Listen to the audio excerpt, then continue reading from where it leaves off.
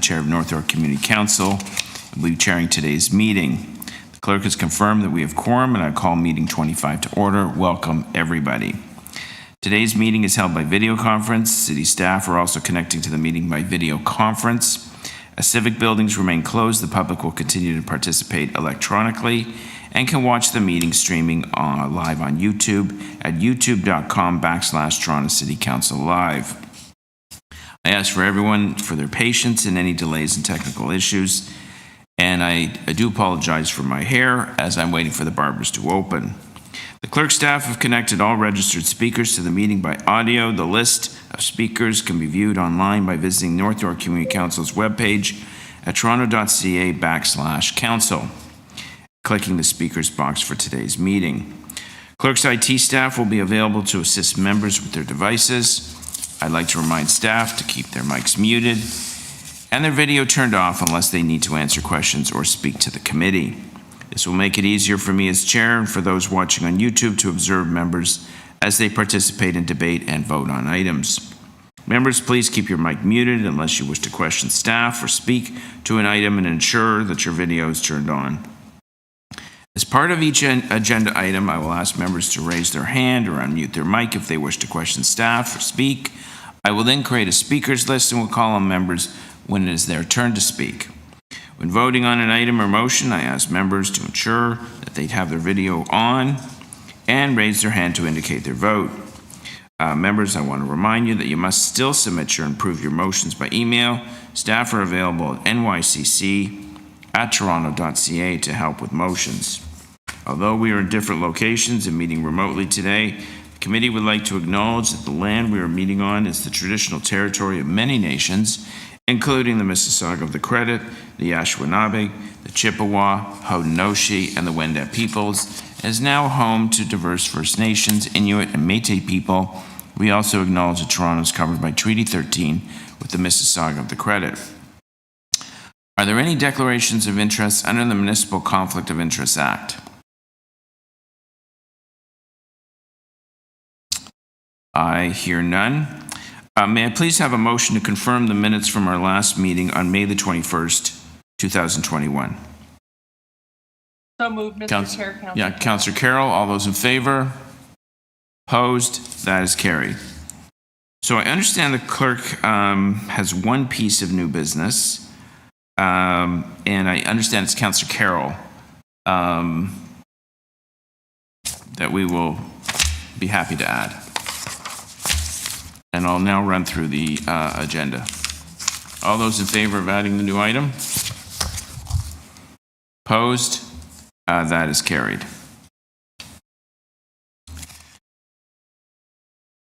So we have a lot of timed items. This is a very long agenda. We have a lot of speakers.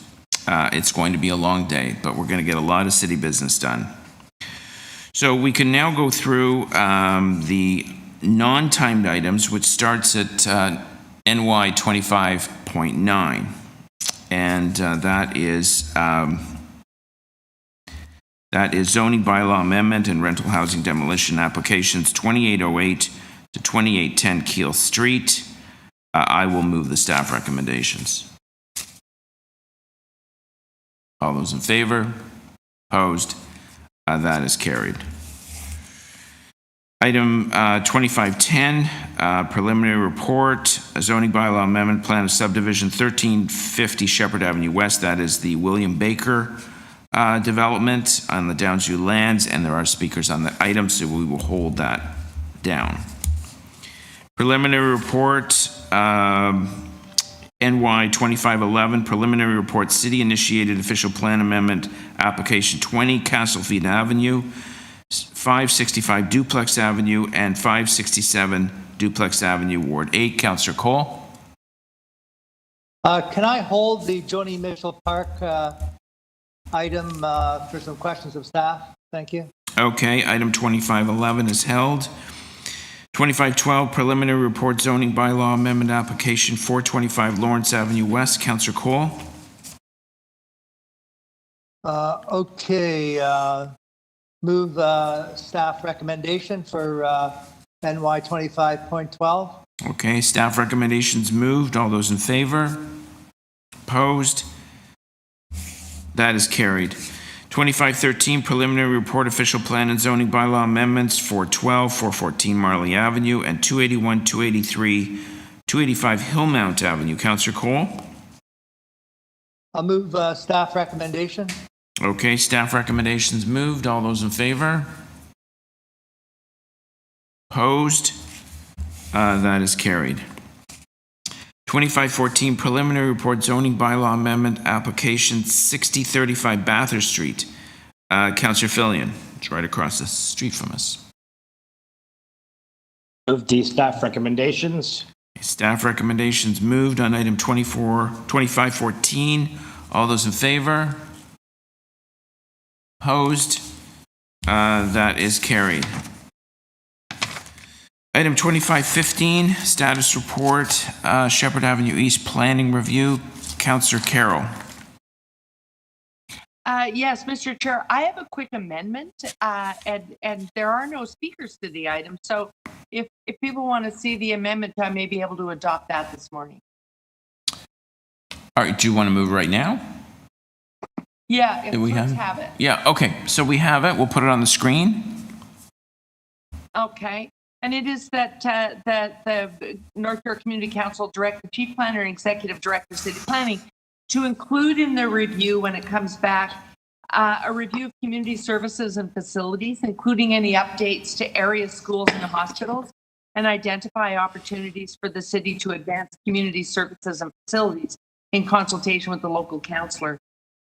North York Community Council Director, Chief Planner, and Executive Director to report as part of the final staff report for Q1 2022. This is just an addition to the report. These are things that would ordinarily be reported in a different department, but I think it's helpful to North York Community Council if it all ends up contained in the report we get on the final review. Okay, thank you, Councillor Carroll. Are there any questions for the mover?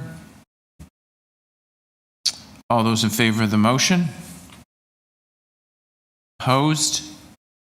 That is carried. The item is amended. That is carried. Now, I understand Councillor Robinson has joined the meeting. Is that? I don't see you.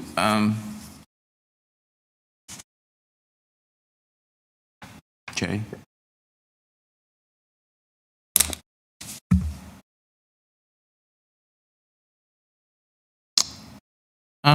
IT, Councillor Robinson has been frantically texting me that she's having some technical problems getting into the meeting, but she apparently is available.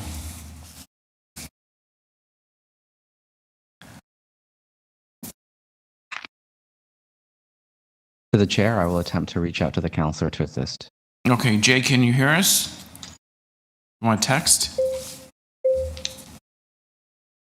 Okay, we're working to get you hooked up here. The next item's yours.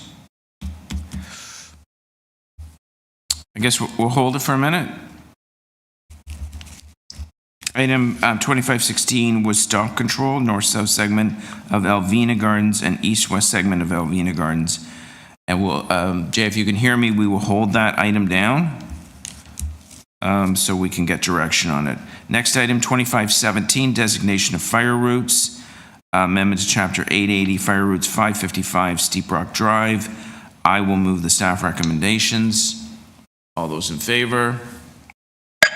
Opposed? That is carried. Hi, Mr. Chairman. Have you done, I have a point of order. Have you done 2515?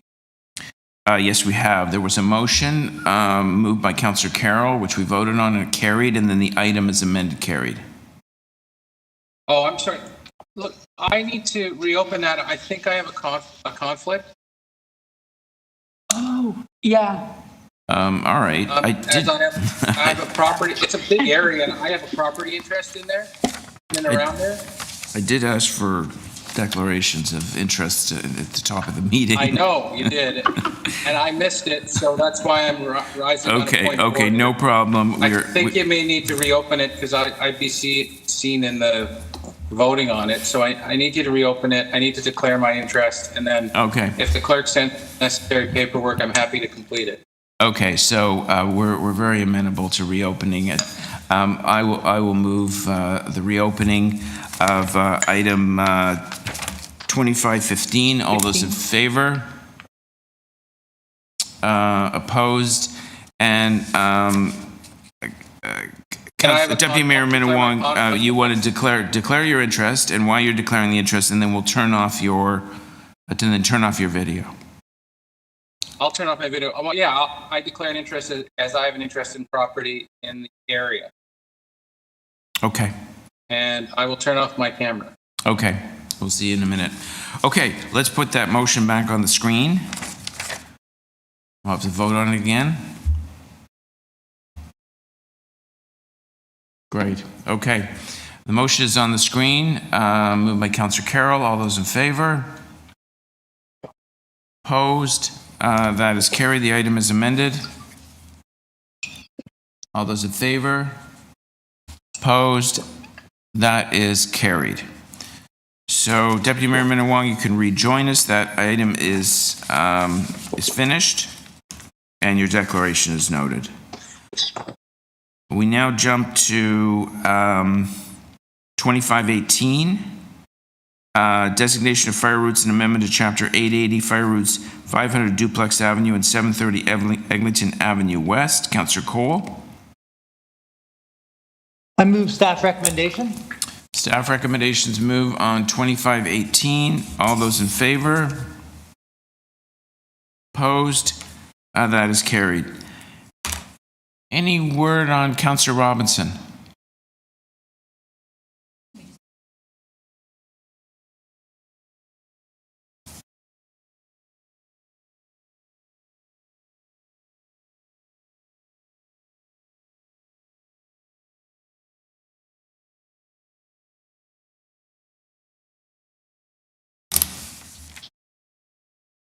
So, Mr. Chair, it's Councillor Carroll. If she's still having problems, I'm pretty sure that the next two heritage items, she wants to adopt staff recommendation. I would agree. If she changes her mind, then we can always reopen them. So if you want to move them, 2519, designation of fire routes and amendment Chapter 880, 1075 Millwood Road. On the councillor's behalf, certainly. Okay, moved by the Vice Chair. All those in favor? Opposed? That is carried. And then the next two, Mr. Chair, 20 and 21, I'm pretty sure that her intentions are staff's intent. Right. The problem is those are timed items. So. That's the timed item. Sorry about that. Yeah. No. The rest of the agenda. Well, there's two items, three items that are held, and the rest of the agenda is pretty well timed. So we're back up to the top of the agenda. We can do the two 9:45. Hi, I'm in Community Council. Councillor Phil. Oh, good to see you, Jay. Councillor Robinson. How's your audio? No? Not yet? Okay. Oh, point of order, Chairman Pasternak. Yes. I've been asked on behalf of Councillor Robinson to move North York 25.21. The inclusion of 55 St. Edmunds Drive, Ward 15 into the Toronto Heritage Registry. I have a motion that the clerk has, I think. All right. The only problem there is it's a timed item and we can't deal with it till 10:30. Okay. But no we will. problem. Yeah, I understand. Councillor Robinson is going to declare an interest in that item, and we'd be happy to have you move it on her behalf. Okay, thank you. So we're going to move along here. Hello, Mr. Chair. Oh, there you are. It's Councillor Robinson. Yes. Yeah, I've been here the whole time. I was trapped in participants, so I couldn't speak or see. So sorry about that, but for some reason they weren't upgrading me. So I'm here now. I'm not sure. I hope I didn't miss much. No. We're just getting to the exciting stuff now. But I will have you make a decision on 2516, stop control north-south segment of Elvina Gardens and east-west segment of Elvina Gardens. We held it down. Yes, I'd like to. Yeah, I'd like to move staff recommendations on that. Okay, on stop control, 2516, Councillor Robbins moving staff recommendations. All those in favor? Opposed? That is carried. And your next items, Councillor Robinson, are actually timed around between 10:30 and 10:45, so we'll sit tight on those. We're going to move up to the top of the agenda for the 9:45 items. 25-1, which is a zoning bylaw amendment, a holding provision for 625, 627 Sheppard Avenue East, and a whole series of addresses there. You can read them: 6 to 12 Greenbriar, 12 to 1220 Sheppard Avenue East, 35 McMahon Drive, and 40 Esther Shiner Boulevard. So, questions for staff? Chair, I believe there are speakers. Oh, I'm sorry. You know what? There is a speaker. I do apologize. Is Terry Patterson on the line?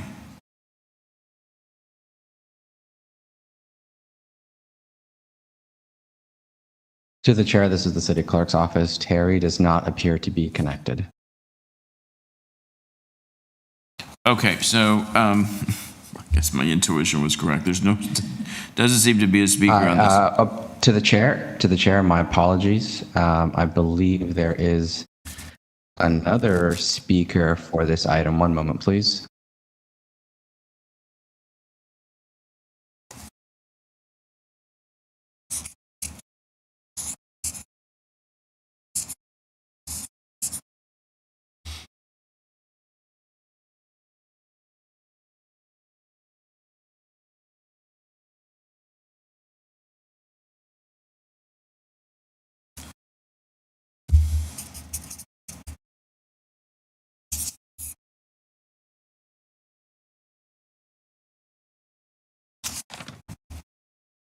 To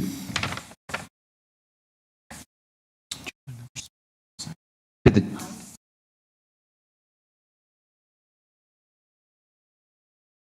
We only have Terry Patterson. To the chair? Yes. To the chair, I believe there is another speaker from the same firm. I am now unmuting their mic. Okay, hello, we have a speaker on the line from Aird & Bearless. Matthew Helfand, your line is currently unmuted. Matthew? Good morning, Mr. Chair and members of Community Council. Are you able to hear me? Yes, we can hear you. If you could, I guess, identify yourself. You're with Aird & Bearless? I asked, Mr. Chair, before we proceed with the speaker, could I ask, there are a number of us that are currently not on mute. Could we all mute before the speaker proceeds? Yes, all members, including me, will mute.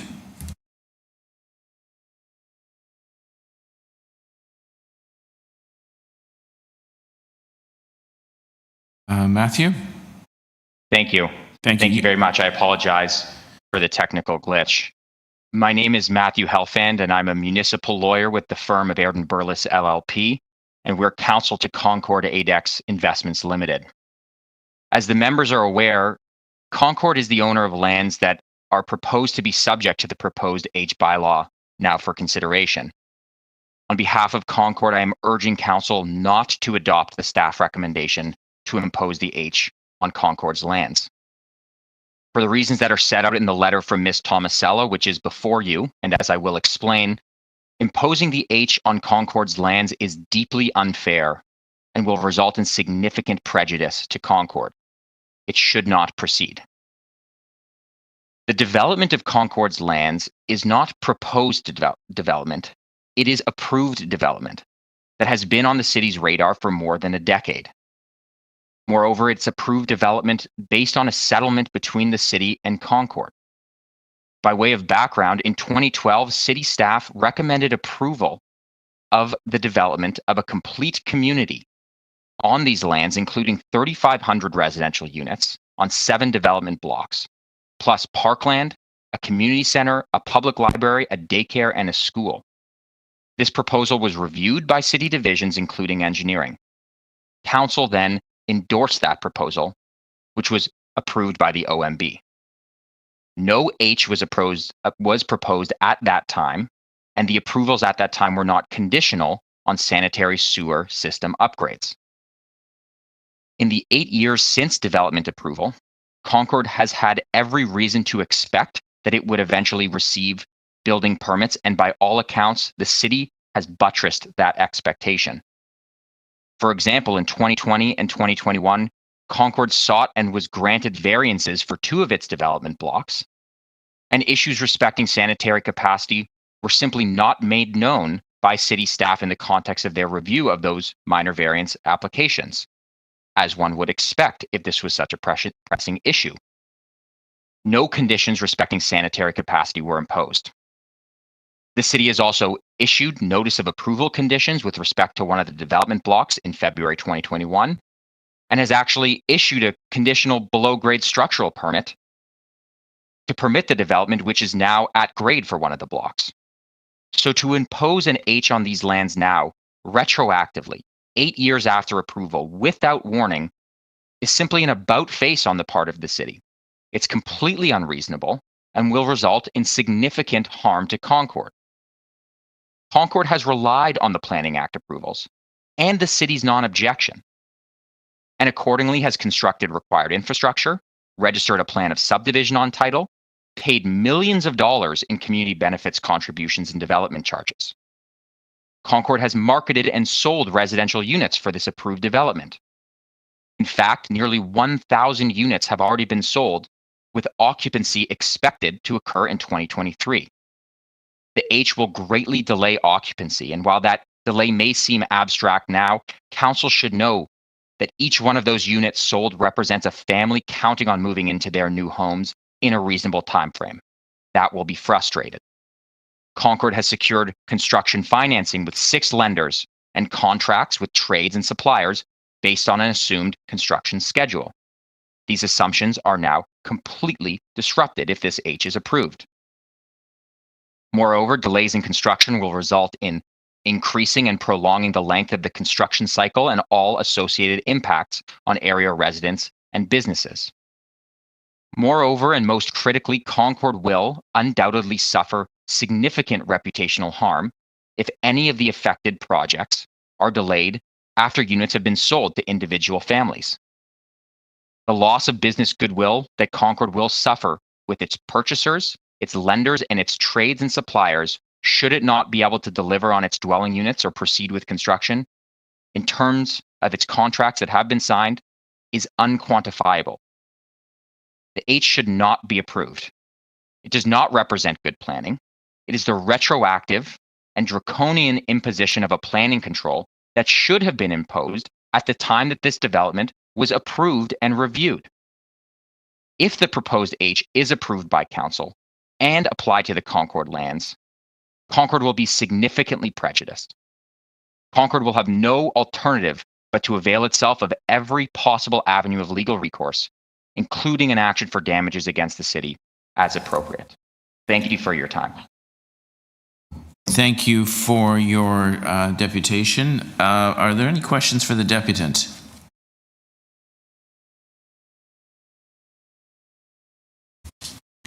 I just have a couple of quick ones. Thank you for your deputation. So how far along is your development? Are you well above grade? My apologies, I can't see who's actually asking that question. It's Councillor Pasternak.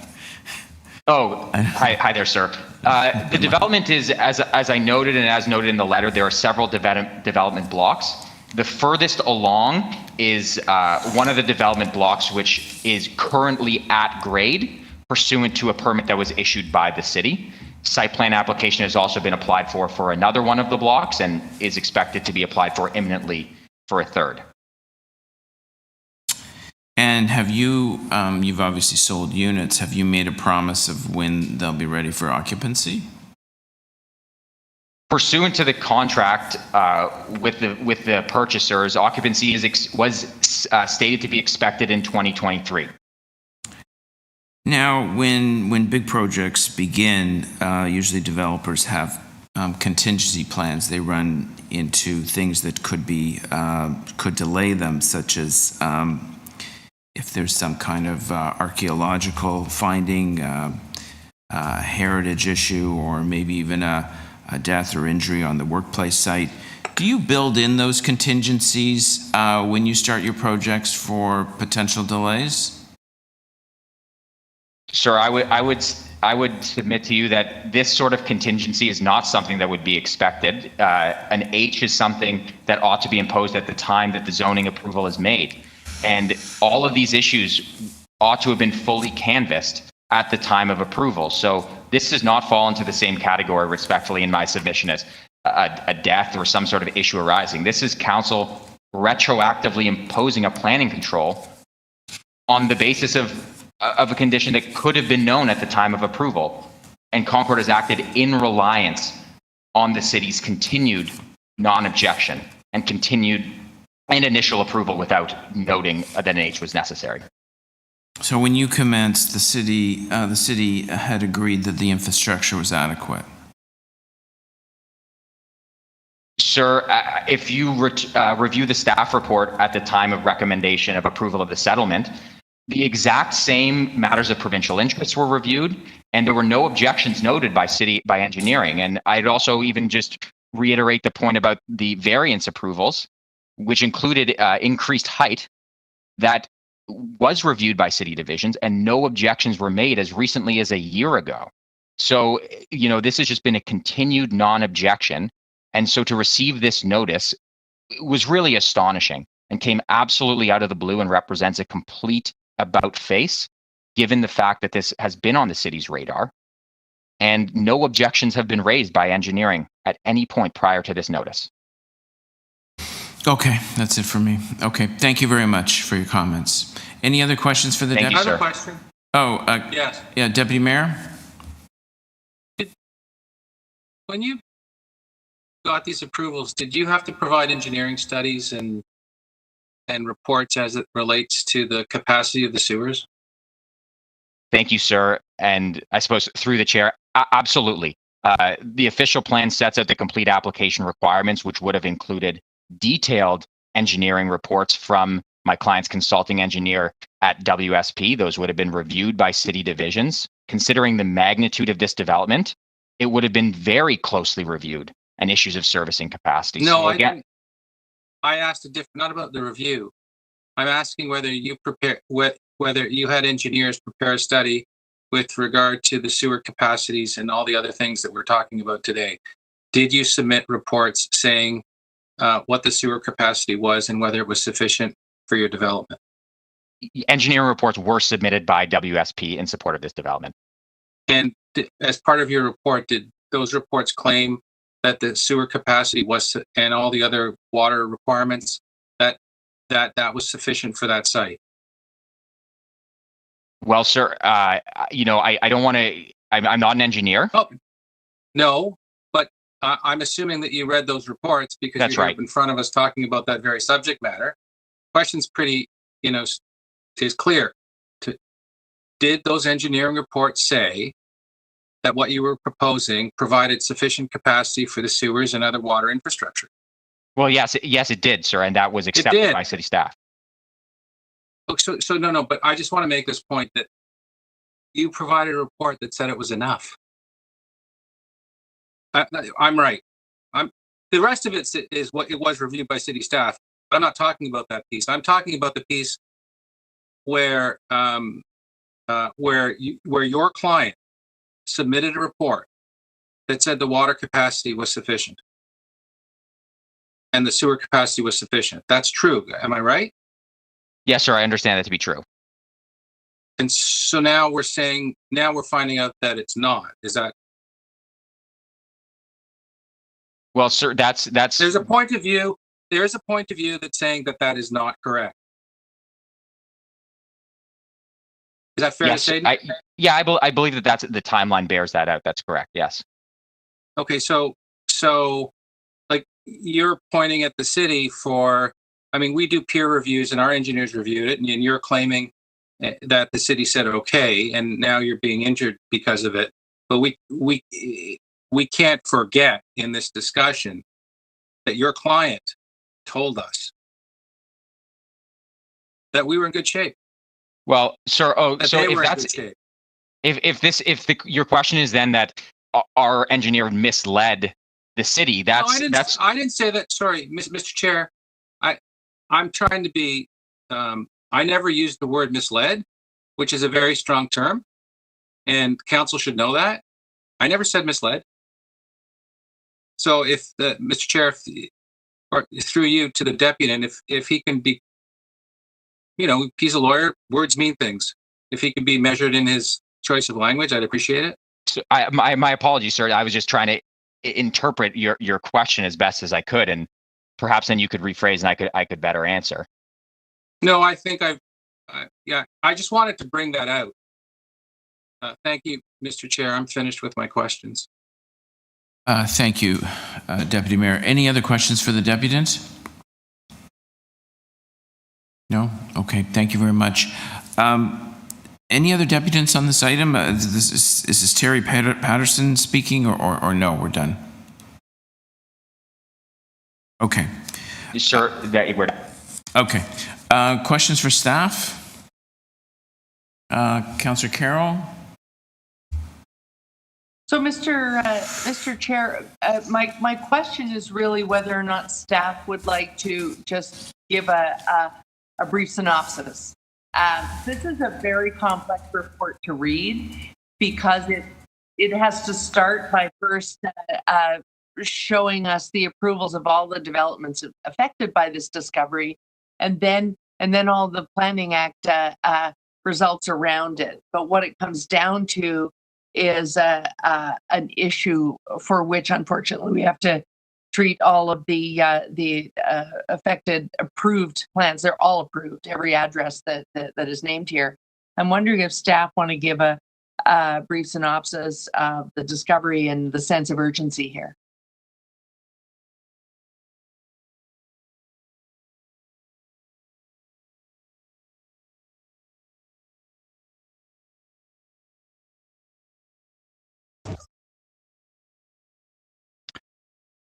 Through you, Mr. Chair, I can start the discussion and then engineering can supplement sort of what I'm saying. But through the Sheppard corridor study review, Councillor, we had that you had asked us to update matters on. We were looking at additional heights and densities along the Sheppard corridor on some soft sites, and we were also looking at transportation capacity, servicing capacity, and as part of that sort of that initial review.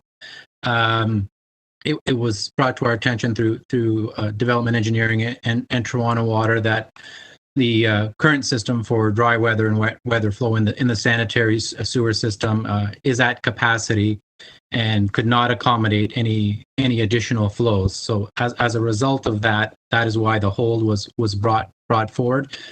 The hold itself is kind of a two-part hold. There is in the bylaw a section that puts a hold on the corridor until such time as the upgrades are completed, and those upgrades come in phases. And ECS can elaborate on the phases.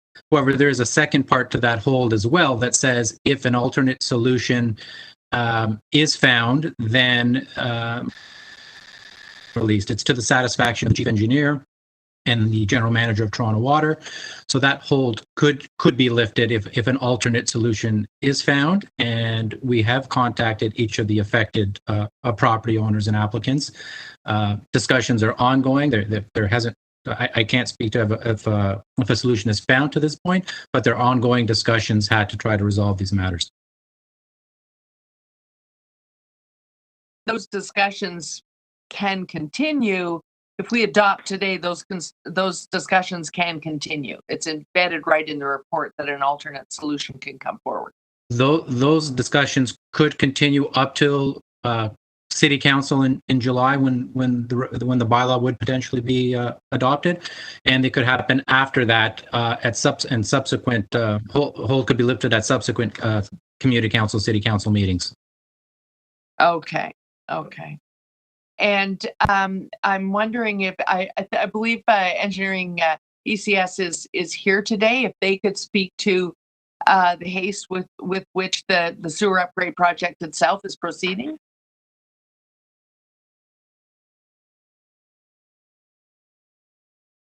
Yes, I can address that. Simon Hopton with ECS through the chair. Yes, currently the project to upgrade and replace the sewer is out for tender. The tender is scheduled to close on July the 8th. We still have one permit, as you, certainly this is a complex project requiring multiple permits, and so we have one outstanding permit with the Ministry of Natural Resources. That is, as we understand, is expected to be received this August, but we are still, the timing is still to be determined by the ministry. Once we receive that permit, our intent is to proceed with the award of the contract and to start construction in Q4 of 2021. And the full timing of the contract is to complete all works by mid 2023. However, there is, as is noted in the report, the completion of the sanitary sewer upgrade is expected to be completed in 2022, but by mid 2022. However, timing of that is still, again, subject to a number of steps, and we would have greater certainty once we have the contract awarded and a schedule from the general contractor. Okay, and it's that uncertainty at this moment is the reason for treating all of the applicants affected with the same holding provision at the moment. The discussions that are continuing can be informed by the certainty we'll gain in the next couple of months. Am I understanding that correctly? Through the chair, yes, Councillor, that is correct. By early fall, we will have a greater degree of certainty, as I said, especially once the final permit is issued and we have actually awarded and executed the contract. Okay. Those are my questions, Mr. Chair. Thank you, Councillor Carroll. I have a couple of questions unless someone else wants to go first. Councillor Robinson? I don't need to go first. Sorry, I just threw up my hand. I just, maybe I missed it, but what was the step before this? Like, I have asked for an infrastructure study at Yonge and Eglinton, but was there a study conducted? I'm sorry if I missed you saying this, but was there a study conducted in order to assess this and determine this? Like, what were the earlier steps in the process?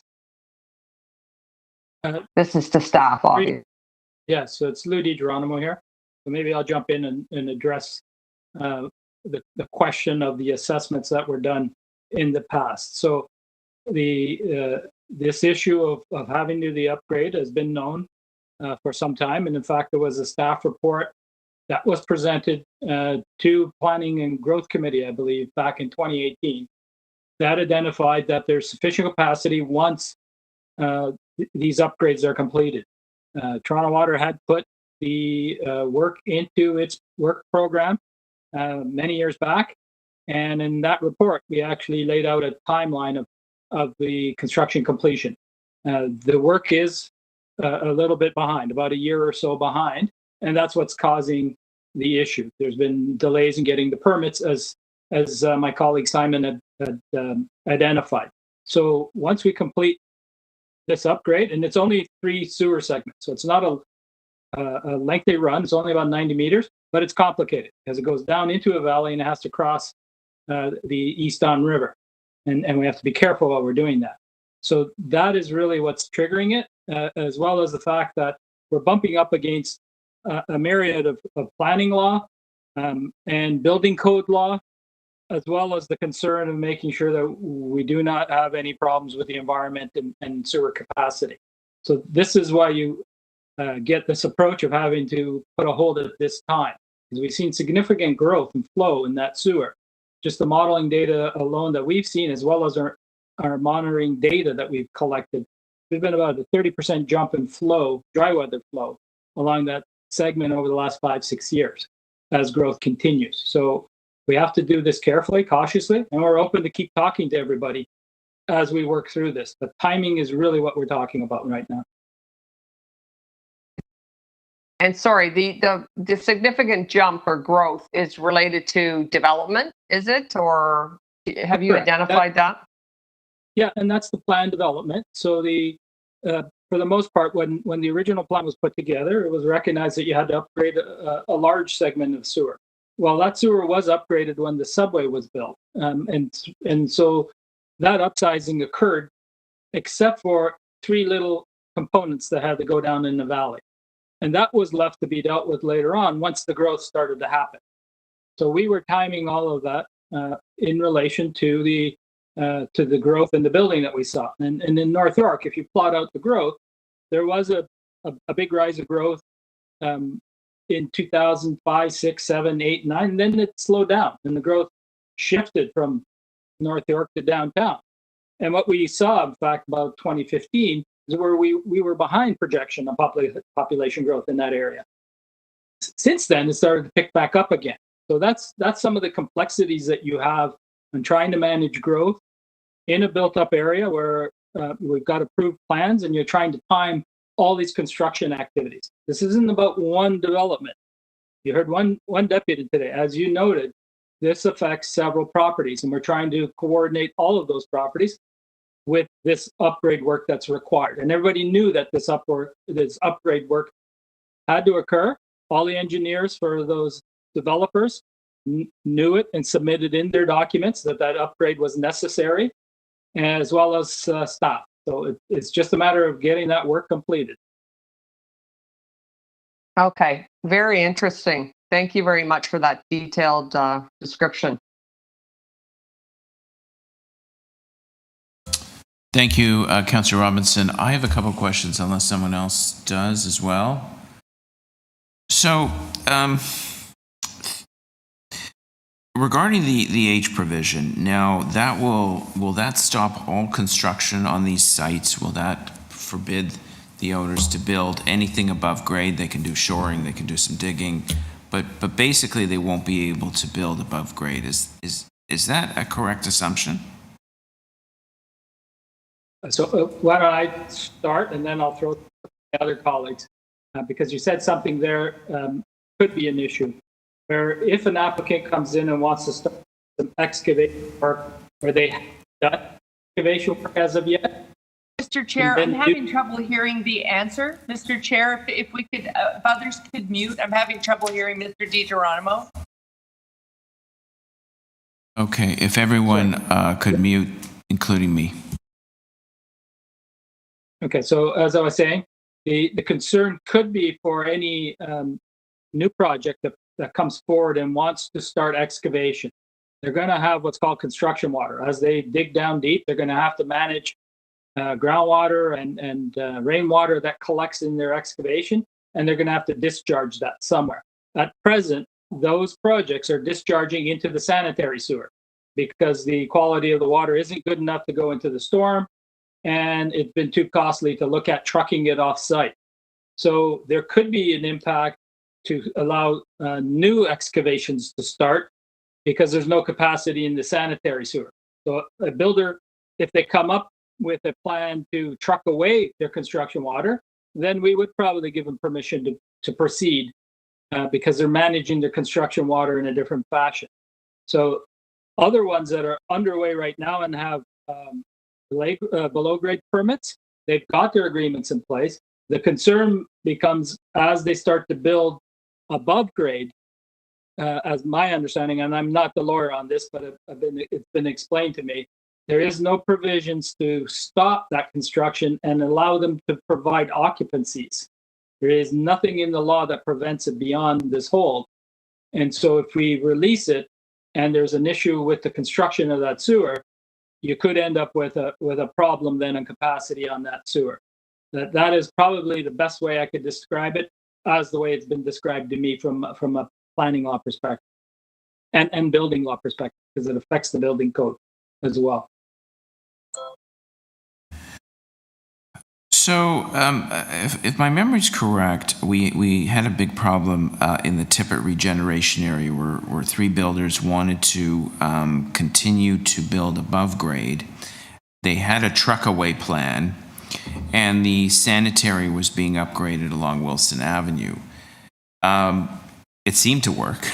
Can that occur here, where property owners and builders can have a truck-away plan, can continue to build above grade, and continue on with their work, or those options are really not in the cards?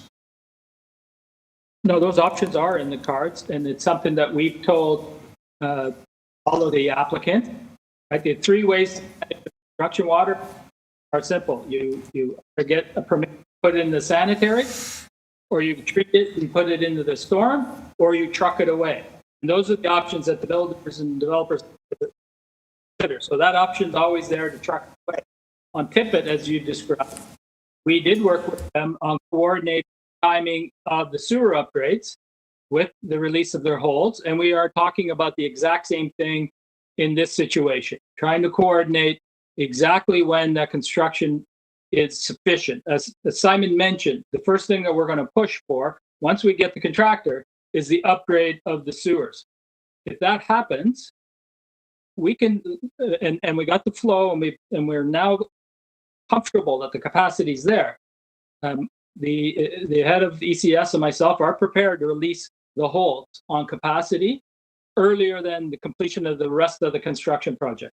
The construction project that Simon is working on includes a bunch of other work to protect the erosion and stabilize slope and take away a weir, lots of other work that has to be done in that valley. We are concentrating just merely on the pipe. And if we get that done quickly, we can release it earlier. So those are all the things that we're talking about, and how to expedite, how do we mitigate and lower the risk? Can we come up with other options? We've asked the proponents to look at it, and we ourselves are looking at it as well. Okay, thank you. To the chair, David Reed is connected to the session, and they've been provided with the audio panels. They just need to click connect audio. Okay. That they've done that now. I will now unmute David Reed. Mr. Reed? It's David Reed. Can you hear me? Yes. No, thank you very much for joining us. If you could introduce yourself, and you have 5 minutes. Thank you. Thank you, Mr. Chair. My name is David Reed, and I'm speaking on behalf of the Bayview Sheppard Neighborhood Alliance. We're incorporated as a not-for-profit, and we represent the boards of 9 condominiums between Bayview and Leslie. My comments are in addition to those in our written communication to you on this item, and they're focused on, well, they were to be focused on 2 issues. I'd like to increase that to 3 based on the comments that you've just heard. My 2 concerns were 2 issues were the concerns and confusion of residents about the need for this sudden holding provision. And then we have a suggestion on how to avoid such emergency holds in the future. And I'd also like to comment on Aaron Bayless's comments to the council as well. So let me deal with the concerns and confusion of residents. When a development application is made public, the first question we hear is, how will it affect our quality of life? High on the list of concerns is the infrastructure we depend on. So when the application was submitted to redevelop the Bayview Shopping Center site back in 2017, it was asked, what's the existing sewer capacities were and how much would they change after development? And then we asked how much our water pressure and our supply would change. We thought we'd get straight answers, but we didn't. So we remain concerned about the impact of other development applications. The confusion residents have is, why didn't this sanitary sewer capacity issue come up earlier? So this is a comment to cut on what the Aaron Bayless comment said too. So we're a group of volunteer people, and we knew back in 2018 that there was a Leslie sewer upgrade. We knew that it was needing to be upgraded. It was in the documents that we reviewed that were submitted by engineers, and as the city engineer said, was in their reports as well. So what wasn't known then, or wasn't told to the public, was how long the project would take and what the impact would be on other development projects. The city also told us that it plans to do a reconstruction of our section of Sheppard Avenue East in 2022. What we don't know is whether this holding provision delay will impact that or any other decisions the city needs to make. So to prevent councillors, I should interject one other thing. The gentleman from Meriden said that they had gone back to the Committee of Adjustment for an increase in height and density after they got their approval. Setting aside that the public really didn't know about this, and it seems like an untoward use of the planning process to go back in and ask for more height and density after you've got your approval. But that application didn't say anything about the sewer capacity in terms of them checking it out to see whether there was still capacity. Again, they have paid engineers who are supposed to look into these issues each time there's a change and monitor whether or not construction is going to affect their project. So as you can tell, it's not too much sympathy that we would have for their concern. However, coming to the meat of the matter in terms of what we'd like to suggest for the benefit of the councillors and for the public, and to avoid being blindsided by sudden needs to put on a hold for permits, we're proposing a cumulative impact report, CIR, or a new section in the final report for each multi-unit development application. This report would advise council how much our infrastructure will be impacted and outline any needed infrastructure improvements. Some further details on the suggested report are included in the written communication. We hope you would support a similar idea if it was brought to you by Councillor Carroll. Thank you, Mr. Chair, and for the council. I appreciate the time and thank you for your consideration of our comments. Well, thank you very much, Mr. Reid. Any questions for the deputant? No? Okay, thank you. Thank you, Mr. Reid. Any other deputants on the item or nope? Okay, we're done on that. And we're done questions for staff. Any speakers? Councillor Carroll? Thank you, Mr. Chair. Mr. Chair, the last deputant is right. There is a motion that needs to be moved on how we avoid this situation in the future. But I'm not moving it here. I'm waiting until we're in council because the item before us right now, in my view, is of great citywide importance. The significance here spreads across the map because as we develop transit from one city limit to the other, this could happen in any of those corridors. It could happen in any secondary plan growth node unless we correct it, unless we have a method of review that makes sure that the infrastructure each applicant evaluates and says is necessary, and city evaluates and says is necessary, happens in the time frame that we're looking at. Mr. DiGeronimo really described perfectly how a thing like this can happen currently in that while we adopt a secondary plan and while people apply, when they build happens at different times. The original approvals that the deputy from Burles is talking about, the original approvals when the site was still owned by Daniels was 20 years ago. 20 years ago. A lot of time passed before any start was made there. And the problem with that is because the pace is not necessarily conventional, what has happened is it has somehow been missed that it ramped up enough that this extra set of sections needed to be done. So I will be moving a motion to council.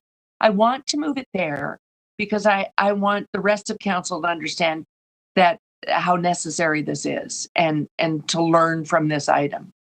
I hope they take the time to read it. In the meantime, however, today, what is also very clear, what has been made clear in months of engineering and legal work, is that for today, we have to address each of the affected properties equally. As you've heard from planning staff, from engineering staff, and I dare say legal if we brought them to the floor now, is that the conversations with each of these groups can continue between now and council and beyond. It's built right into the report that alternative solutions, if reached, can lift the hold provision, but we need to we need to apply the whole provisions today consistently and between this corridor, Bayview and Leslie. The reason you don't see Bayview Mall in here is this was coming to light just as it was approved earlier this year, and so the situation is addressed within that report. But really, from there, from Bayview to Leslie, all of the affected properties really need to be working directly with staff to understand what can be done. By starting from the holding provision, we can then work out case by case what is possible and what is not possible. Because the reality is there are already thousands and thousands and thousands of people living in this neighborhood, some for the last 50 years. Some have just moved in 5 minutes ago. But to put it bluntly, what we heard again and again, very clearly in the briefings on this from staff, is there is not capacity to flush another new toilet. And so we got to get this project underway, and then the conversations can continue with each of these applicants. And beyond that, the details of that, council may wish to hear more colorful commentary, but it would have to be in camera. So I look forward to support from my fellow councillors to protect the sewer capacity by adopting this item today, and then I'll address the rest of council, and I dare say staff will as well, when we are in full council in July. Thank you, Mr. Chair. Thank you, Councillor Carroll. I just have a couple of quick remarks, unless someone else wants to speak. So I'm going to. I would have mentioned that line in there from Councillor Carroll that there is, I believe, three and a bit weeks between now and council. If council was next week, then there'd be more of an urgency. But this gives the property owners 3 weeks to really come up with a solution. And I know we face the same thing in the area I represent, in the Tippett regeneration area, where builders were allowed to continue above grade work while sanitary upgrades were going into Wilson Avenue. And there was a truck away plan for water on site. So we know it can be done. And I would say there's high risks in this age going on at this time based on the amount of information I have on the site. Certainly there's a domino effect when people are expecting to move into their homes and they're not ready on time. Certainly when you shut down a site and workers are sent away, it is extremely difficult to bring them back because then they take on other jobs. And it creates instability in the marketplace. The City of Toronto has to be a reliable partner in all property developments, and we must work with these property owners and developers to come up with a solution so that they don't suffer financial harm, that our infrastructure is upgraded, and that residents aren't 2-3 years behind in occupancy. So there is a few weeks to work out a plan. I think if everyone carves out the time, I think it can probably be resolved before council. If not, we have to revisit this, and we'll look at what Councillor Carroll is going to do and whether we have to give any more direction to staff. So what's happening today is a recommendation to council only. Does not put any whole provisions on. We don't have that authority. But we will be discussing this at council in the middle of July. So I'll leave it at that. Thank you very much.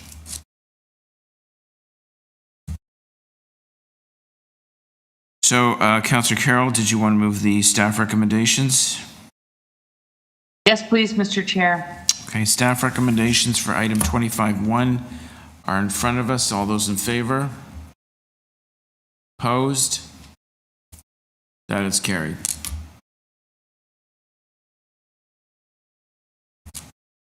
Okay, on to 25.2, final report, official plan amendment and zoning amendment, application 699 Sheppard Avenue East.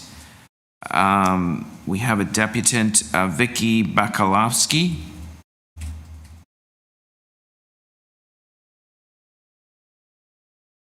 Ms. Bakalovsky, are you on the line? To the chair, that speaker is connected. They just need to hit connect audio at the bottom of their WebEx panel, and we can then unmute them so they may speak.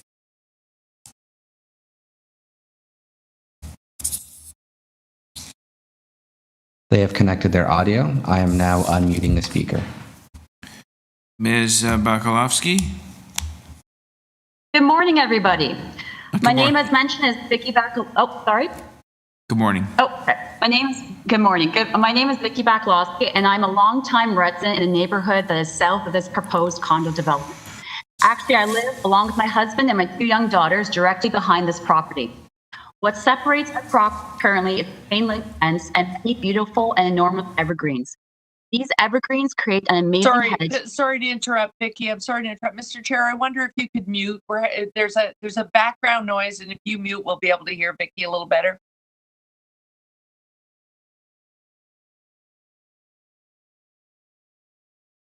Can I continue? You're good. Okay, great. Thank you. These evergreens create an amazing hedge that must be at least 40 feet tall and adds so much privacy between our two properties. According to the site plan, this hedge will be removed to make way for a 3-level underground parking garage. It's funny because we are cutting down living plants that clean our air only to replace them with a garage that houses cars that pollute the air. And to top it all off, I see that the plan has been revised to include 14 more parking spaces. To me, it doesn't make any sense. However, I guess this is why I'm not part of the condo development world. My daughters, who are 8 and 4, play in our backyard pretty much every day and stay out there for as long as they can.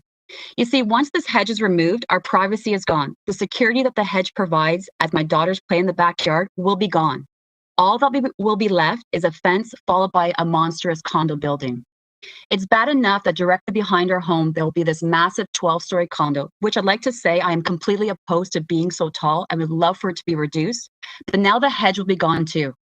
So we will have this gigantic condo and no hedge. Plus, with the removal of the hedge, you're destroying the habitat of so many different species of birds and squirrels that need a place to live. We have already destroyed so many green spaces and plant life. Why would we continue to do so? And let's not forget about the benefits we receive by having trees around us. They provide us with oxygen and, as mentioned earlier, help clean our air of toxins. With Highway 401 being so close to us and with the increase in cars along Sheppard due to this 12-story condo, it is more critical than ever to keep these trees to help with the purification of our air. I ask that council take another look at this part of the plan and decide to keep the hedge to allow for my family to at least have some overlooking privacy, even with a 12-story condo behind us. I also noticed from the supporting documents with this proposal that the developer will be removing the chain link fence between our two properties and replacing it with a 1.8 meter fence. Again, I find it's so amusing how we are encouraged to social distance at a minimum of 2 meters, yet there will be a fence separating our two properties as less than that. I'm requesting the council to take another look at this part of the proposal and require the developer to build a fence that is at least 3 meters high. Finally, I'd like to speak towards the request for the developer for the amendment to the official plan and zoning bylaw of this property. From my understanding, the current maximum permitted building height for this zone is 11.5 meters. However, the developer is proposing to build a condo that is 38.5 meters. This is a massive increase over the current height restriction. The building is way too high for its location along Sheppard, especially with the established residential neighborhood directly south of the property.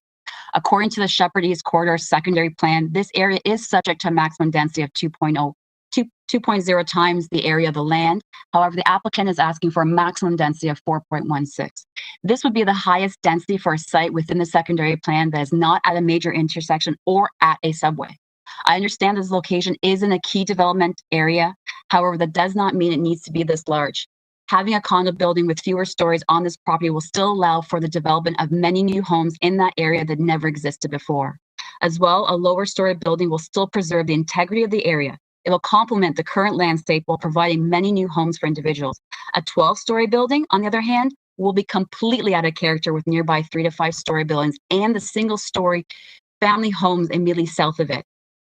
Even with fewer stories, it will intensify the area, which is what the goal is for the secondary plan, the provincial policy plan, the place to grow plan, whatever plan you're looking at. It will do this.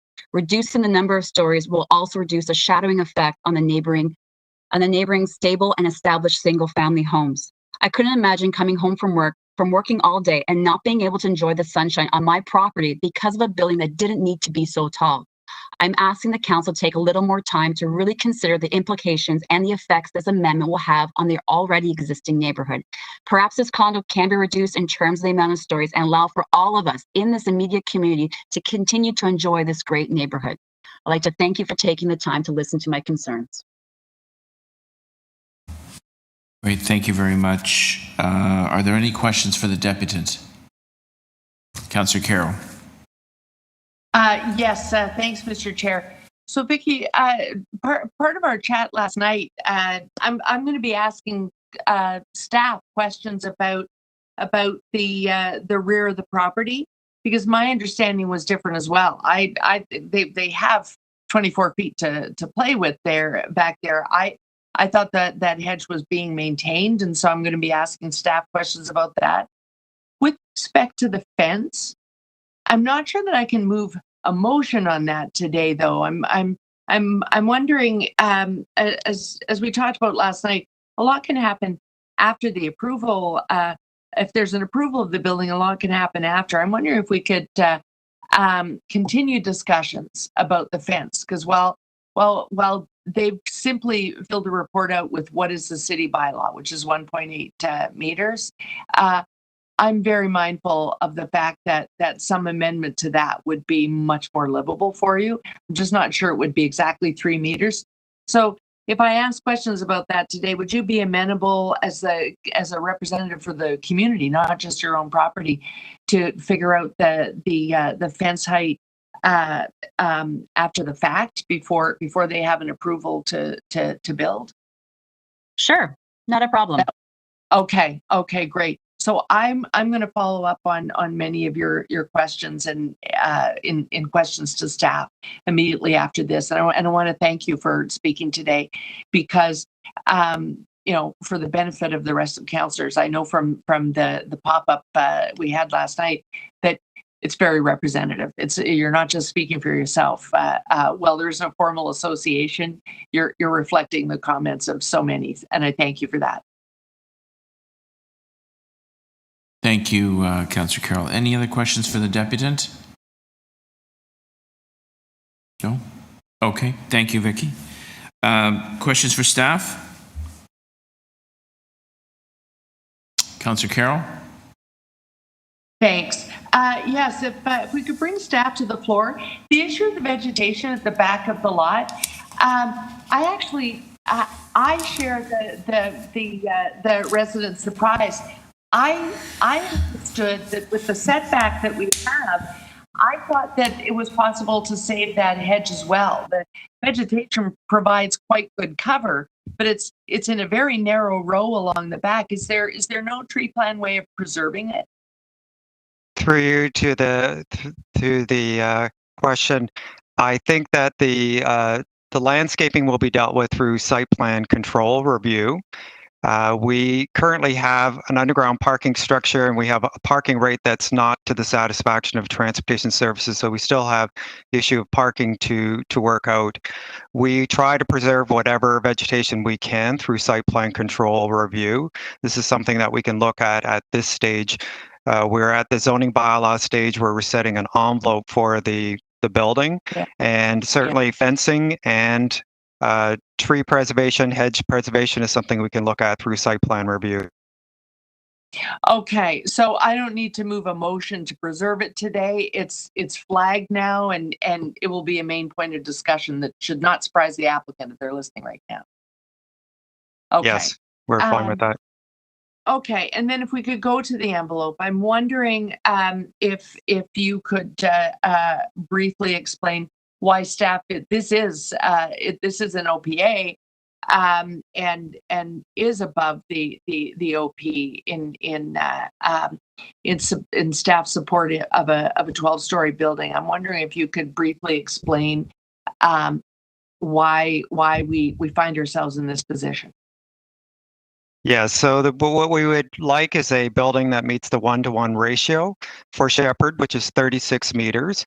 This is 3.7 meters above that. We have had other buildings on arterial roads in North York where we've gone slightly above in terms of the height. I would also mention that the additional height, the top floor, is amenity at the south end of the building that's not even going to be visible from Sheppard. We've got mechanical as part of that total height at 39.7 meters. So what we do when we are looking at applicants, sometimes they want to go a couple meters above that 1-to-1 ratio. We try to ensure that it's within the 45-degree angular plane. So there's a front angular plane and there's a rear angular plane. The proposal meets both of those angular planes. So there's not going to be a shadow impact with that additional massing that is above 36 meters. Okay. Those are my questions for now, Mr. Chair. Thank you. Great. Thank you, Councillor Carroll. Any other questions for staff on this item? Speakers? Councillor Carroll? Yes, with apologies, the morning is turning into the Don Valley North Show. But I just wanted to comment briefly on the residents' questions. Last night, for me, I was in the community that is immediately behind this site, demonstrating all the inadequacies of virtual meetings. Virtual meetings are a real struggle. And so we've been using them for that statutory community consultation meeting. One was held for this site long ago. And then again, there was sort of an update briefing on this when the Sheppard Avenue review consultation took place just before the pandemic began. But then as you get down to these little details, they don't really lend themselves to virtual meetings. And so we popped up in the park, shall we say, my staff and I behind this, and let all the residents in the area know that we were going to be there, so that they had a last minute opportunity. Most of the things that they did raise, as planning has pointed out, can be dealt with in site plan after today, and I'm going to endeavor to do exactly that, because I have a really good sense of the things that the community is concerned about and needs addressed. But the big one is the thing where we do have to approve today, which is the building envelope, and it is a real struggle.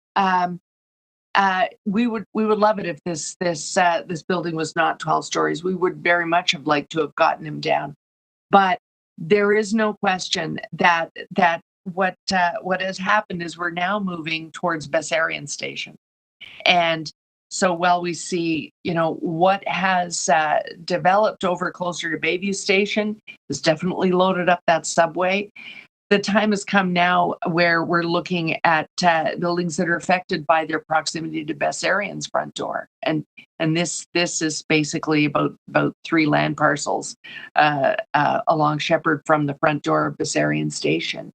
And so it is a real struggle for the community. But I am going to be supporting staff's recommendation today.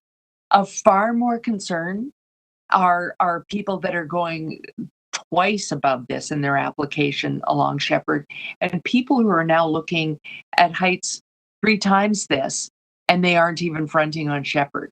And so the community that Ms. Borowski is from, that is right behind this site, 12 stories, close to a subway station, it's hard to take, but there are applications embedded right in this community that really threaten our secondary plan and official plan. And so setting a bar here that you do this when it fronts Sheppard and not in other areas is really important to do. And that it is close to the 1-to-1 ratio is an important statement to some of the applicants who are directly across the street from this. And so in hearing the rationale that you heard from planning, as much as I know that the community is struggling with this, I am going to be supporting the staff recommendations today And then I am going to sit down and follow up with their many grounds concerns, fencing, vegetation, landscaping, etc., in the site plan with staff, having a really good list that they created for us last night. Those are my comments, Mr. Chair. Thank you, Councillor Carroll. Any other speakers on the item? Okay. Item 25-2, 699 Sheppard Avenue East. Councillor Carroll, are you moving the staff recommendations? Please, Mr. Chair. Okay, staff recommendations moved. All those in favor? Opposed? That is carried. Item 25-3. Zoning bylaw amendment application 2550 Victoria Park Avenue and 246 Lansing Square. We have speakers on the item. Tony Volpentesta. Mr. Chair. I do apologize. Volpentesta.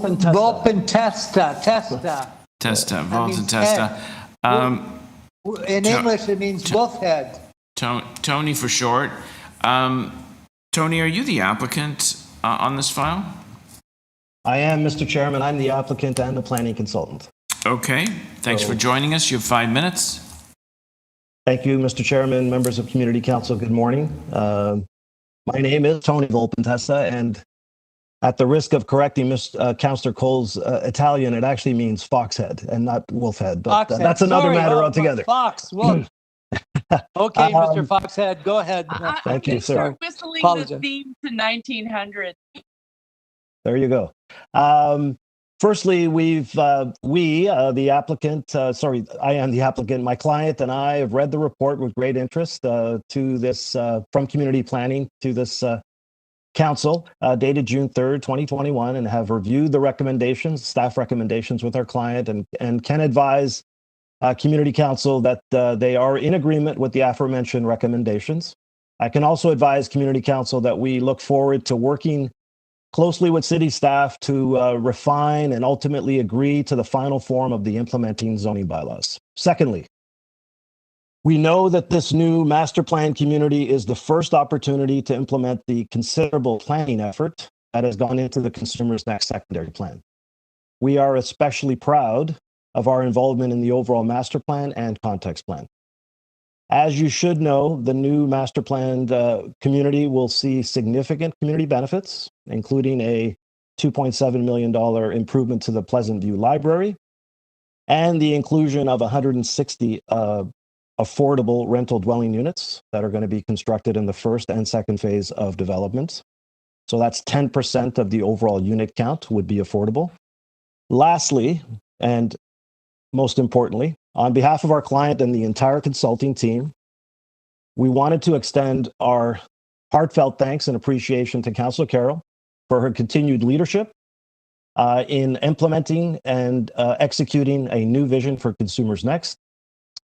And we also thank the efforts of the planning department, John Andreski, Derek Wong, for their continued efforts. Those are my submissions, Mr. Chairman. I'd be glad to answer any questions. Thank you. Great. Thank you very much. Any questions for the deputant? No? Okay. Thank you very much, Tony. Cynthia Chu. Ms. Chu, are you on the line?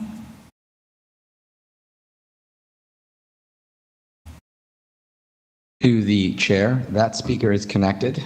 They will just need to click on Connect Audio at the bottom of their WebEx panel, and we can unmute them so they may speak. Okay, Ms. Chu. Bottom of the screen, it's Connect Audio.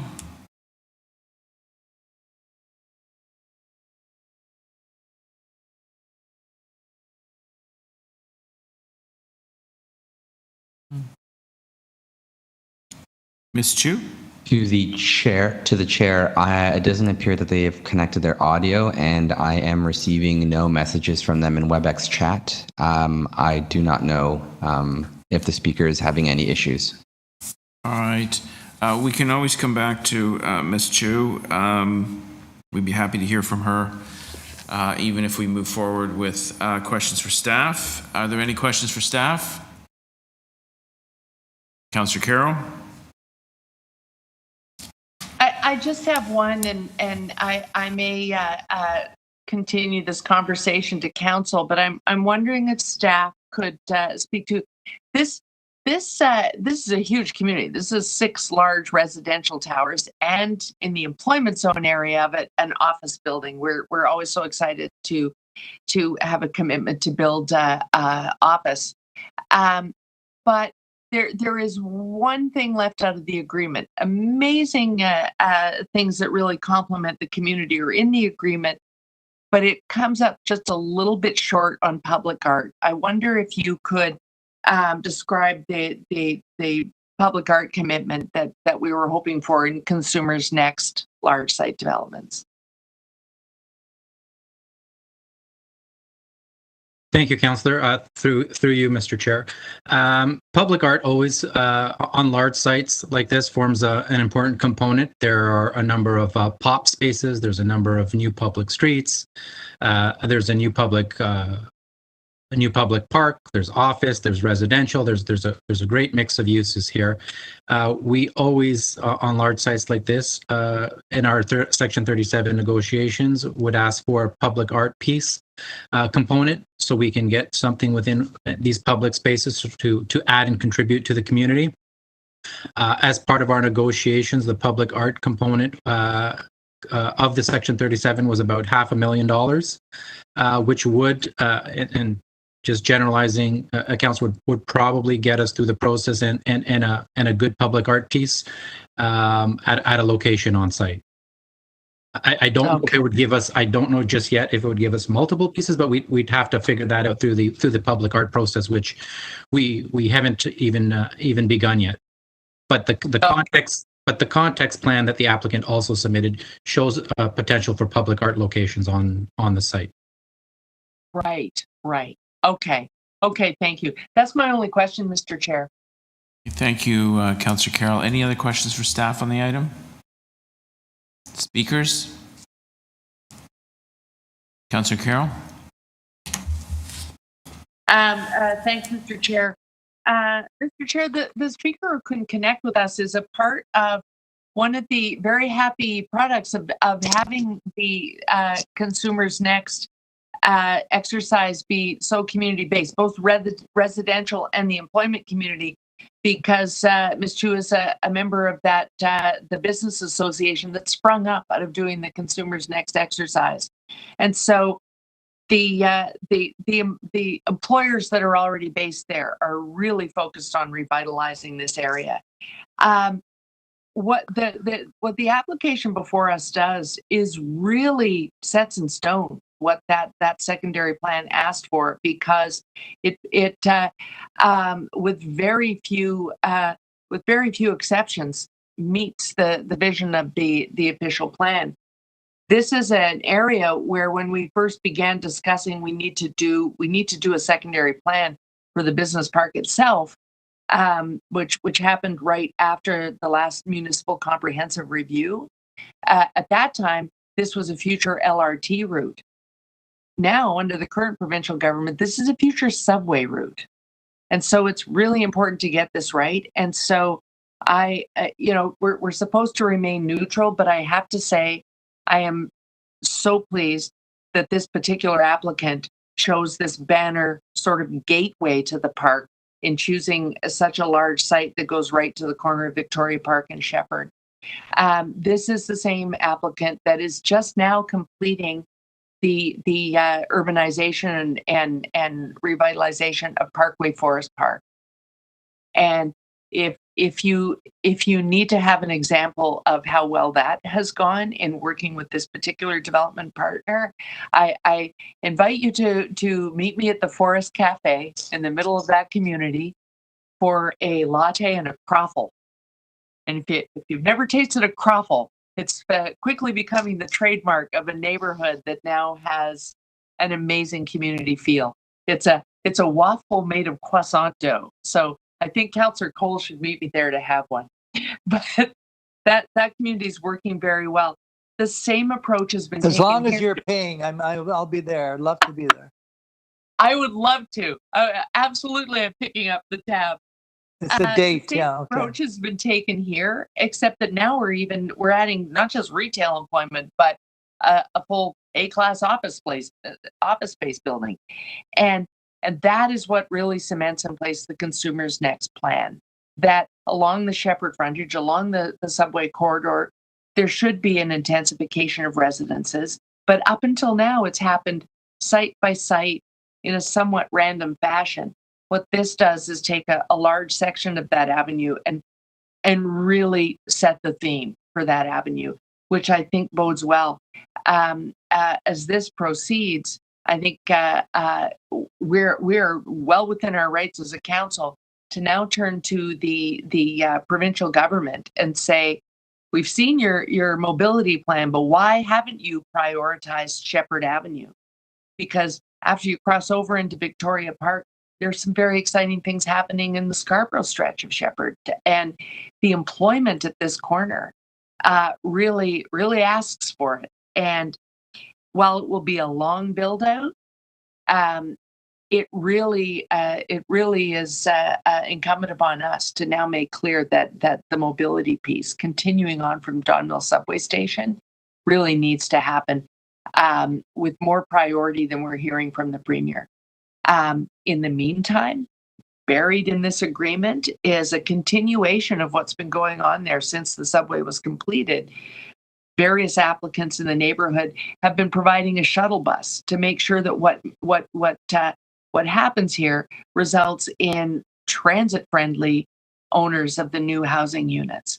A shuttle bus that will drop them at Don Mill's subway entrance in Fairview Mall parking lot really is very, very well used at the moment, and this application will continue it on. So we're demonstrating every day that we're doing our best to make sure that we have transit-friendly people living in the neighborhood no matter where they work, and that most of all, where they can work is right there in their same neighborhood. So it's a suburban approach to a live-work neighborhood, and we're working with an applicant that really knows the neighborhood and the community well and actively rolled up their sleeves and worked with the community on the secondary plan. So I'm very excited to be working with them going forward, and I really look forward to your support to make sure that can get started today. Thank you, Mr. Chair. Those are my comments. Thank you, Councillor Carroll. Any other speakers on this item?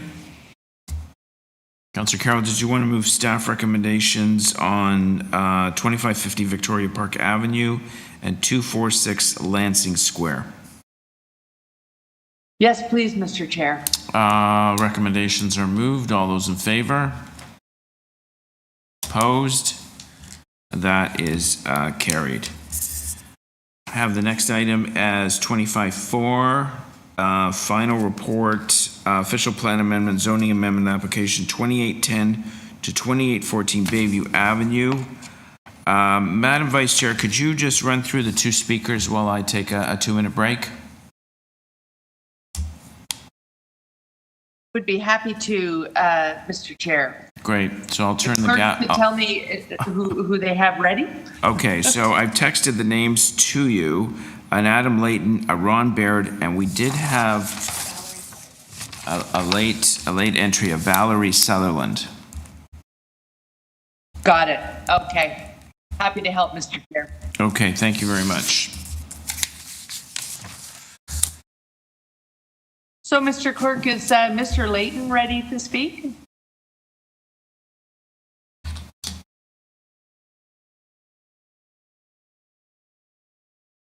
To the Vice Chair, Adam Layton is connected. I am now unmuting their line. Thank you. Good morning, Madam Vice Chair. Yes, Adam Layton, Evans Planning. I'm here and ready to provide some limited comments. You have 5 minutes, Mr. Layton. All right, thank you very much. I guess as council may, or community council may recall, this item was deferred from the May meeting of community council to allow more time for Councillor Valleyanna to discuss and review with the community and with my client. I guess we're here today just again to provide some limited comments, and we have been working closely with staff since this application was submitted in May 2019. and are heartened to see a positive staff report, and we definitely agree with the recommendations of staff. We feel we've been working very cooperatively to address the comments from all our city departments, including for urban design in terms of height, build form, density, etc. We understand that the councillor and the community continue to have concerns with regards to the access from Irvington Crescent, even though the trip generation, at least as outlined by our traffic consultant, is in my opinion low. But with that in mind, we understand since the deferral in May, the councillor has been consulting with MTO and with the community, specifically MTO regarding the possibility of introducing an access arrangement from Bayview in the hopes of removing all or a portion of the residential and servicing traffic from the local roads, and we definitely are willing to spend further time working with the councillor and the community to investigate the potential for this and to see what the impacts would be on the proposal. These discussions clearly need to involve city staff as well as MTO and the councillor's office. And we are happy to work with the councillor and the community to continue down this path of investigation over the summer to see what can be realized and what the impacts may be on the proposal, and to have the necessary follow-up discussions with city staff and the councillor's office. However, at this point, it's unclear what revisions might be necessary to realize a revised access configuration. So at this point, it's just we don't know what we don't know. So we're unable to commit to any specific changes to the proposal at this time. But I would reiterate, we are willing to and committed to working with the councillor's office, and we've engaged our consultants to undertaking the necessary studies to work with the MTO and with city staff to look at alternative arrangements. So I would merely suggest that if there is going to be a deferral motion to allow further time to consider this issue and undertake further investigations, that the motion not direct at any specific result or specific changes to the proposal, but simply to allow for more time for discussion and review. Those conclude my comments. Thank you. Okay, thank you. Are there any questions of this deputant? Seeing none, Mr. Clerk, is Ron Baird ready to speak? To the Vice Chair, they are connected. I am now unmuting their mic. Yes, I'm here. Thanks, Mr. Baird. You have 5 minutes. I understand that Councillor Fillion is going to put a motion forward, and I don't want to waste my one opportunity to speak to council regarding this development if it's going to be coming forward in a future meeting. So on the assumption, well then, why don't I stop you right there? Because if there is a plan to defer the item again, you would lose that opportunity. Councillor Fillion, is there a deferral motion coming? If clerks could put up the motion again, I'm trying to remember whether I moved referral or deferral, or that what I'd submitted to them. It was. I just want to make sure because the the next two speakers are yes, residents. It's actually I don't want them to lose their opportunity. It's actually a referral. So what I'm not clear on procedurally, and perhaps the clerk can help, is if it's a referral, when it comes back, can people speak a second time? I'm going to ask clerks to verify, but my experience is because we're referring this and it will come back in a different form, the resident would not lose the opportunity to speak. He could speak today and could speak to the new submission. Is that true? We're just, I'm back at my seat here. We're just waiting on confirmation of that view that they can speak. Yeah, okay. I have seen precedent for it before. Thank you, Mr. Chair. I'll hand you back the gavel.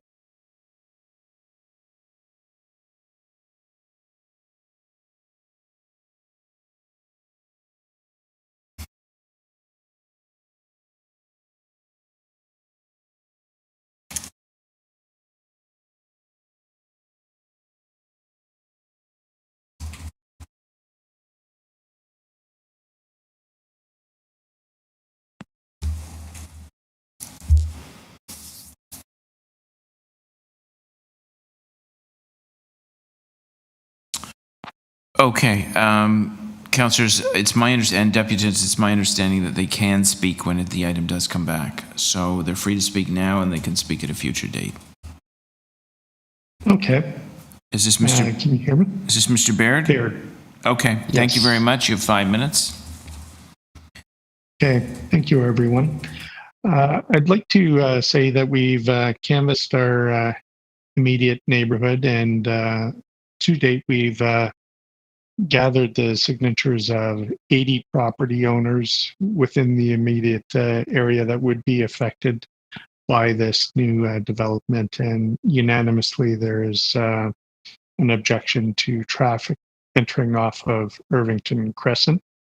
I understand from the councillor Filion that this development would set a precedence in having traffic for a building on a major artery entering through side streets. And we are in agreement that we would not want to set a precedence in that respect. We're also aware that Councillor Filion will put forth a motion trying to come to a better agreement with the Ministry of Transportation of Ontario to have an entrance off of Bayview, which we fully support. We are not in agreement to the development in general. The size is probably in line with what would be expected close to a subway station. We are quite concerned about the amount of vegetation that will be removed from the property. Understand that they are recommending removal of approximately 32 trees and only planting a small portion. After the development is completed, we would hope that through future plans that are submitted, that an existing or an equivalent caliber tree and number of trees at the very minimum are planted in the immediate neighborhood and not offset by some future enhancements made in other areas. So our feeling is if our neighborhood is impacted by this development, then any future betterments should be to the benefit of this immediate neighborhood. And that's all I would like to put forth at the moment. Okay, thank you very much, Mr. Baird. Are there any questions for the deputant? No? Okay, thank you very much. Valerie Sutherland?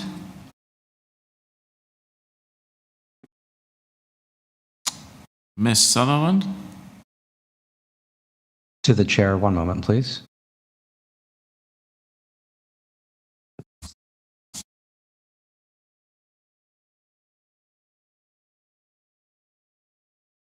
Valerie Sutherland is connected. I am now unmuting their mic. Great. Welcome, Miss Sutherland. You have 5 minutes. Thank you for the opportunity to speak. I am one of the residents of one of the side streets that will be negatively impacted if the access to this development is approved to curve off Irvington rather than from Bayview Avenue. I have been working with Ron, and he has made some of the points that I would make. But the other point that I would like to make is that I know John Filion is working with looking at other options for access, but what I wanted to point out is there's currently 3 entrances to Bayview from the existing properties that are going to be developed. And with with parking on these properties of at least 18 vehicles at this time, they've expanded their driveways. So, however that process occurs, there was no objection. And as well, there's a driveway from another house, one from the apartment building, and the gas stations that accommodate vehicles entering and exiting Bayview. So to date, there haven't been any changes put in place to amend them. So I don't really see why there would be an issue with the development having an entrance off of Bayview. And that's all I have to say because Ron has already touched on the other points. So thank you very much for your time. Thank you, Ms. Sutherland. Any questions for the deputant?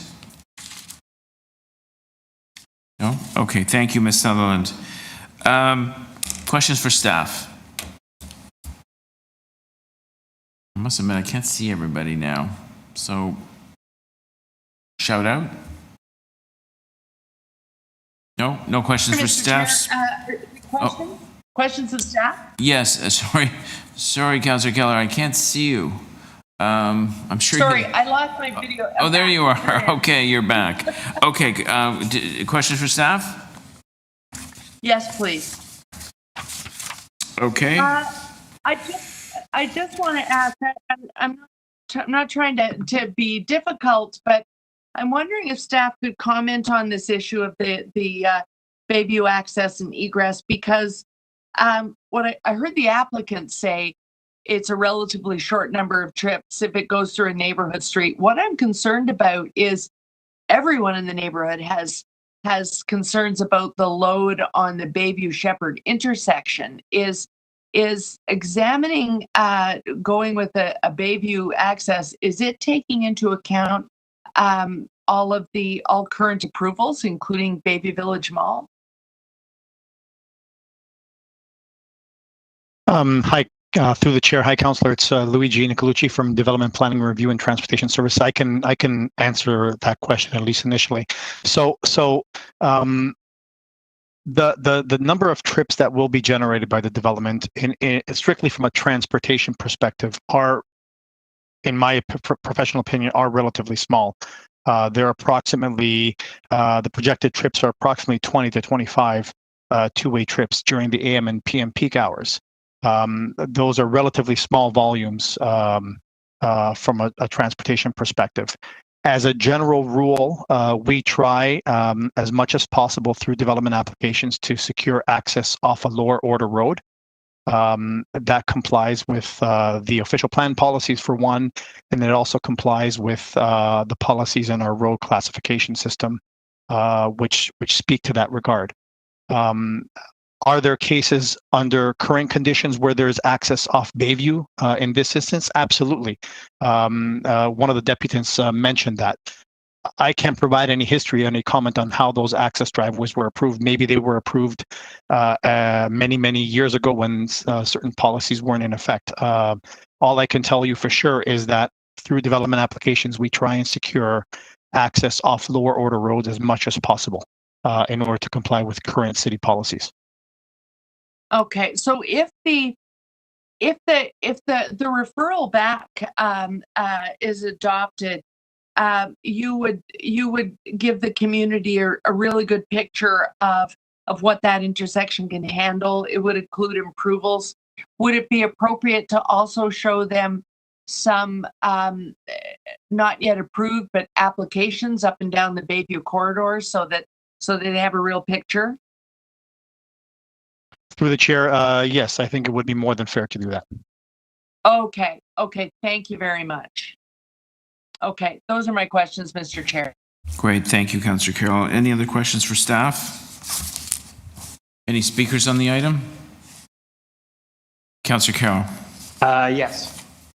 Oh, Councillor Fillion, and then Councillor Carroll. Did you want me to go first, or do you want to go first?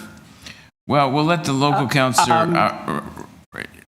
We'll let the local councillor go first, and then Councillor Carroll. Yes. So just to give some context, the driveways that are on Bayview would have been put in, 60 years ago, 70 years ago, whenever those buildings were built, when things were very different.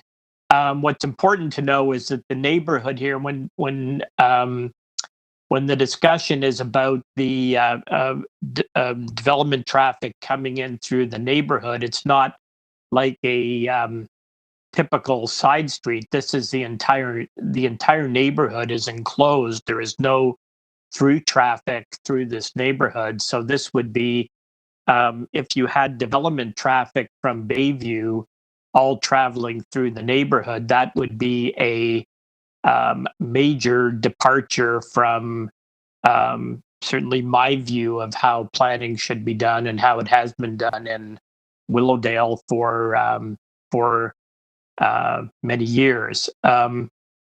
So this problem, and first of all, both the residents have been very reasonable and the applicant has been very reasonable. What got this going sideways was perhaps a misunderstanding that MTO would not allow any vehicles to come out at this point with a new development. So following the staff report, I contacted MTO myself, and they said, no, we've run into this situation before.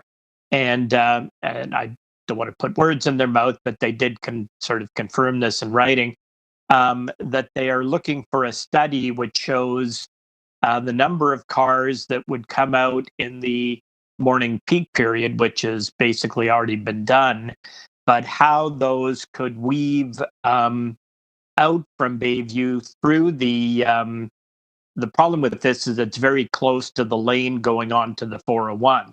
So you have cars weaving at that point, like that come through the light at Sheppard and then weaving to get on the 401 ramp, which actually creates openings for cars to weave the other way. So the MTO was just looking at a study for what that could accommodate, and the idea is then to set the number of parking spots at the sort of to match the cars that can come out during the morning peak period, so that the traffic would not need to enter through the neighborhood. So everybody's agreeable to looking at this solution. I think staff probably would have explored this further if it hadn't appeared that the MTO, it appeared that at first that they were inflexible on the point, but it now appears that they are not, and that a solution can probably be worked out here. So my motion basically, which I have shown to both the applicant and to the community, not surprisingly, the applicant wanted me to loosen it up and the community wanted me to tighten it up. But I think it's just it's wording that I have discussed with staff to kind of give us a framework to come up with a solution here without trying to prescribe exactly what that solution would be. So kind of with thanks to everybody for their cooperation on this, and the applicant has been very patient, I will say. Many others would have just run off and appealed this by now. So, we're sort of trying to work it all out. So I trust community council will support the motion. Oh, I'm sorry. I should have moved the motion, Mr. Chair. Yes. Yes, that should have been at the top of your speech, but we can put it on the screen now. We did see it earlier. So it's a referral back to community planning, and based on what comes out of MTO, we'll just have to try to do a redesign as quickly as possible and get it back here as quickly as possible. All right. Okay. Thank you, Councillor Fillon. I believe Councillor Carroll would like to say a few words. Yes, Mr. Chair, I can support the motion, and I don't mean to meddle, but I think the motion actually provides an opportunity. The reason I asked my questions of staff about how much can you show the community, I really encourage the community together with the councillor to really look at the whole intersection, because I would hate to see them cut off their nose to spite their face, to use a really crass thing. We're really concerned on the other side of Bayview about the Bayview Sheppard intersection. The Bayview Village Mall development will go in. There is interest where today they see the YMCA. There is a just recently applied for large site development north on Bayview up near the Tyndale campus that was just recently came across the counter. And so I hope that they will look at the whole load, because in avoiding what planning said were they thought a manageable amount of trips going through the neighborhood, in avoiding them, an intersection that they themselves use a lot, Bayview and Sheppard, may become more problematic by creating another access egress there just beyond the light. I was on it at 8 o'clock in the morning just yesterday, coming back from doing a traffic study up Bayview north of Finch, and there was an accident. Some of you will know about it. You live in the neighborhood of someone from the Art condominium literally jumping the center median and getting stuck, and so traffic became single lane on either side. It was quite difficult, and that's in COVID low traffic circumstances. And so I would just be concerned that they're very, very clear on what the future load is of Bayview Sheppard. And by supporting Councillor Fillion's motion, I think they can get the most up-to-date notion of what that load will be. So it's helpful, and I hope that the work to provide that can be expedited. Thank you, Mr. Chair. Thank you, Councillor Carroll. Any other speakers on the item? Councillor Fillion, did you want to move staff recommendations? We'll vote on your motion first. If we can put that back on the screen.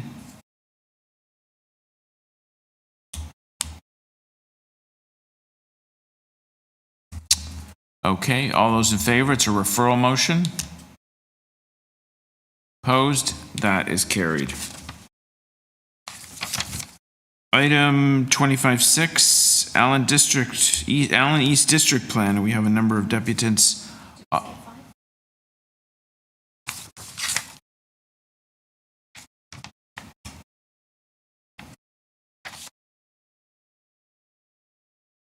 It's moved.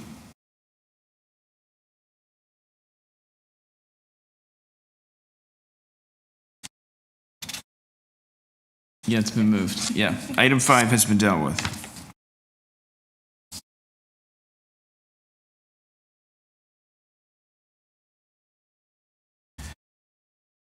Item 6, Allen East District Plan. We have a number of deputants on the item. Just a reminder to colleagues and deputants, this is not a development application. This is a district plan, as it says.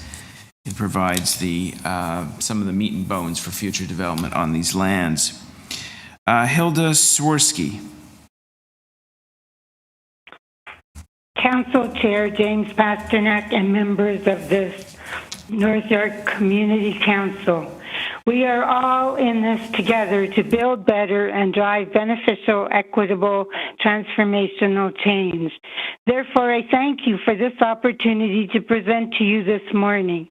My name is Hilda Swirsky, and I am a registered nurse an active community member who has lived in York Center for over 40 years and perceives the research and evidence that demonstrates the vital link between the built environment and both physical and mental health.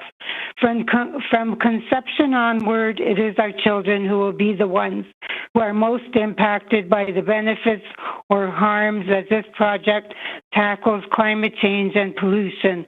Pollution identified in the air, water, and from toxic substances. I thank everyone in this 10-year integrated, thoughtful, innovative approach to the Allen East District Plan that has incorporated community input and feedback from consultation meetings and diverse communal partnerships to create this dynamic plan that could become a role modeling example for future healthy community design. Collective concern still remains about increased traffic congestion and additional air pollution. Even without this project in this area over the last few years, traffic congestion has increased significantly, and it has been frequently noted and recorded during consultative meetings by residents as an ongoing concern for this area. Missing in the sustainability report is any costing and specific set targets and metrics that will measure sustainability. Changes to LEED designation could change as costs increase. Building resiliency could address the extreme weather impacts of climate change that include rising temperatures, the possibility of drought, and the need for emergency preparedness that could tackle food and water insecurity. Focusing on building within the circular economy includes reusing, recycling, and repurposing whenever feasible rather than depleting, demolishing, and polluting limited natural resources. This includes being able to reuse construction materials rather than taking them to landfill space and considering life cycle cost and end-of-life options. Life cycle thinking and life cycle assessment. Recycling during construction, any renovating and demolition processes. Eliminating materials that pollute or are toxic during manufacture, use, or reuse. Giving preference to locally produced products, minimizing disposable packaging and storage, reconditioned products and equipment where economically feasible and resource efficient. In all these photos, there are no recycling bins and no mention of recycling when recycling should begin with planning for operational waste recycling during the design development phase. Encouraging and establishing operational waste management plans that encourage recycling and collecting recyclables right from day one of this project. Locations and projects for organic waste composting. Encouraging a community garden. Utilizing alternative energy sources to decrease greenhouse gas emissions and replace fossil fuels. Reduce transportation and fuel costs by using local materials that stimulate local economies. Use of solar energy from solar photovoltaic panels installed on the roof. Air source heat pumps, hydroelectric power, Vestman biomass boilers. Once again, I thank you for providing this opportunity to present to you both today and at community-wide consultation meetings as developers partner with our community members to create a unified plan that exemplifies a healthy environment to live, work, and play in. Hippocrates in the 5th century BC stated, if you want to learn about the health of a population, look at the air they breathe, the water they drink, and the places where they live. Thank you. Well, thank you very much, Hilda, for taking the time to share your views. Certainly, I bring to your attention pages 30 and 31 under the subject of sustainability, which answers a lot of your your comments. It's a bit thin when it's 2 pages long, but I thank you for your comments, and certainly we'll be in touch as this moves forward. Are there any questions for the deputant? Okay, thanks very much, Hilda.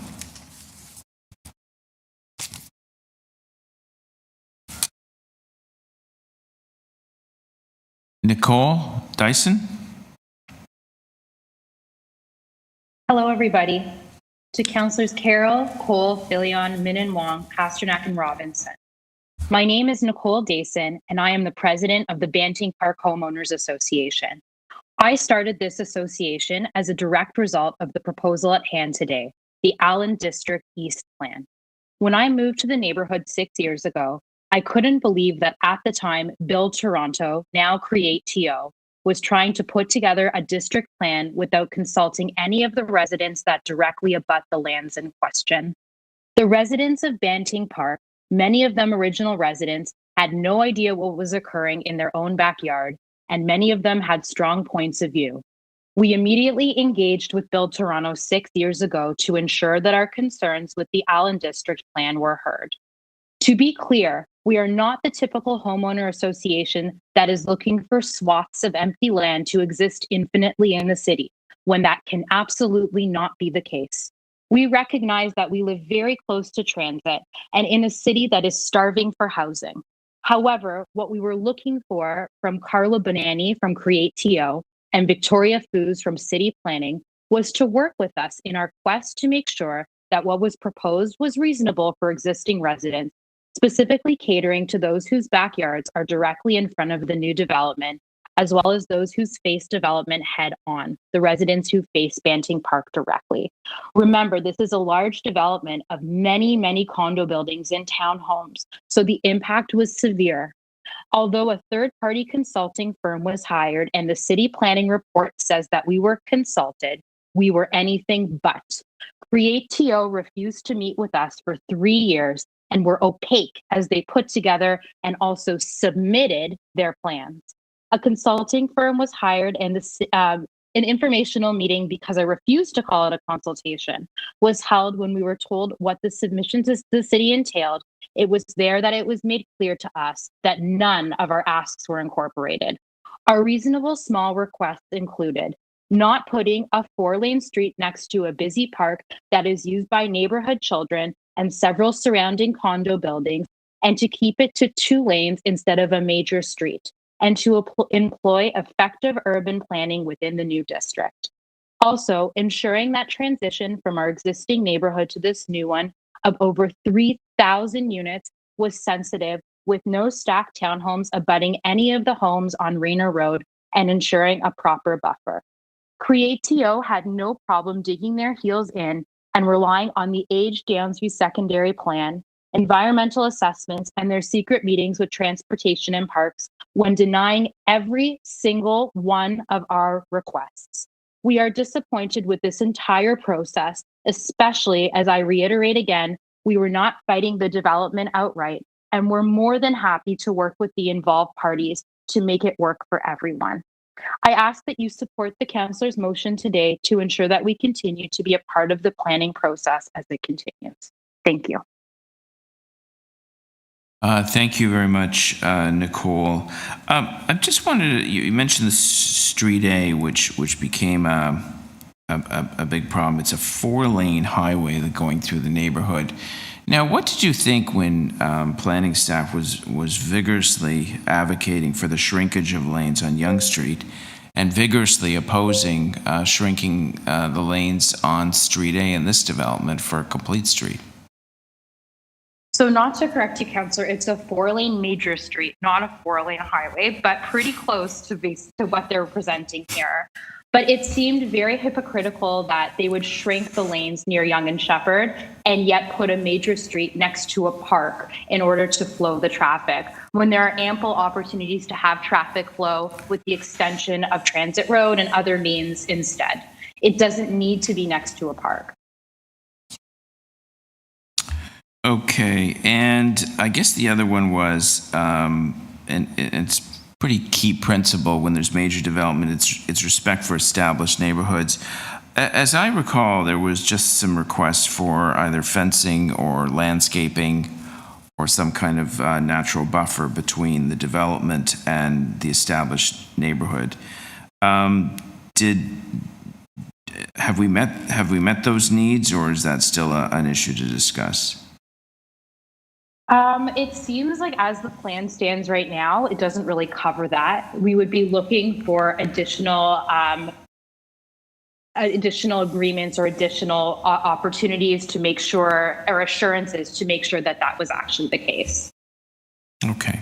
And you are aware this is not a development application, this is a district plan, and there is a lot of work to do before any shovels are in the ground.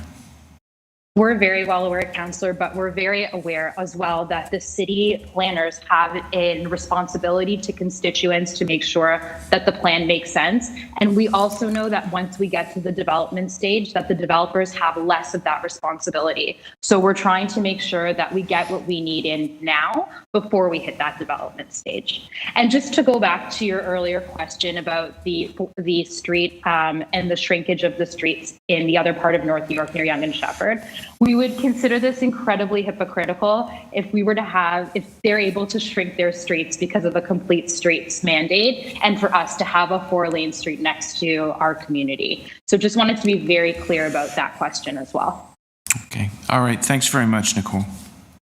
Thank you. Any other questions for the deputant? No? Okay. Stephen Moranis of the Ontario Tennis Association.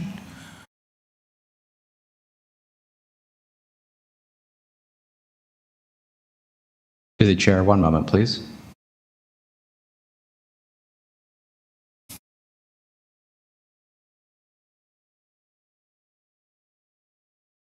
Stephen Moranis is connected. They will just need to hit the connect audio at the bottom of their WebEx panel, and we can then unmute them. Okay. Stephen, do you see the button at the bottom of the screen?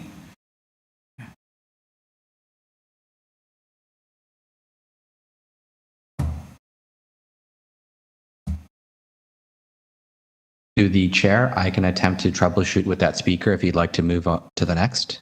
Okay, so Stephen, if you can hear us, we'll get back to you in a minute. Sorry, Chair. It looks like they just connected their audio. Okay. I can now unmute Stephen. Great. Okay. Stephen, unmuting your mic. Yes, Stephen, thank you very much for joining us. You have 5 minutes.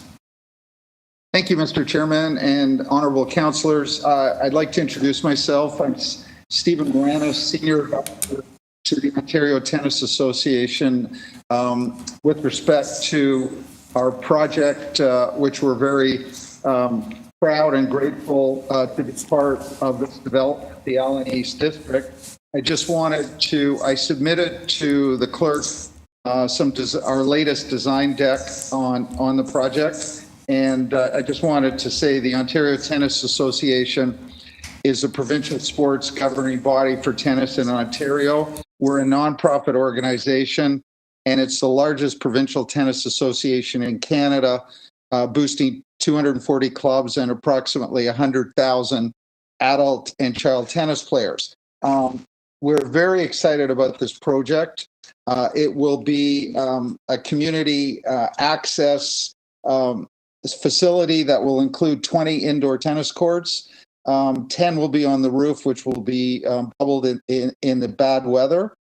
We will have significant meeting space, function space, event space, and community access similar to the policy that the City of Toronto has now for many of the community tennis clubs, which are during this pandemic have been greatly overcrowded and in high demand. It will also give us the ability for outreach, youth programs and adult programs for the community, as well as helping bring forth the next generation of Biancas and Milos and Dennis elite players who have been developed through the OTA sort of development program. I just want to say, for those who aren't aware, tennis is a really good sport for maintaining health, fitness, strength, and agility, and it has tremendous social and psychological benefits. We've worked closely with the planners and Create TO in coming up with a concept design through the professional efforts of Diamond Schmidt Architects, who are fairly familiar, hopefully, with major projects in the city and the country.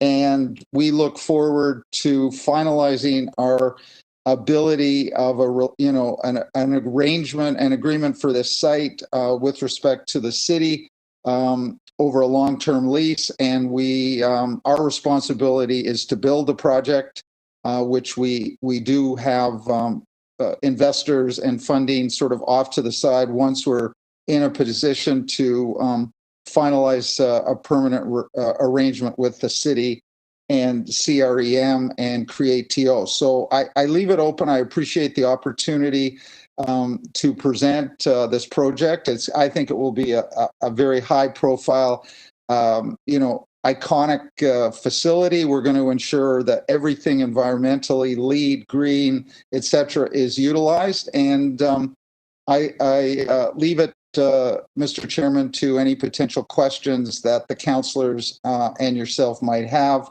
And we're really excited. It's going to take some time, but we think it'll just be the beacon for tennis, the sport of tennis, both recreationally and competitively in the province, if not the country. And we're excited to be working with the City of Toronto on this project. Great. Thank you very much, Stephen. Any questions for the deputant? I just have a couple. So the building of this facility is, you're raising the money to build this multi-purpose sports facility. Is that right? Yes, Councillor, it is. And you're working out a lease arrangement for the lands with Create TO. Yes, Chairman, that's correct. Even if it's in a nominal. Now, it's a multi-purpose facility, so there'll be a public access agreement, so it won't be a closed-door facility. Absolutely not. It's going to be a public facility with access, most importantly, priority access to the neighborhood and the community and Ward 6 and York Centre for sure. So it would have multi-purpose rooms, a variety of different exercise or sports options. Of course, tennis is the core deliverable.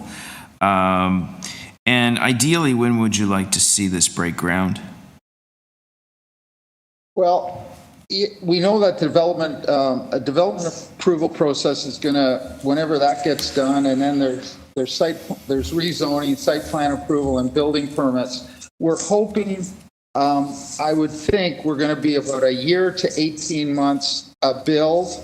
So, all things being equal, sometime in 24, I would think, because I think it may take a year to get your building permits and backup rezoning, site plan approval. We're hoping, sometime in 24 at the absolute latest. Okay. All right. Great, Stephen. Thank you very much. Any other questions for the deputant?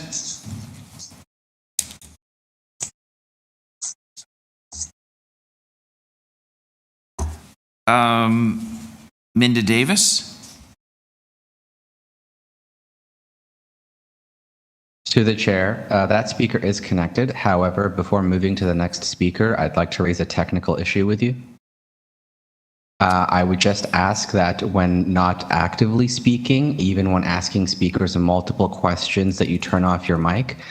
We are getting some background audio from the room, making it difficult for those connected to WebEx or watching on YouTube to be able to hear the answers. Okay. Thank you, sir. You're welcome. Thank you. Ms. Davis? Ms. Davis is connected and unmuted. Good morning. My name is Minda Davis, and I'm a resident of North York. Today, I am speaking on behalf of the Social Justice Advocacy Committee of Congregation Darchei Noam, 864 Sheppard Avenue West, east of the Allen. I am a member of the Social Justice Advocacy Committee. To be upfront, our goal is for there to be a greater number of affordable units in the development of these Allen East lands, and for these to be affordable for a longer period of time by bringing the development into the city's Housing Now Toronto program. Our congregation has a long history of the provision of and advocacy for affordable housing, also accessible and supportive housing. In February of 2003, Trellis Gardens, a 24-unit low-rise housing block on Lawrence West, next to the Lawrence West subway station, was open to its residents for the first time. This was a significant event for two reasons. First, it represented the first opportunity for affordable, subsidized rental housing since the Ontario provincial government cancelled all social housing programs in '95. Second, it was also one of the very first housing projects initiated by the City of Toronto's earlier Let's Build program. Congregation Darche Noam and the Out of the Cold program were the drivers of this new housing community, and it was opened with on-site community building support. Trellis Gardens was used as a case study by the Department of Architecture of Ryerson University to examine how the project was implemented under the Let's Build program and to understand the significance of affordable housing to the residents. That report is available online and included in my submission. Since that time, thankfully, the city has recognized the need to provide affordable housing for low-income residents, of whom there is a growing number, as income growth lags well behind the growth in housing and other living costs. We understand that the current plan is for at least 300 affordable units of mixed kinds, of which 50% must be affordable rental units, and that affordability will be guaranteed for 20 years. We also understand that if the development of these lands is brought into the Housing Now program, 30% of future residential housing units built would be affordable, defined as 80% of market rent, and that the term of affordability would be extended from 20 years to 99 years. Although the plan presented at this meeting is called the final report, we understand that there are many decisions still to come. We also understand that Create Toronto, established by the City of Toronto to manage its real estate portfolio, will work closely with city planning and housing departments to identify Housing Now opportunities. Given economic realities now and in the future, in order for hardworking Torontonians to find an affordable way to live in the city, we encourage that development of affordable housing in Allen East be brought into Housing Now. Thank you for this opportunity. Great. Thank you very much, Ms. Davis. Appreciate your comments, and you are bang on. This is an opportunity for Housing Now, and we do have, I think you'll be pleased to know, we have a motion coming in a few minutes to ask Creato to explore that in the apartments neighborhood, which is the second phase of this project. Any questions for the deputant other than mine? I have a couple. Okay.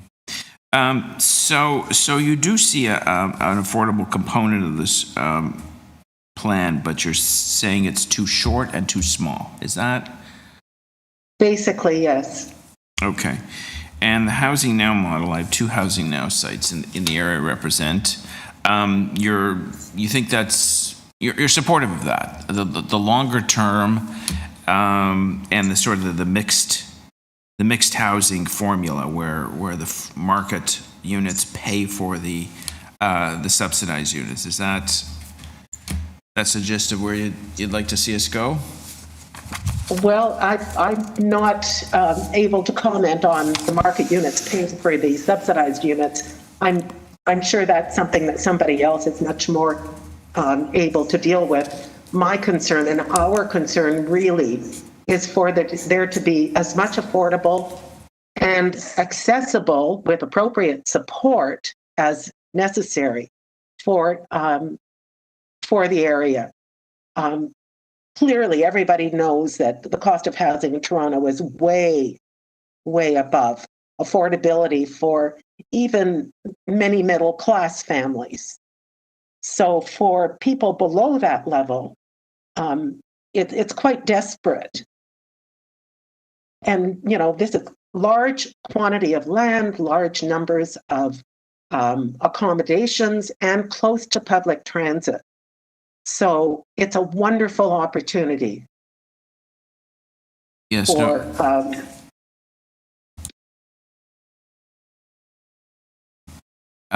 no, you're absolutely right, and I think you'll be pleased when I move a motion to explore some options, some more affordable options, and expand what's before us. So thank you very much, Ms. Davis. Appreciate your comments. And thank you. Al Smith, Banting Park Homeowners Association.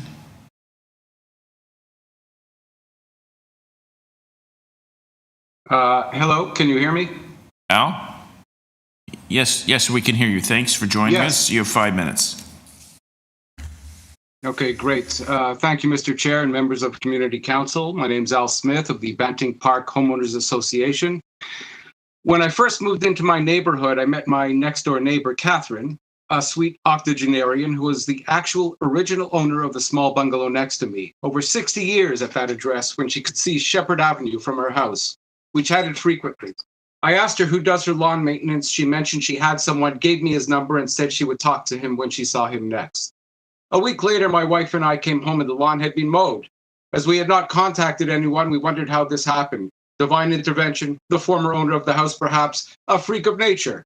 As it turns out, Catherine asked her maintenance person to mow it for us, and if we did not desire that, she would pay for it. We were grateful, and though Catherine is no longer around, we still employ her maintenance man to this day. This is the neighborhood we moved into, a community of immigrants that grew up together, knew everyone, shared home projects together, worked and played hard, and looked out for each other. This is the type of community the City of Toronto is founded on, a city of neighborhoods, and one that I am proud to live in. The type of community that should be given respect and a voice because they have helped establish it and Toronto as a wonderful place to live. Sadly, the people facilitating the Allen District project, mainly CreateTO and some city staff, do not feel the same way. It is unfortunate that there does not seem to be any historical memory in many instances that is retained when addressing the needs of an established community. So CreateTO was given a big gift. As a community, we agreed, understood, and accepted a need for growth in this city, and we were not a NIMBY neighborhood, and we said so. It is important to grow, create new housing, and affordable housing. All we want in return is a robust conversation and consideration for some reasonable requests. CreateTO accepted this gift and in turn used it to further their own goals. How? By not recognizing that we did not want to oppose them and taking advantage, by not consulting a willing community in a proper manner, not sitting down at the table to hear concerns and come to some concessions and cooperate. Many of you have been here for some time. You know, gifts like this do not come around every day. And even though you may see in formal reports that consultation occurred, it is an inaccurate misdirection. These consultations were one-way conversations where they presented the plan, we asked questions and relayed concerns, and they continued on without any regard to working on those concerns. The first report was presented in 2016, the second in 2018, and the final report in 2021. From 2018 to 21, there were no consultations or discussions based on the 2018 plan, and our last so-called consultation came when the final plan was already submitted to council. Yes, already submitted. How is this consultation? When asked why there have been no consultations in the interim, city staff told us they were having technical discussions and did not need to include us. We had attempted to bring CreateTO to the table to discuss the plan numerous times, even engaging our councillor to facilitate this, and were rebuffed each time, not even giving us the dignity of a conversation. I have seen communities get involved in developments in their areas, and the results always turn out much better for all involved. Getting a local idea of what is needed makes good planning sense. There have been almost zero changes to the plan based on our concerns, and in fact, they have even gone in the opposite direction in some instances. We have requested sensitive transitions to the existing established community and the use of effective urban planning in consideration for a community that has been here for some time. consideration for the perils of traffic issues, safety for families and kids, for traffic flow, respect for the space and the homes of the community who abut this new development, and a proper usage of density in surrounding areas. In 2016, we submitted an extensive 15-page paper referencing the secondary plan and the official plan to give credence to our requests. Official plan mandates inform and supersede any secondary plan, a concept they do not seem to embrace. There is an obligation to establish communities, one they have not carried out. They refer to some of our feedback only through the lens of the Downsview secondary plan. It has been disappointing and disheartening and points to the need for reliable, ongoing community stewardship and transcends single political administrations and short-term, short-sighted calculations. I would like to mention one more glaring point. We are in the midst of a pandemic, and we have been, for the most part, isolated at home for over 15 months. During this time, I have seen people become kinder, look to help each other, become more empathetic. Create TO in city planning?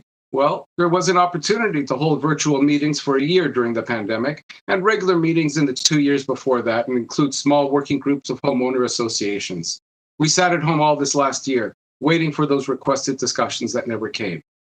We have tried through these trying times to create an atmosphere of hope and recovery, and this has been led by our own mayor. We are happy to welcome a new additional community into ours, but at what expense? Why is this new community given Al, every opportunity to flourish while they throw... Al, if you could wrap up. Yeah, I'm just finished. Yeah, both should have some say in the process, particularly on a generational project that will affect our community for years. Please, particularly in the light of COVID, can we be a little more considerate to each other without giving up the farm? It's not that hard. All that the neighboring established communities want was a modicum of respect. I ask you to give it to us now. Please support Councillor Pasternak's amendments to this motion and help us stay involved in part of the discussion. Thank you. Thank you, Al. Any questions for the deputant? I just have one, Al. I know I've said it before, and I know you're aware of it, but I know it's rhetorical. But you are aware there's a lot of work to do, and many of the issues you've raised we can address down the road through site plan and zoning. But you're aware this is a district plan and not a development application. I am aware, Councillor. I just wanted to make sure that our points were heard, and that if we're moving forward, as you say, we move forward in the right direction. Okay, fair enough. We will continue to work together to make sure the concerns in the neighborhood are accommodated. Thank you very much, Al. Thank you. Elizabeth Jessam.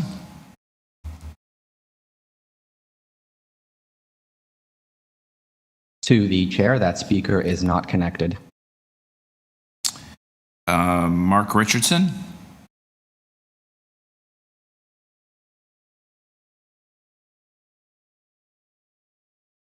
To the chair, that speaker is connected. I've just provided them with the audio panels, and they've connected their audio, so I'm now unmuting their mic. Mr. Richardson. Hello? Oh, hi, Mark. Yeah. Yep. Thanks very much for joining us. You have 5 minutes. Could you reset the timer, please? Thank you.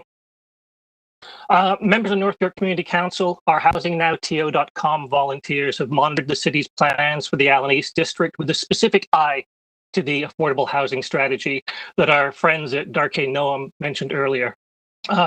There are 57 acres of city-owned land next to the Sheppard West subway station. We've also participated in the recent public consultations with city planning and Create TO about the future use of these valuable transit-oriented lands. Some of the attachments that are before you today, the March 2021 Affordable Housing Strategy document really only has minor modifications from a similar document that was produced in October 2017.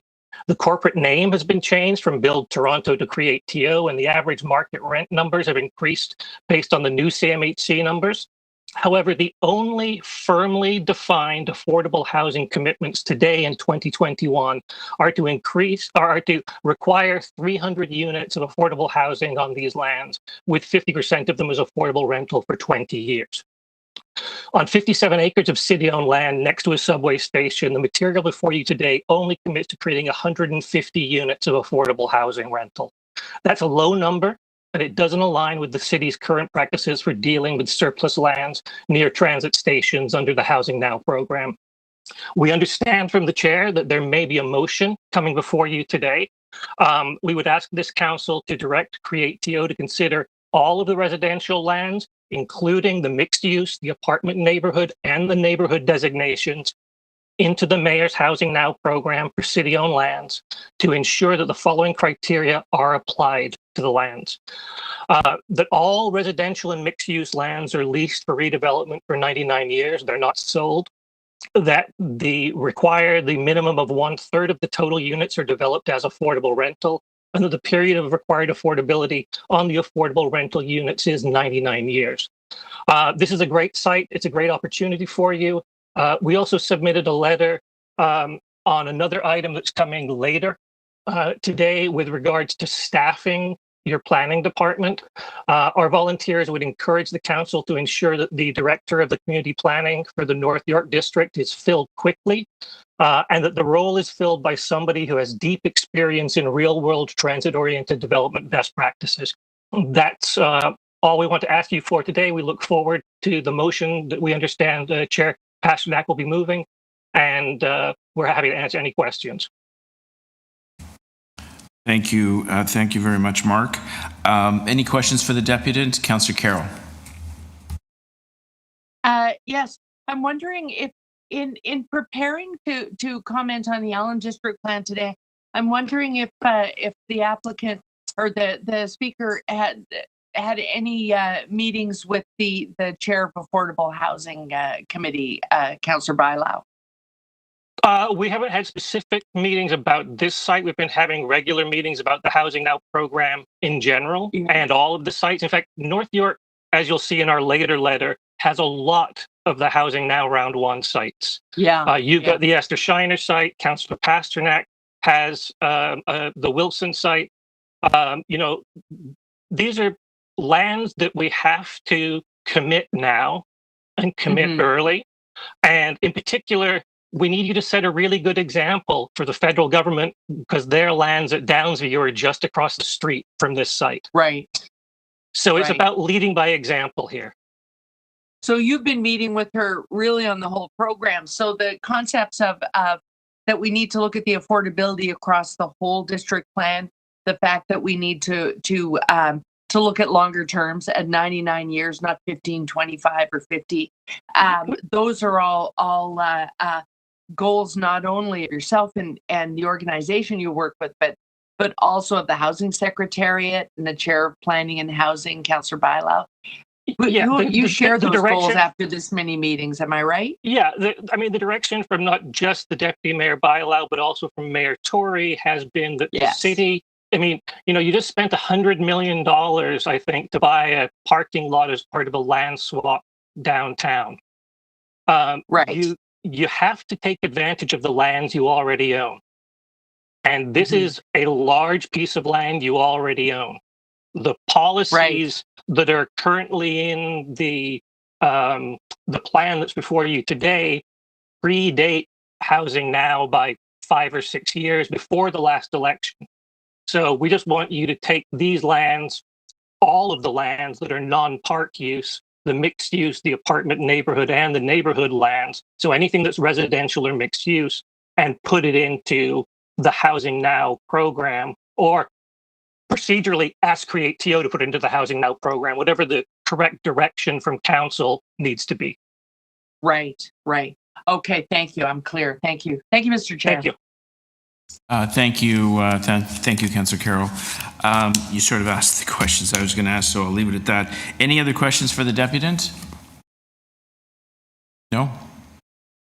Okay. Thank you, Mark, very much for joining us today. Elizabeth Jassam, did we connect with her? No? I know she's several time zones away. It could be tricky. No? To the chair, that speaker has not connected to this current session. Okay. Well, we'll leave it at that. Questions for staff? Other than me? Oh, Councillor Carroll. Yes, I'm just wondering if staff would like to follow up on the question I asked Mr. Richardson. Are staff supportive, or are there impediments to considering affordability across the whole of the district plan? Through you, Mr. Chair. So the Downsview area secondary plan, which is the basis of the district plan that we're bringing forward. So this district plan implements the direction of the secondary plan. And at this time, the secondary plan directs the provision of 300 affordable housing units, which this plan does allow for. As part of future development applications, I think we would support if sites were to be coming in as part of the Housing Now program. That just hasn't been determined through the district plan stage at this time. Okay, but if it's 300 units, there's been discussion of late. The reason I'm asking is there's been discussion of late that in terms of creating affordable units, we do very well when we're trying to include, some units here and there in vertical buildings that are being built, in apartment buildings and condo buildings, and you can get 10 or 12. I adopted one this morning, gets 160, but all in towers. But that we're not doing as well in terms of in neighborhood zoning, getting affordability in townhouse form. So if this plan talks about 300 units, is it across the board? Can they be contemplated depending on the individual applications? Can the affordability be considered across the boundaries of the plan? Yes, so the secondary plan does direct that. So the affordable housing units are to be provided within each land use designation. So the neighborhoods where we would see primarily townhouses, the apartment neighborhoods, and the mixed use areas. Okay, thank you. That clarifies it for me. Thanks, Mr. Chair. Thank you, Councillor Carroll. Any other questions for staff?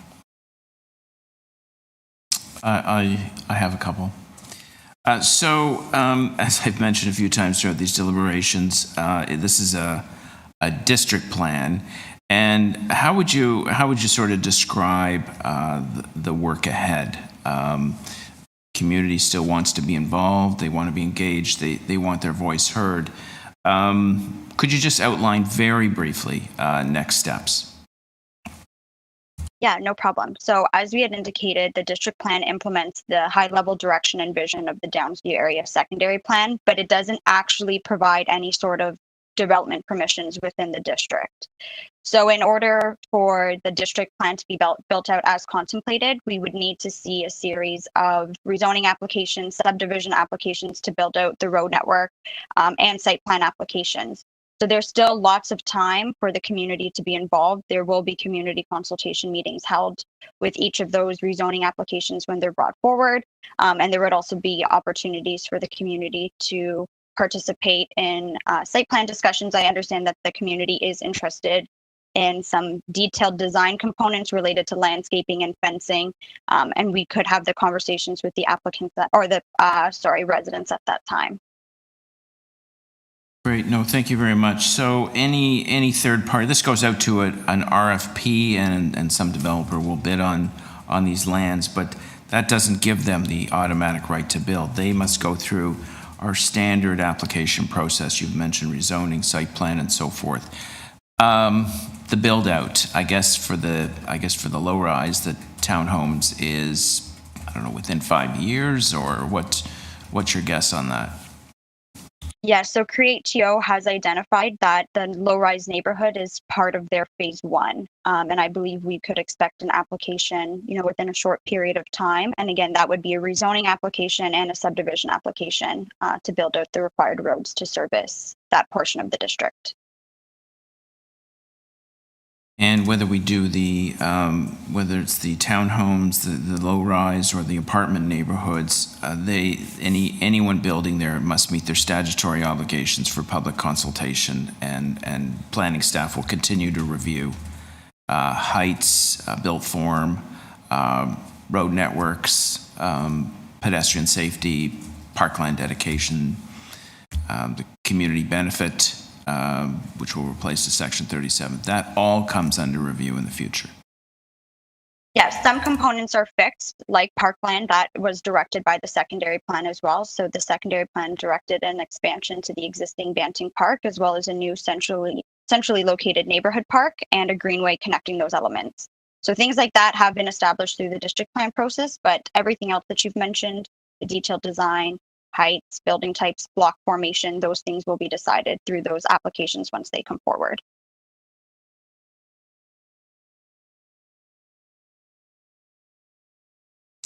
And just very quickly on the recreational side, we heard from the Ontario Tennis Association that they're raising funds to build a building there, and I guess it's our view that that will be the main recreational asset there. Maybe this is a create TO question, but we have to make sure that it is not a closed facility. They assure us that there'll be a public access agreement and I guess multi-purpose rooms, sports facilities, tennis courts, and so forth. Going forward, will this facility be open to everybody? That's the intent. The OTA, so the Ontario Tennis Association facility, is intended to operate as the community use, which is another requirement of the secondary plan. So in order to fulfill that requirement, it would need to be an open facility that would have a public access agreement in place to serve the broader public. Okay, thank you very much. Any other questions for staff?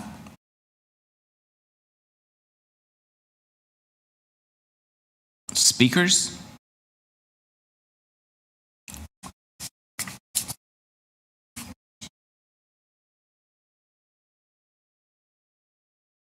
I guess that just leaves me to speak.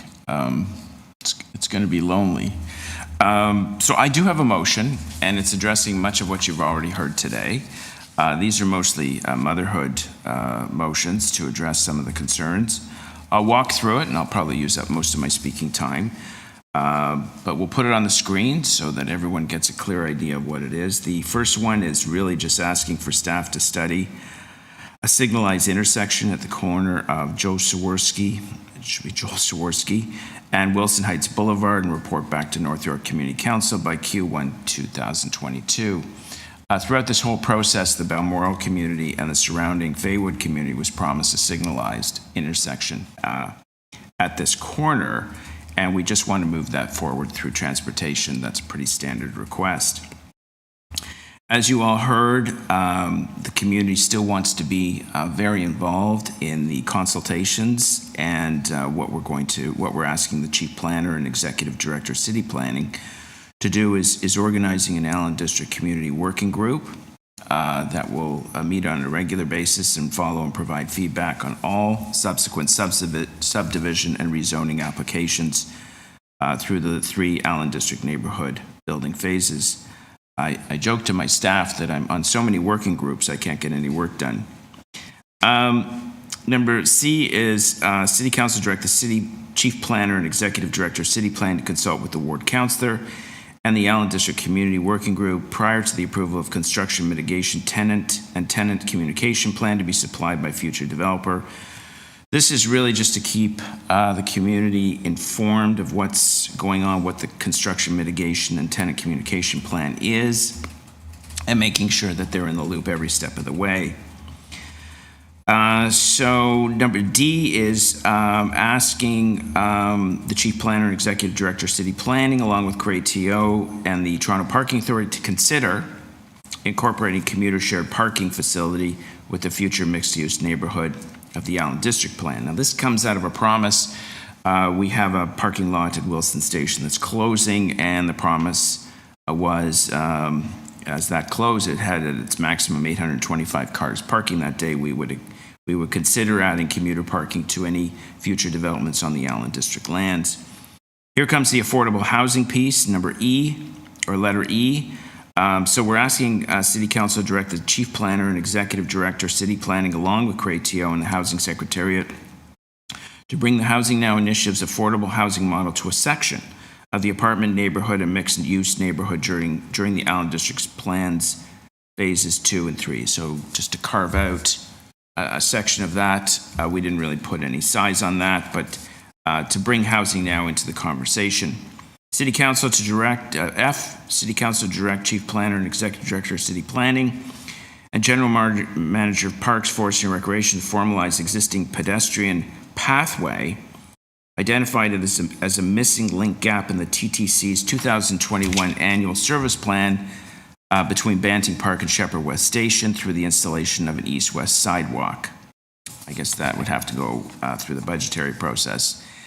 And the other one is authorizing the Executive Director of Corporate Real Estate, this was written by staff, in consultation with the interim Chief Financial Officer of Cratio to explore opportunities to locate a not-for-profit tennis facility bound to satisfactory public access agreement in partnership with Ontario Tennis Association to be located in the southwest end of the Allen District. Report back to North York Community Council, including all major terms and conditions of any required agreement by October 2021.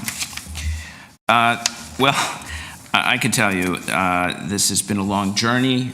This file landed on my desk when I arrived at City Hall 10 years ago, and it has been a journey. It has not been an easy journey because the problem we have in Ward 6 is we have too much vacant land, and 9 out of 10 of the city's problems are what to do with our vacant lands. But this is what we have before us. I think the low rise along Wilson Heights is pretty reasonable. They're townhomes, and there'll be an opportunity for a flourishing neighborhood to be there with multi-purpose trails and bike paths and parklands. The apartment neighborhoods to the west are years away. There's a long haul on that one.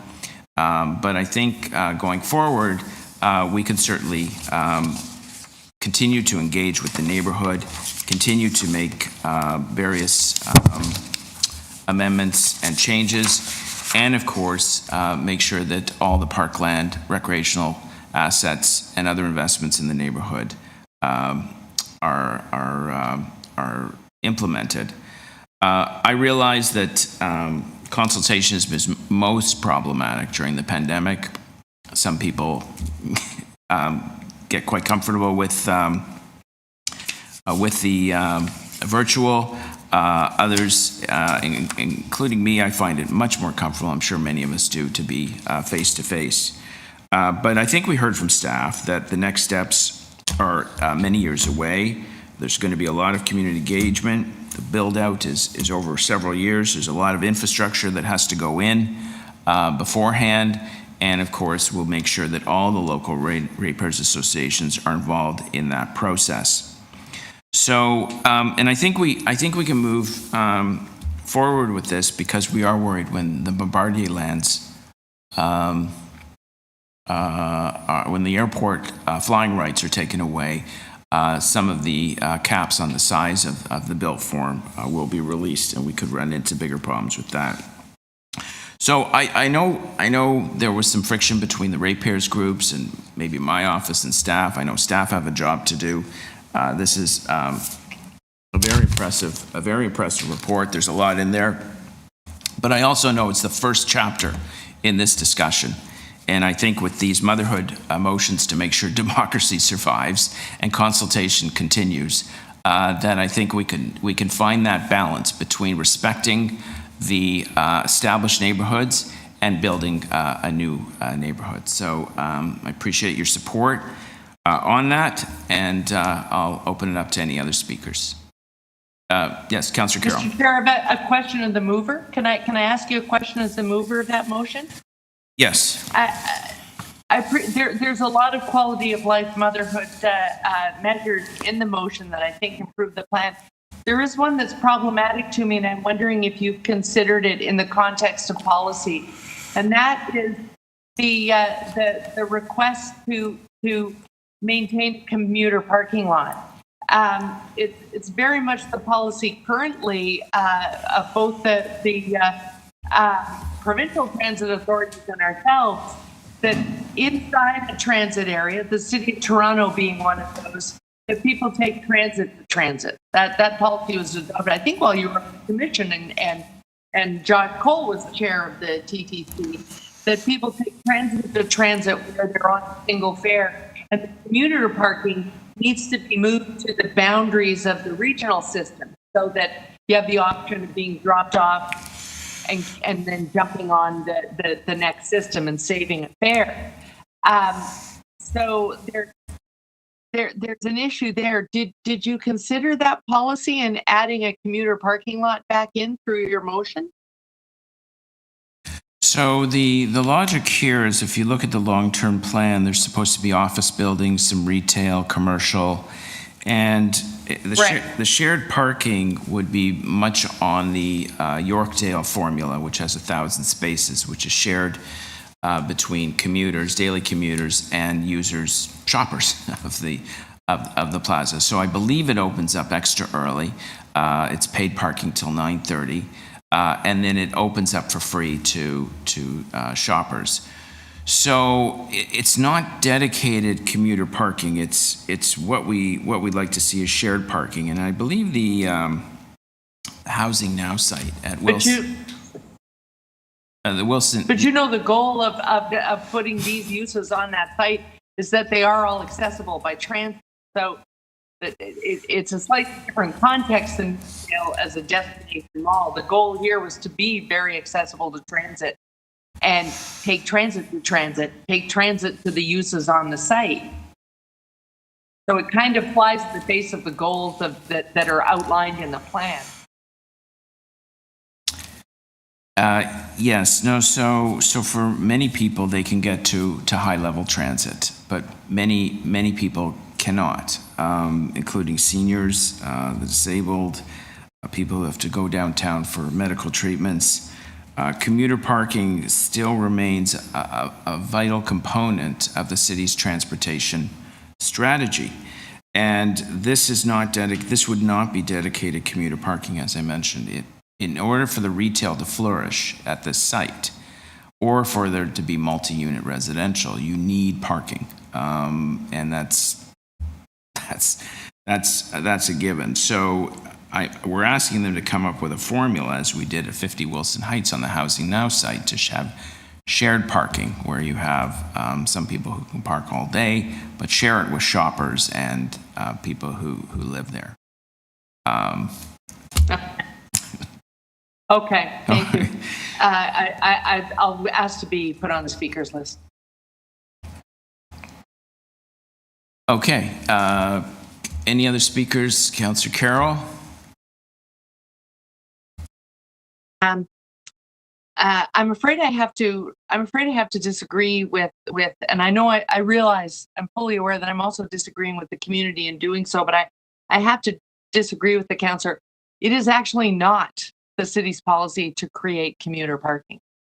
That is the opposite of what our policy is at this point in time. I know that at one stage it was very much the plan to always have commuter parking near the stations as the original first leg of the university leg of the subway line was made. As it reached into the suburbs, there were commuter parking lots, but that no longer is our policy. Our policy for some years now has been that people take transit to transit. We have one of the most efficient and shortest headway bus networks in the city. Under AODA, we are making all of our vehicles accessible, so much so that we have people who are wheelchair bound who are not using Wheel-Trans. They're using the regular system.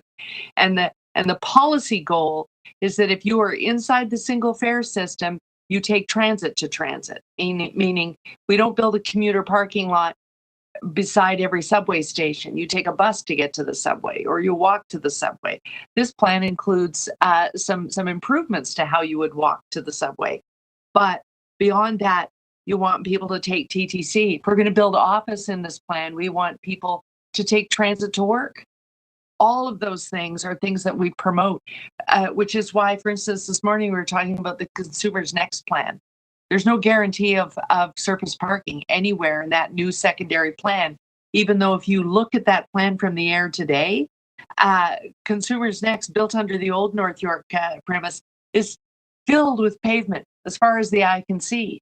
That simply isn't the plan. And so Well, we'd like for young working families, we'd love for this to become a live-work neighborhood, and we'd love for them to be able to afford housing. Perhaps one of the reasons we can't fit as many affordable units here as we'd like to for young working people is that we're contemplating now putting back commuter parking. 5 minutes north of this district plan is a boundary to the next fare system, which would be the York Regional Transit System. And that's where we're jointly investing in commuter parking. Both the TTC and the GTA systems put money into those commuter lots because that builds ridership for all of us. But what we no longer have in our policy is putting those commuter lots in the heart of the city where we can fit the desperately needed other amenities that we need to create vibrant communities. So I'm sorry, but I have to ask that in supporting the chair's motion, that we separate out that particular clause to vote on it separately, because I will have to be recorded in the negative. Thank you. Those are my comments, Mr. Chair.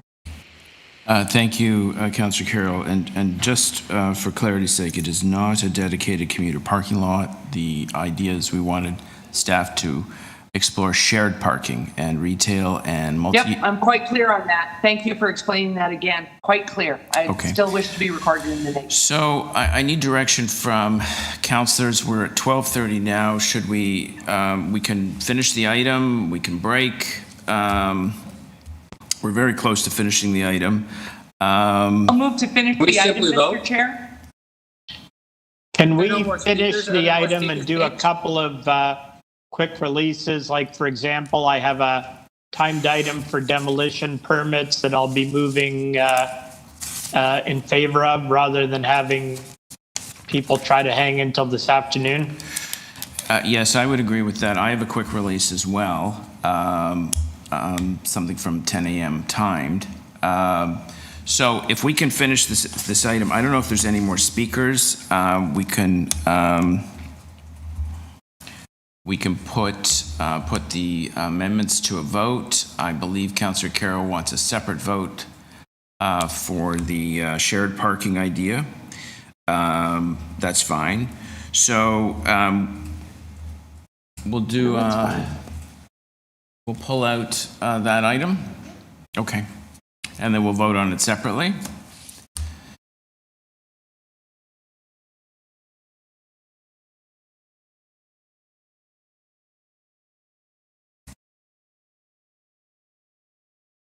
Okay. Or you could shade it.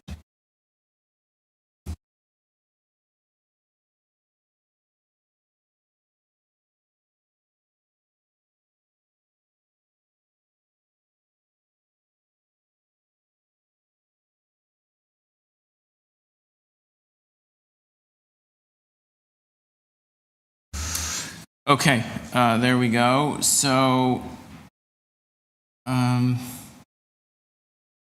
right, so what we'll do is we'll vote on everything except the shared parking, I think, is the plan here. And then we'll have a separate vote on that item.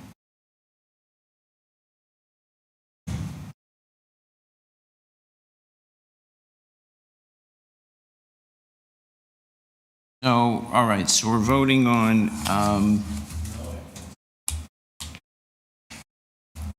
you could just, do you want to just do a separate vote on item 4 and then the balance?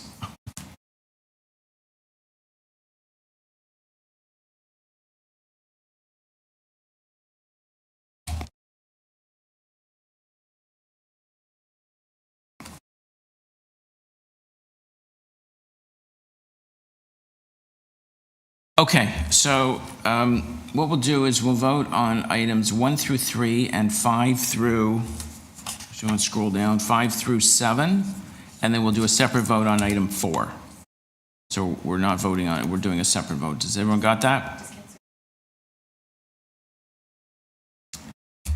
Councillor Carroll, did you want to record a vote on this? It's a recorded vote on 4, Mr. Chair. Okay. Fair enough. Okay, so just clause number 4, item number 4 under the motion, shared parking. All those in favor? And I must admit, I Doing can't. 4 for. Sorry, we're voting on just item 4 now, and I can't. Oh, sorry, I thought you were doing the balance first. Okay, on item number 4, go ahead and call. Yeah, and I can't see everybody, I must confess. So this is on item 4, all those in favor? Councillor Fillion, Councillor Deputy Mayor Minnan-Wong, Councillor Robinson, and Councillor Pasternak. Opposed?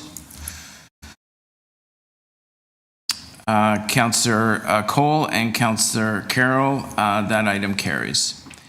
On the balance of the motion, all those in favor?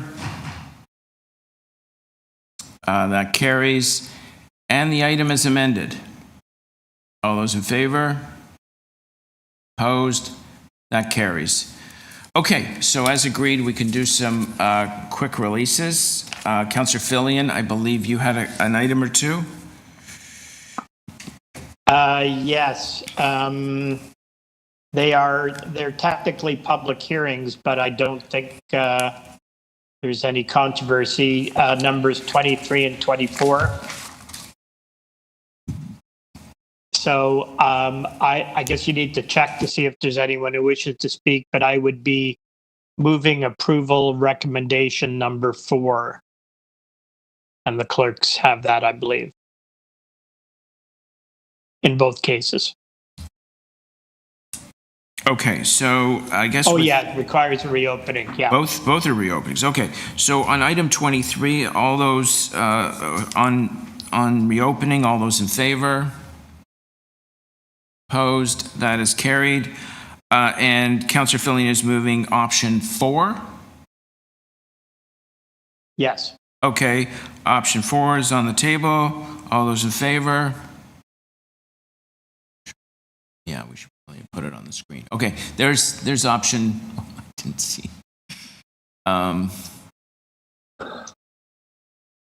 It did carry.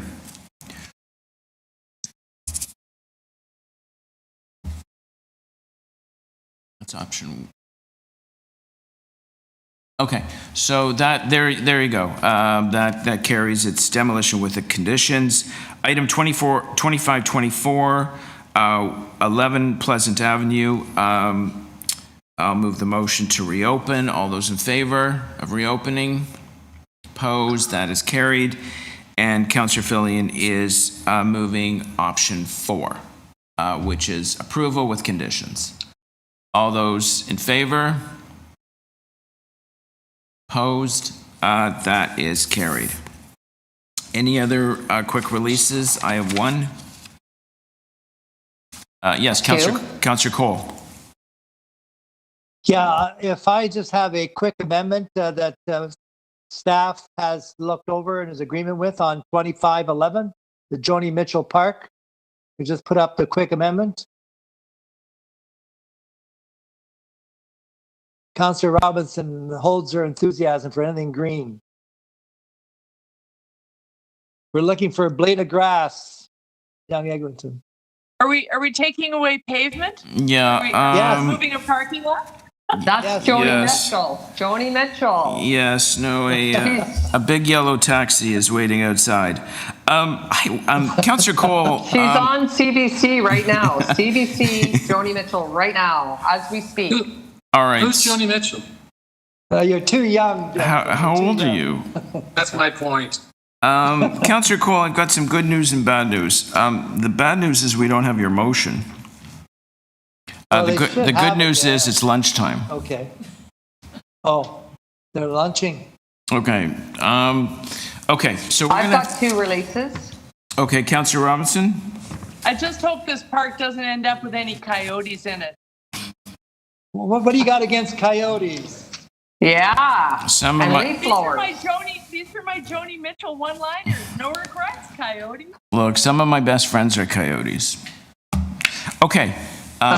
Councillor Robinson. Young and Eglinton, isn't that cougars? All right. It's lunch hour, not the comedy hour. Okay. Councillor Robinson. Okay, thank you, Mr. Chair. NY 25.22 is a residential demolition application. I'd like to move staff recommendation number 3, approved with conditions. We have a speaker on that. Councillor Robinson, we do have we have a speaker listed. I think this speaker will be happy though. All right. Who is it? You can't tell me who the speaker is. Oh yeah, no, it's public record. On 22. Is it the applicant? Mallory. Is it the applicant? Yes, Weston Consulting. Mallory Nivos. Yeah. So I think they'll be happy with this moving approval.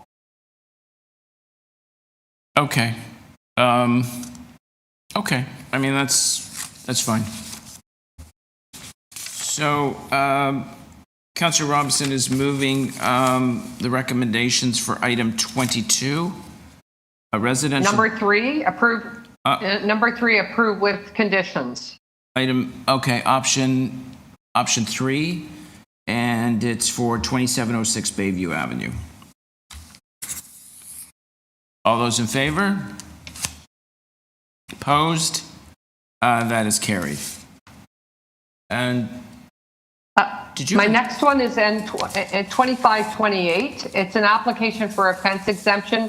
The applicant has asked, or the party involved has asked for a deferral based on medical reasons.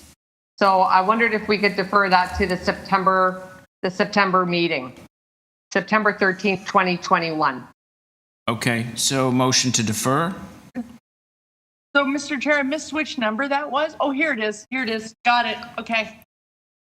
Yeah, it's a fence exemption at 134 Rykert Crescent. And we're deferring it to September. Seems like so far off. Okay. All those in favor of the deferral?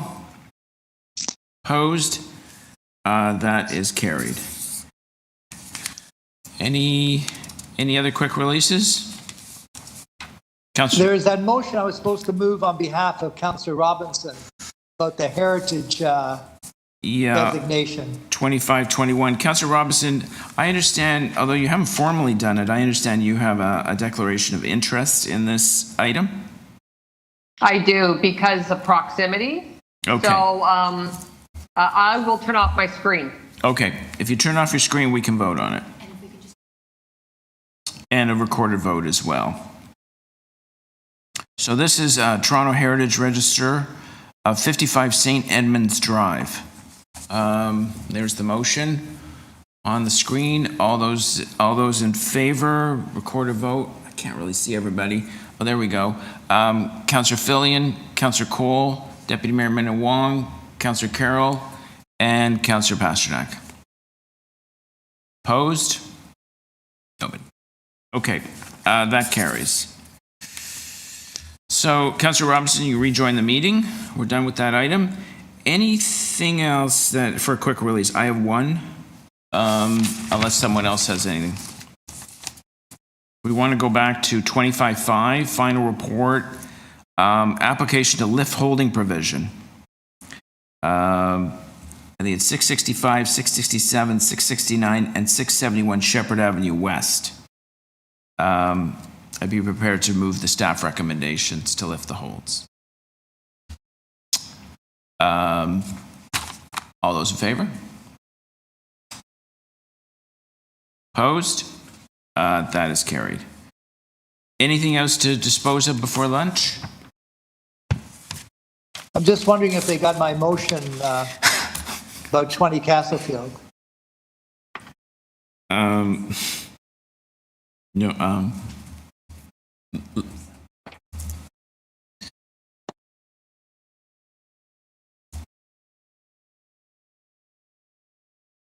The clerk has not received it? No, yeah. So, Councillor Cole, maybe talk to your office and send the motion. We can deal with it right after lunch. Okay. How's that sound? Thank you. That's good. All right. Mr. Chair, there's one other one. Okay. Mr. Chair, Mr. Chair, my item of new business would, if we dealt with it, I think that would free up some transportation staff from the afternoon. Yes, that was.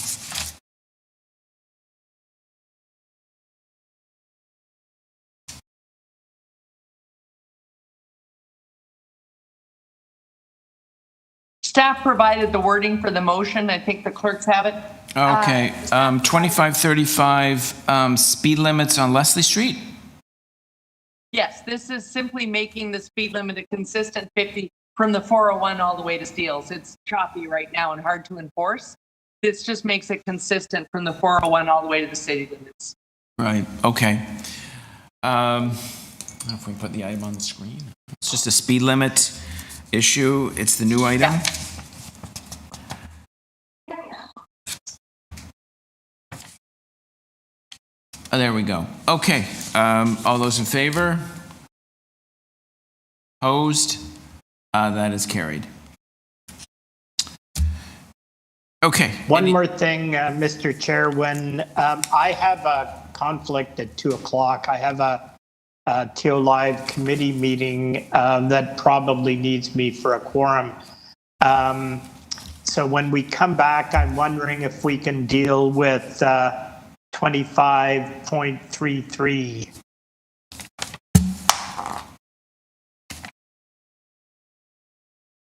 I imagine there's a speaker. I don't know that for sure, but so we would, but I don't think it's a long item.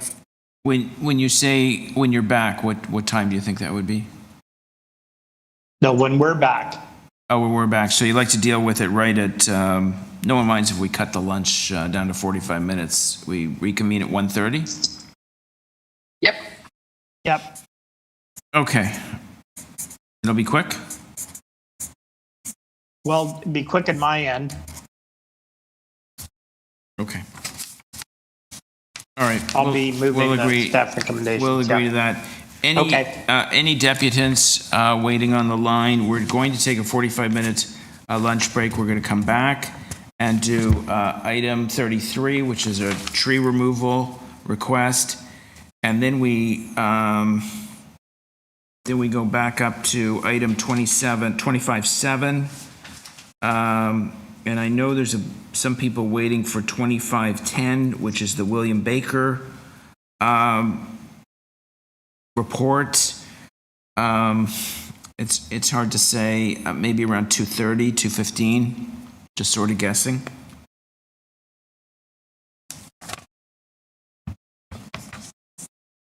And also, when will we deal with 25.7? We have someone waiting to speak. Yeah, so if deputants do disconnect, they will have to log back in. Yeah, we have speakers on almost at least half the items remaining. Yeah. Okay. All right, great. Enjoy your shortened lunch, and we'll see you back here at 1:30. Thanks, everybody.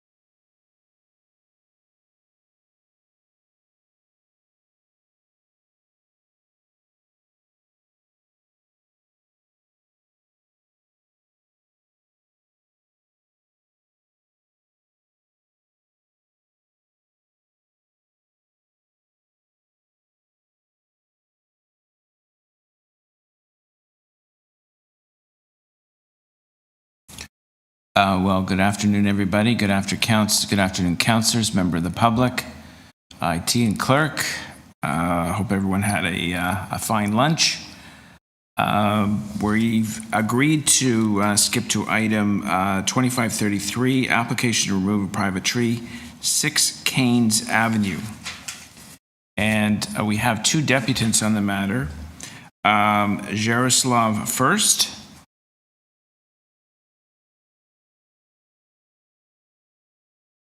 So we have Mr. First connected? To the chair, it does not appear that that speaker is connected. Okay.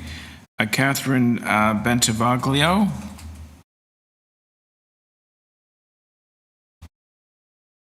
Catherine is connected. I am now unmuting their mic. Great. Ms. Bentivoglio? Hi, this is Catherine Bentivoglio. My husband is right next to me. Can you hear me? We can hear you, yes. Thank you very much for joining us. You have 5 minutes. Okay, thank you. So good afternoon, everyone. We've been living in this house for over 10 years, and we always loved the tree, and it was an important part of our backyard landscape. Last year, we decided to install an in-ground swimming pool, and the pool is laid out across the backyard towards the end of the property where the tree is situated. We wanted to move the pool and the construction away from the tree, but we also didn't want to move it too close to the house because in a couple of years, we'd like to have a future house expansion. So our biggest concern with the tree is our family and friends' safety. And the concern is that one day a branch snaps and falls on us as we have a lounge area around and under the tree. And there are also carpenter ants around the tree. And we think there's a nest somewhere in the tree because we see a path of ants going up and down all day. And it is also a walnut tree, and it produces walnuts around September that we think pose a safety for our family because from falling. And we're also worried that the walnuts will stain our interlock, our furniture, and damage the property. And we like to have trees in our backyards, and we were willing to plant new native species trees around our property. And thank you for taking the time to listen to us. Great, thank you very much. Any questions for the deputant? No? Okay, Catherine, thank you very much for your comments. Did we find Jaroslav first? Yeah, I'm here. We prepared a speech together, so I have no additional comments. You're declining to depute? No, nothing, no? Yes, correct. Okay, thank you very much. Questions of staff? No questions of staff. Speakers? Yes, I'll speak. The reasons given are not ones which, this committee has supported in the past or council has supported or which staff would support. So I will move the staff recommendations to deny the request. Okay, thank you, Councillor Fillion. Councillor Fillion is moving the staff recommendation to deny the request to permit the removal. Are there any other speakers on the item? Councillor Carroll, did I see a hand go up? No? Simply, I thought you were going to call the vote, Mr. Chair. Oh, yeah, okay. So no other speakers on the item. So we are voting on the staff report on 6 Caines Avenue. Staff are recommending denying the request. All those in favor? Opposed? That is carried. I believe we can go back up to item 25.7. Direction report for zoning bylaw amendment 50, 60, and 90 Eglinton Avenue West and 17 to 19 Henning Avenue. We have speakers on the item. Tom Cohen? Okay. Yes, Mr. Cohen?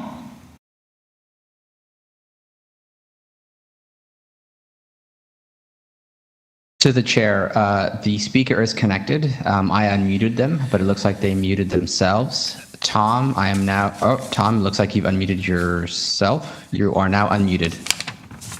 Hey. Thank you, Council. I've been waiting for some hours listening to democracy working, which is actually quite a beautiful thing. I really admire your patience. I admire how hard you work listening to citizens. I also admire your defense of walnut trees, which I think is an excellent cause. I chair... Sorry, I wonder, Mr. Chair, if I could interrupt, I wonder if you wouldn't mind muting your mic. There's some background noise. I'm having trouble hearing the deputy. Councillors, I chair Eglinton Park Residents Association, which is Yonge and Eglinton northwest corner between Yonge Street and Eglinton Park. And the development in question by Madison has been on our desk through 3 councillors, going way back to Councillor Stintz. And we in this, our Residents Association have had a long conversation all through with the residents and with Madison, the developer. It's a long story, and I put in a letter about it. The interesting thing about it, as this development has proceeded, is it started with one plot, one address, and there were long negotiations about it. The initial staff report said mid-rise. Councillor Stintz told them to go back and redraft, but not make it mid-rise. It came back huge. We went to the LPAT. We lost. It was the OMB then. At that point, we learned that Madison, the developer with whom we've had long and often fruitful conversations, had acquired the building next door, the whole Toronto Hydro project, and we're planning 2 towers, not 1. And we stepped back and said, okay, let's see what happens here. And we were called to a meeting in 2018 by Councillor Carmichael Greb, and Al Rozowski was there for planning, and the developers were there, and 3 of us from EPRA were there. And we saw a plan where the buildings were quite high. And we said, they're high, they're high, they're high. They're 24, they're 34, they're really high, 32, they're really high. And the planners said, well, look at all the wonderful things that planning and the developer worked out together in negotiation, how they've improved the separation and moved the platform and narrowed the buildings. It's much better. And we said, well, given how much you've gained and how much we would lose if it went in front of a court and all the things you've gained would then vanish, we will acquiesce and accept those heights then proposed and not fight it, and simply work in a kind of happy collaboration with the developer to talk about how to make this development as good as it could be. And we lived with that, and then some months ago heard that the developer's asking for 13 more stories, 6 on one, 7 on the other, on top of what we had agreed to. Our agreement was not a legal one written, but it was a kind of gentle person's agreement that that's the way we were going to go. So we, at our board, voted ferociously to oppose any further stories, and then we were very pleased to see the staff report agreeing with us and holding that they oppose giving further stories to this development. And what I'd like to say here is that we very emphatically support what the staff have said to you and hope fervently that you accept the staff report and not allow Madison to put 13 more stories on the building, which is already quite tall for the site. Thank you very much. Thank you very much. Any questions for the deputant? No? Okay, thank you, Mr. Cohen. I have a question for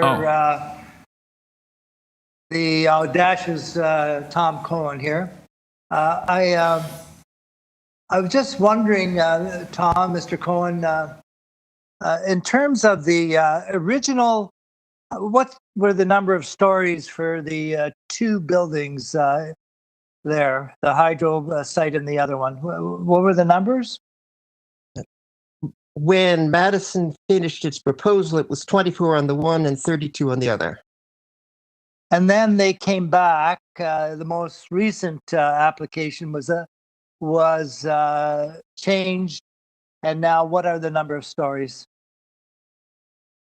Well, let me see. How does it go? I think it's 32 and 39.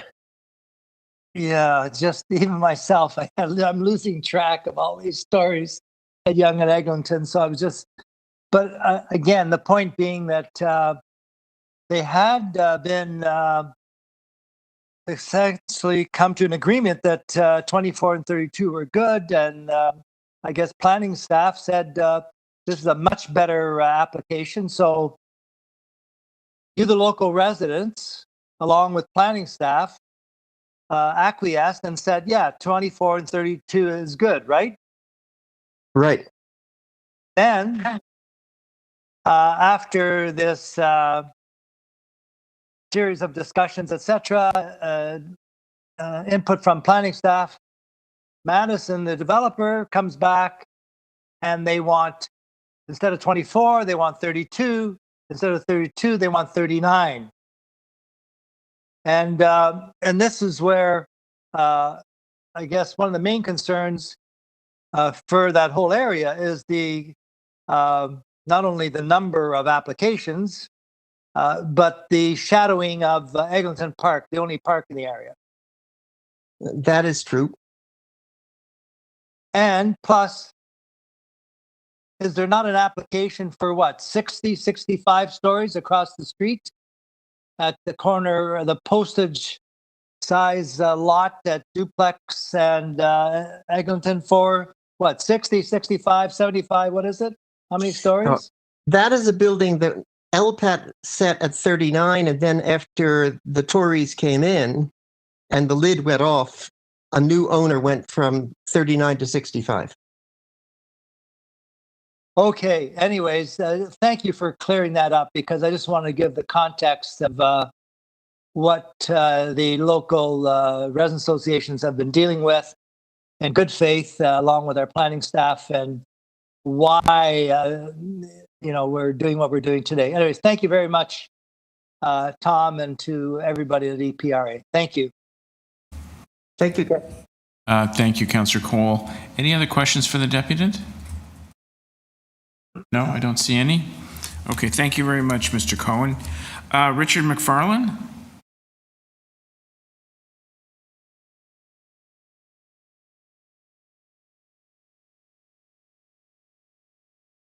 Through the chair, the speaker is connected. Their mic is unmuted. Richard, if you can hear us, please say a few words.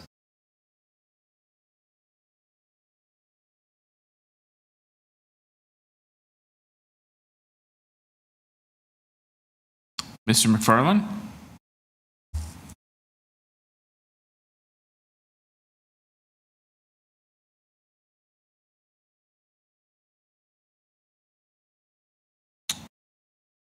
Mr. McFarlane? Through the chair, I'm attempting to troubleshoot with the speaker. Okay.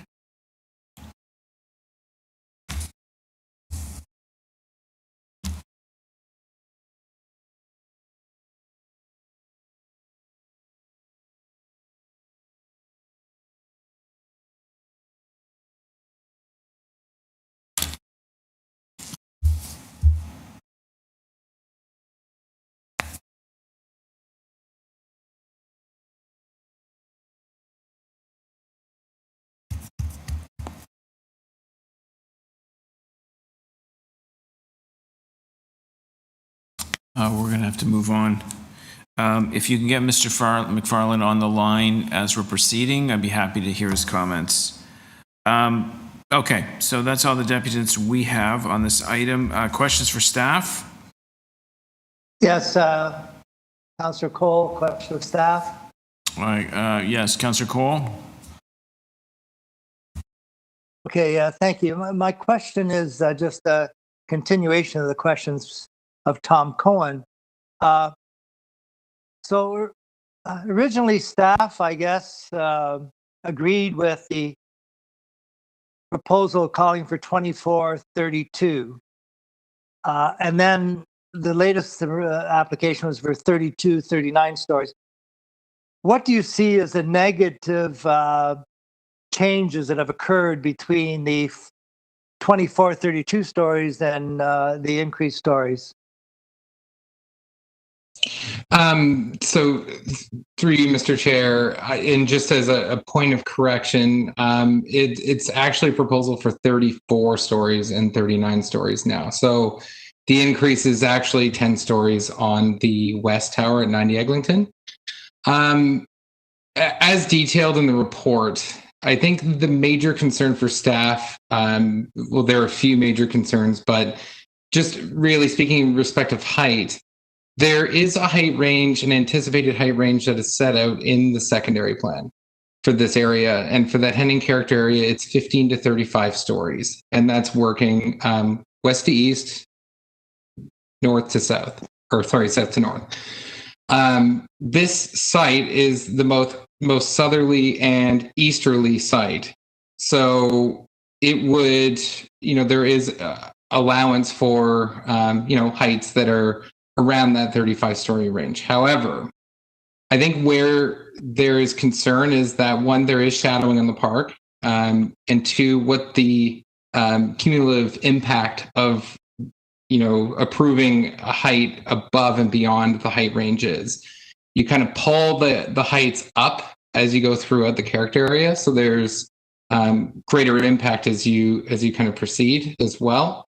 And I think that is really the concern, because as you've indicated, Councillor, you have a proposal that's increased on the east side of Duplex from 39 to 65 stories. So what you're seeing, and you're already seeing it, is that one gets pulled up, and now as you kind of work your way westward, the heights start to, the proposals we're seeing start to increase.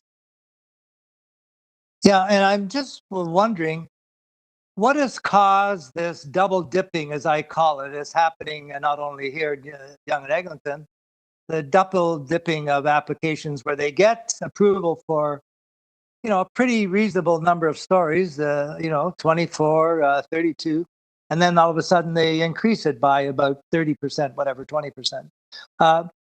Why are they going for greater heights where they once were going to get, a reasonable height in the 30s, now they want 60s. So what has caused this coming back for this greater height and density? Besides the financial benefits, yeah. So I think Al's on mute. I'll let Al lead, and perhaps if I need to jump in with clarification, I'm happy to do so.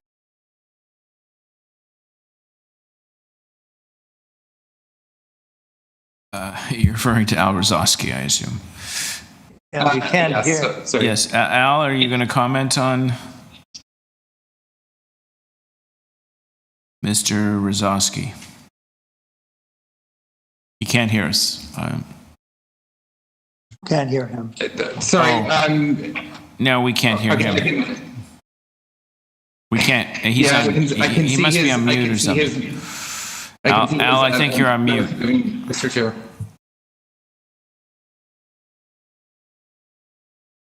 So maybe, Jason, you should just continue. Sure. And, I can't really speculate on the reasoning for, applicants coming back in and for, an increased height in the area. The secondary plan does provide direction that is, I guess, clear in the sense of height ranges and height guidance, and that's that's reflected in the plan. So it's again, I cannot speculate on that, but because there is a policy framework in place now, the applications that we're seeing typically are within the ranges that are set out in the plan, this being an exception. But I think, since 2019, we have seen applications come in and, with the approval of OPA 405. Yeah, and that's where my fellow members of council, that's when, as Councillor Robinson knows full well, when we had Midtown in focus, that plan called for certain heights and agreements, and then the province ripped up that Midtown Focus Plan came in with official plan amendment 405, which allowed for greater heights and densities, and what they call character area densities too, right?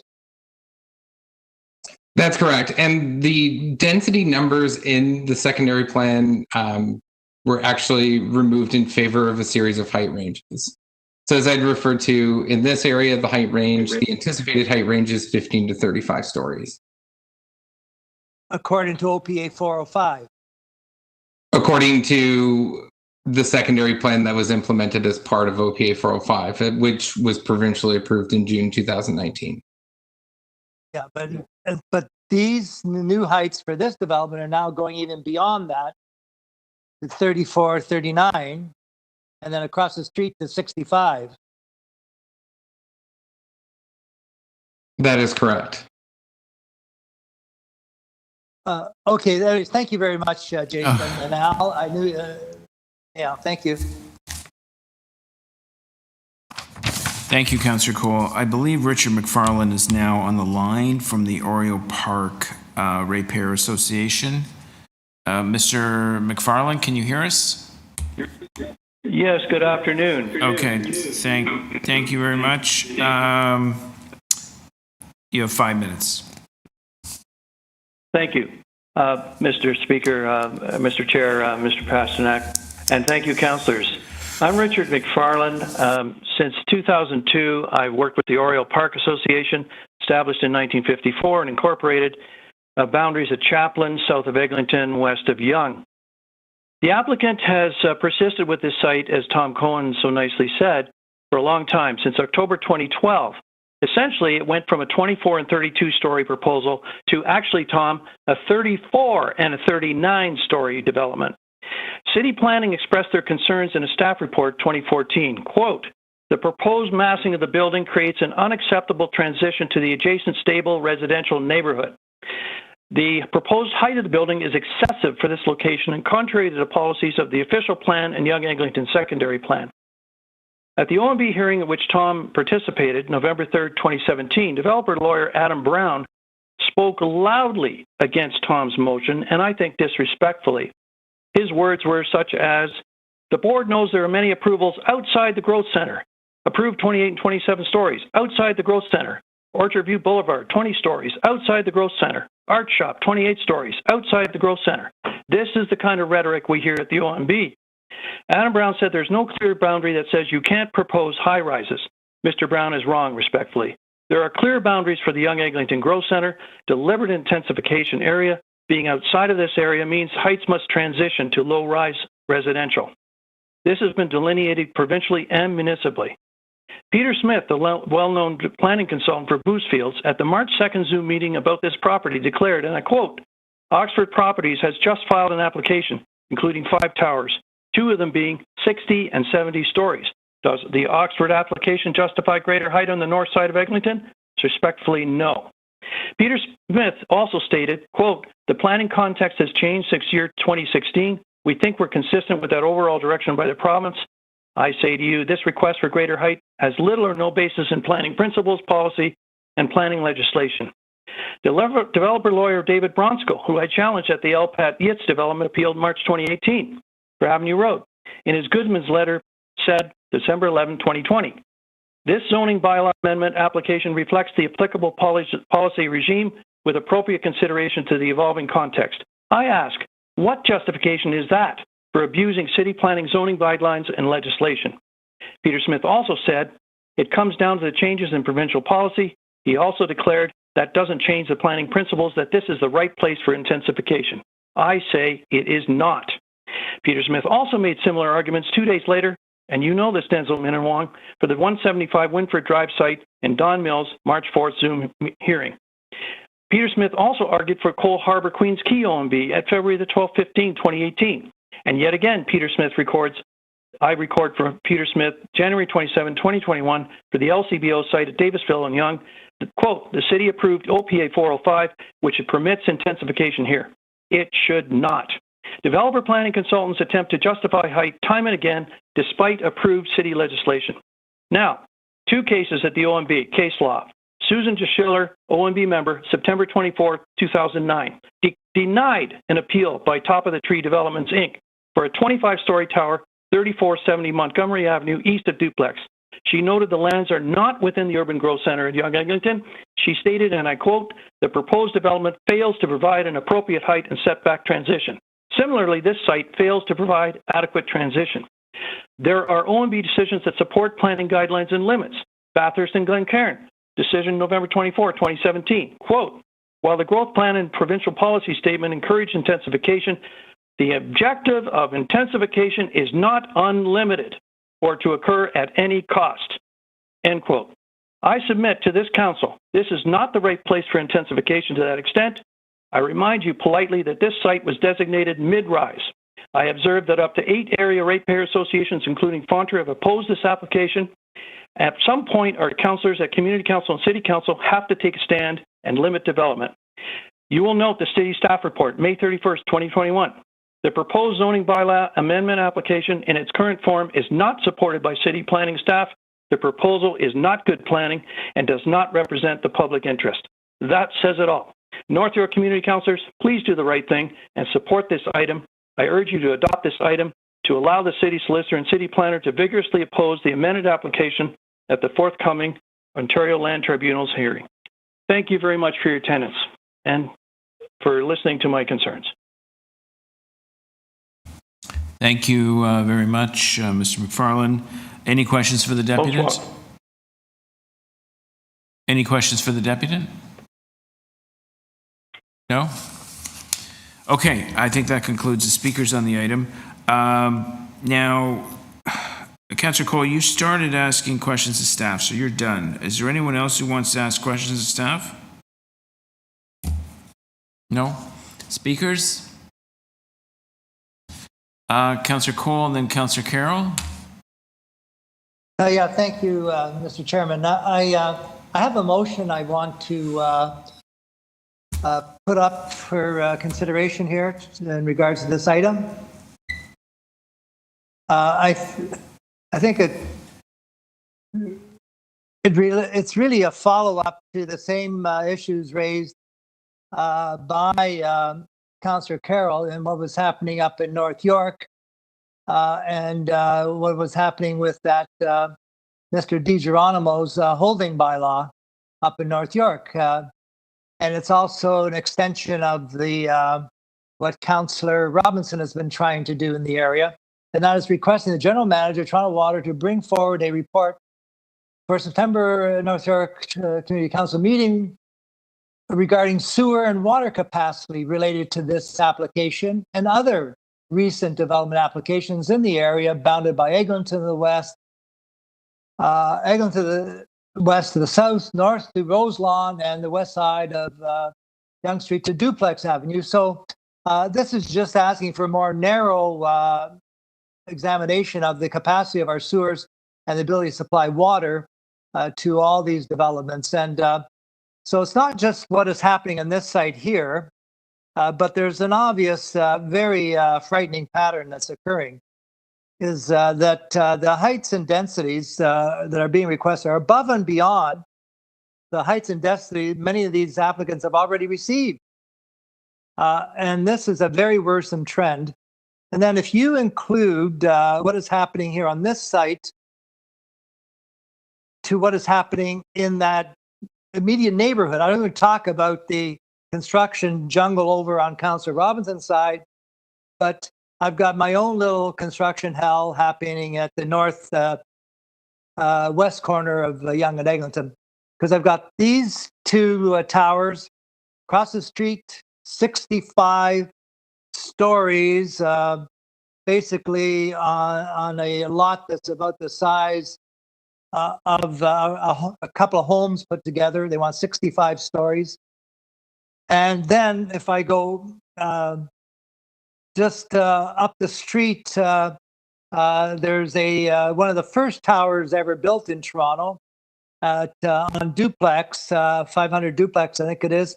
They already have, I think it was the tallest tower in Yonge and Eglinton for years. I think it was 32 stories, stuck out like a sore thumb. Now they want to add on 2 more towers on that site. and some green space that's left there. And then on Yonge Street, I've got 2 towers under construction, 2 more anticipated. I can't keep track. So in that quadrant there are basically going to house the same number of people that are in, whatever it is, Guelph, Ontario. We're going to put them all into, my side of the Yonge and Eglinton. And the question is not only, and I'm going to limit it to just the sewer capacity, never mind the capacity of all the infrastructure, whether it's the schools, the park space, whether it's the public amenities, etc., where these people are going to be able to spend their time when they come out of these small little units in the sky. So at least let's find out if there is sufficient sewer and water capacity here. And then on top of it, I should mention, as Mr. McFarland said, the Oriole Park said, to the south, we've got 5 towers coming at the Canada Square site, where they want up to 70 stories, 5 towers. So if we put these all together, do we really have the capacity to provide sewer and water to them? We certainly don't have any grass except at Eglinton Park, which is going to be like a darkened, overshadowed lot now with all these towers blocking the sun.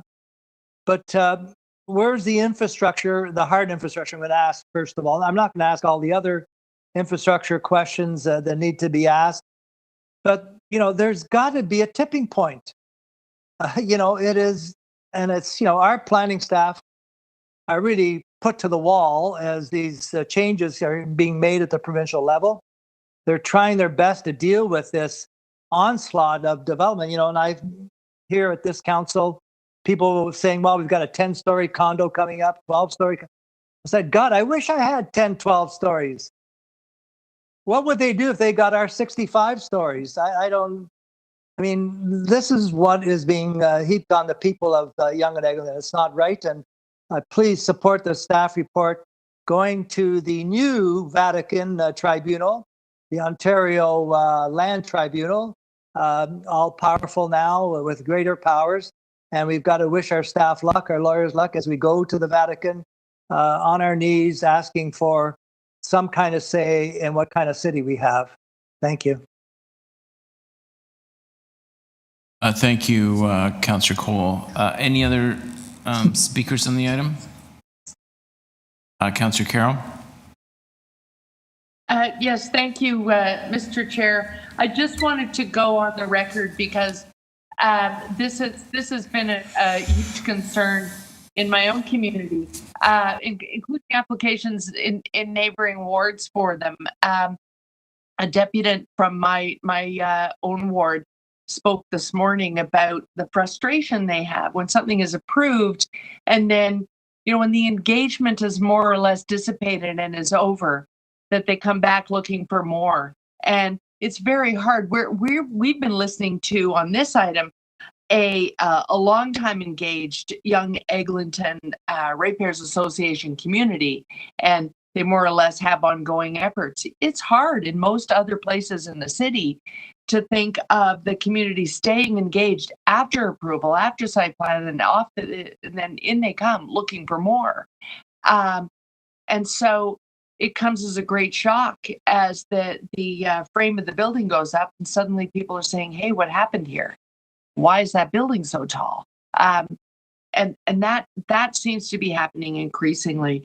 The deputy in my area spoke to the Canadian Tire lands when they were first proposed.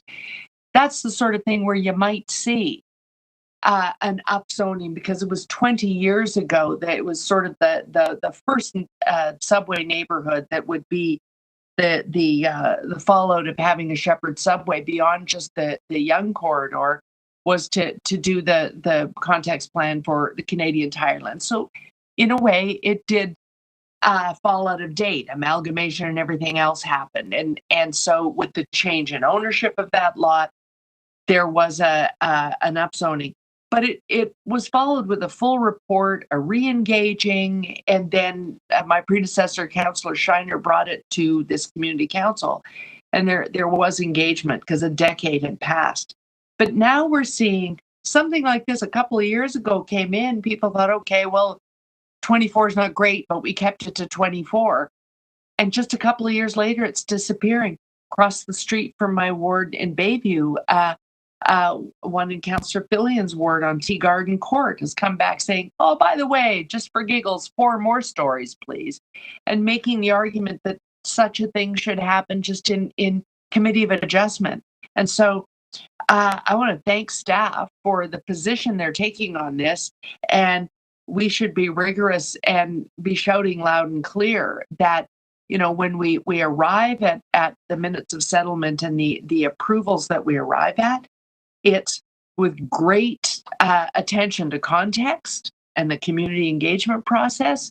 So this coming back chronically just a scant couple of years later to say, now that we're ready to build, can we have 4 more stories or 10 more stories? In this case, we have to put our foot down and say this just isn't on. And so I heartily support the staff recommendation and thank them for taking this stance on behalf of Councillor Cole. Thank you, Councillor Carroll. Councillor Robinson? Thank you, Mr. Chair. I just want to echo the comments I've heard today. I was so pleased to hear the conversation this morning in Councillor Shelley Carroll's ward, what was happening there. Some proactive work. I have been talking about this for years. Just trying to look up the motion. I moved at Toronto City Council, I think at least 8 years ago, maybe longer. I was the first Midtown councillor to identify the infrastructure issues, and I'm sure if Councillor Cole had been there at the time, he would have beat me to the punch. But I was pleased to move that motion. The issue is not much has happened on it. And this is back to the days of Chief Planner Keesmaat, where we had these discussions about holds, moratoriums, infrastructure. And on a number of occasions at executive committee or planning committee, I would bring up the issue of sewers and water pipes and access to water. Simple pleasures, but necessary ones. And Lou was very concerned. We heard from our head of Toronto Water today about their concerns, and he was concerned about pumping water up to the top of some of these towers. And this was years ago. So we need that infrastructure study done at Yonge and Eglinton, and I'm very happy to see Councillor Cole move this motion. I hope you'll all support it unanimously, and it'll be interesting to see what unfolds in Councillor Carroll's ward, but I'll be watching that closely. But this is a major problem, and I've had 2 examples of what Councillor Cole's experiencing on Bayview. A 15-story popped up suddenly to a 27-story request.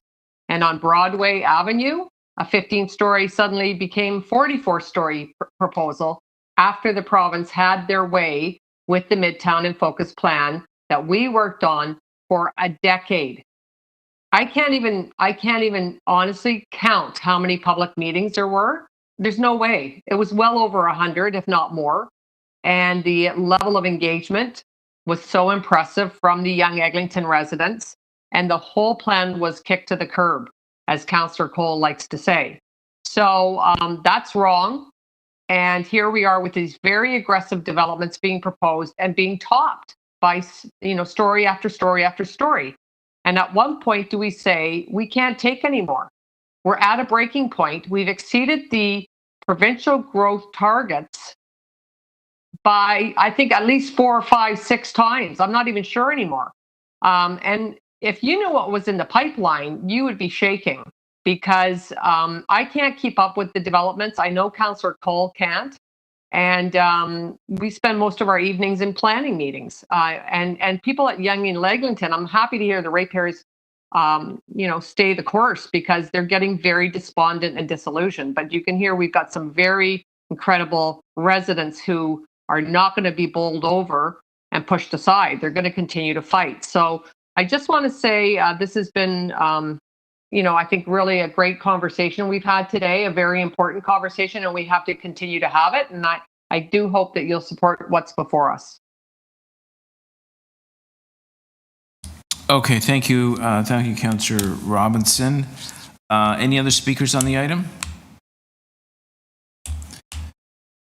Okay, Councillor Cole, are you moving the item? Staff report with my motion too. Yeah, let's put the motion on the screen again. Okay. There we go. Everyone take a look at it. Asking for the sewer study.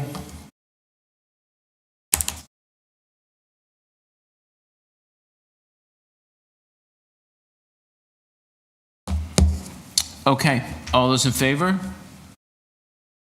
Opposed? That is carried. The item is amended. All those in favor? Opposed? That is carried.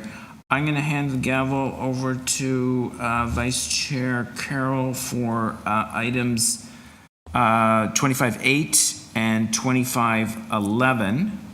There's no speakers on either of them. And then I'll be back in a minute and I'll take the chair back for 25-10. How's that sound? You bet. We'll cover you, Mr. Chair, Councillor Pasternak. Thank you. So, councillors, item number 8 is the request for direction report for 2 Valleyanna Drive.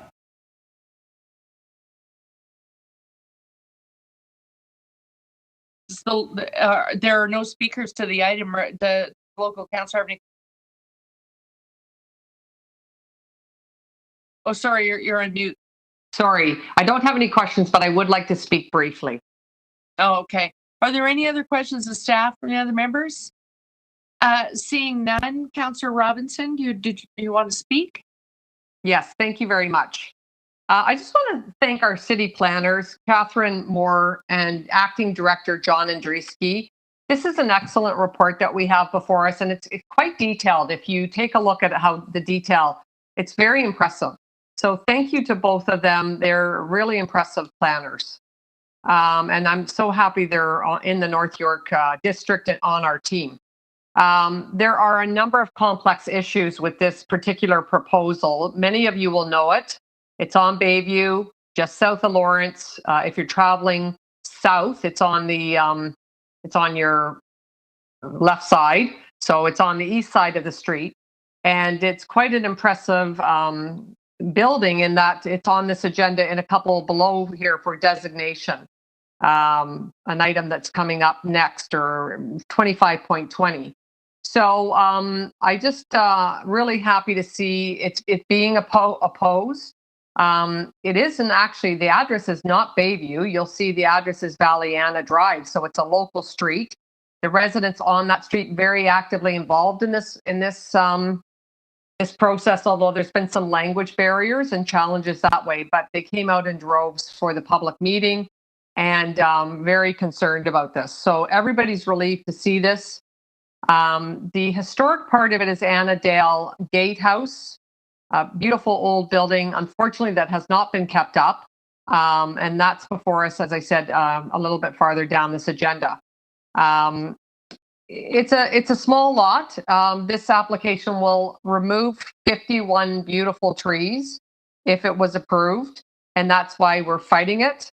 The setbacks are inadequate, and we would lose a lot of green space, as I said, and along with the trees. So a tall row of Siberian elms along Bayview frontage, we would be part of the loss, and it's really part of our canopy in this area, in the kind of, I would say, Lawrence Bayview area. So right now there's a for sale sign out front too. That's just popped up in the last few weeks, so I'll share that with you. But I want to thank the Valleyanna Residents Association and the neighbors on Valleyanna Drive for their engagement. And again, to the planners, thank you for taking this position, because it's not appropriate for this area. And we look forward to continuing to work with you on the proposed height that's not appropriate. The configuration is bizarre beyond words. the building orientation, had conversations with the chief planner about this, and the lot coverage. All of these things don't make sense. And if you really drill down into this application, you'll see the height and the configuration, building orientation, all really odd, strange, off, and the lot coverage. So these are the things that planners are very concerned about, as is the neighborhood. And thank you again to all involved. Okay, thank you, Councillor. If there are no other speakers, you have no new motions, Councillor Robinson. You're moving the staff recommendations in their entirety? Yes, please. Thank All in you. favor? Opposed? That is carried unanimously. Madam Clerk, I see that the chair, who had to step out, is holding item number 10. So should we move on to item number 11? The chair has just walked back in the room, Madam Vice Chair. I will let him respond. Oh, okay. So, Mr. Chair, our next item, if we're following in order, is item number 10, which you held earlier. It's the preliminary report on William Baker District. But if you want, we can go on to item number 11 and let you catch your breath. Yeah, no, I'm okay here. I think we have to. We should do 10 because we've got speakers who I believe have been waiting a long time. So we'll do that. We'll do that I'll now. hand you back the gavel. Hopefully they're still on the line. We'll see in a minute. I'm looking for Katie Krelove. Yes. Hello? Ms. Krelove? Yep, can you hear me? We can hear you. Thank you very much for joining us. You have 5 minutes. Ani, thank you so much. So my name is Katie Krelove. I work as an environmental educator and campaigner in the city.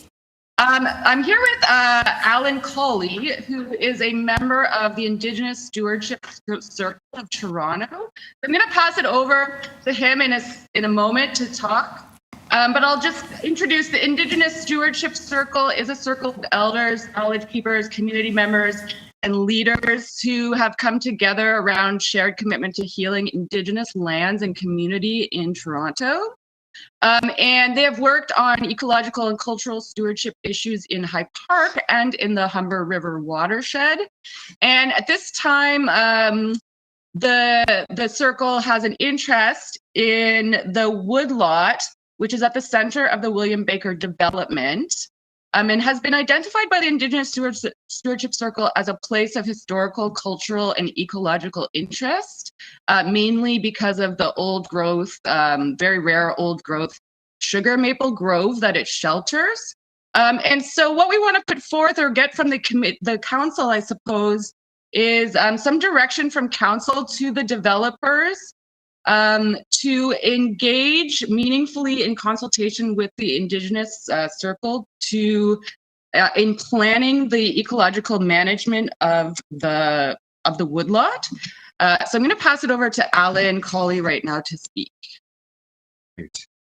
Ani Bojo, Chichak, and this them. So yeah, this site is so much potential. I think, as a person growing up here in the city, there's an opportunity for Toronto to get the sugar bush and set up a development that is going to enrich not only ourselves, but our children and, so many kids, generations to come in having the stewardship. And so what I'm looking for is, I guess an agreement or put forth what the developers are interested in saying, I'd like to steward the land and take care of the land, and for myself and my children have a place to stay. Yeah. So I'll just add that we and other members of the stewardship circle did have a walkthrough of the woodlot area with members of the Canada Lands consultation team and city planners back in March. and sort of a little bit of a visioning session of what Indigenous stewardship and management of the land could look like. And so I know that we know that within the plan so far that the woodlot is going to stay and stay a green space, and the trees will be saved. So what we're looking for is just further engagement and consultation, and for further engagement and consultation and meaningful opportunities for the Indigenous Stewardship Circle to contribute to the management plan for that woodlot.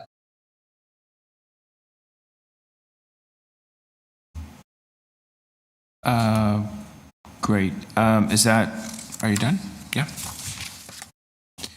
Yep. I mean, I know from looking over the preliminary report that the ecological management plan is not finalized yet, so it's not part of the report. So the development of that plan could be a really good opportunity for the kind of engagement that we are looking for. So, I mean, I don't think we have a strong idea of what council can do to help facilitate that, but some sort of directive to the developers would be a good start. Yeah, no, thank you very much. I have walked that woodlot myself, and I have a motion to kind of firm up our commitment to it and involve Indigenous groups as we go forward. Any questions for the deputant? No? Okay. All right, well, thank you very much. Just one question. Excuse me, Mr. Chairman. Yeah. What is the name of the woodlot? I think it's called William Baker's Park at the moment. Is there an Indigenous name for it? No, I don't think so. But it will be, a sugar camp. We would look at a name and a place to establish that. Yes, that's good. Look forward to that. Yes, just thank you, because the William Baker doesn't seem to be an appropriate name at this point. Maybe it is, I don't know. But anyways, thank you for considering that. Thank you, Councillor Cole.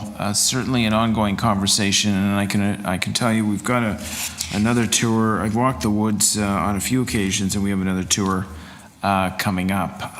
But that is central to some of the discussions in this development, and they are federal lands, so they're not in private hands.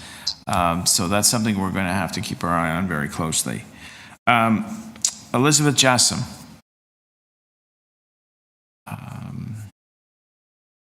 Through the chair, that speaker is not connected. No. Josie Cascadio. Through the chair, that speaker is connected. I am now unmuting their mic. Hello. Hi, Josie. Welcome. You have 5 minutes. Thank you. Thank you, everyone. Is that Casciato? Casciato. Casciato, Mr. Chairman. With all the Italians, you just got to learn I know, Italian. it's hard. It's a very hard last name to pronounce. No, it's a beautiful last name, Casciato. I know, but you have to know the pronoun. But thank you. Good afternoon, everyone. And thank you very much, Mr. Cole. My name is Josie. They call me Josie around here. I live in Downsview, neighbors of the William Baker proposed project. I am an active member of local associations. York Center Senior Steering Committee is one of them. We are registered as non-profit organization, and we are working with experts and professionals in collaboration with community members with a clear vision of the Downsview lands. We are working with the community at large to co-create a seniors village at William Baker. I'm asking the city staff to take in consideration the safety aspect of this project, protect our trees and our park area, and do not allow any street to cross from Keele Street to Sheppard Avenue.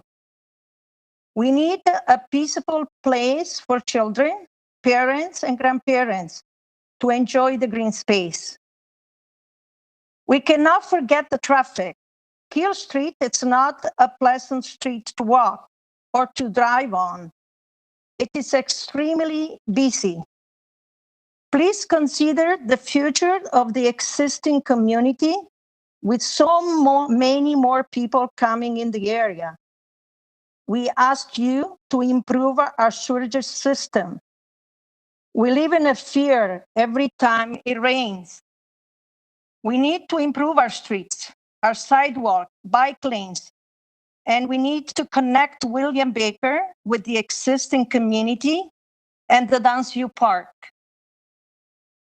The community on the west side of Keele Street paid the price for the closure of the Downsview military base. Unfortunately, Canada Land Corporation has not been a very good neighbor. We are asking our councillor and the city planning department to help Canada Land to make better plans for Downsview land. We have a lot of going on in our neighborhood. It can be stressful and overwhelming for all of us. We are asking to take every comment from residents in consideration.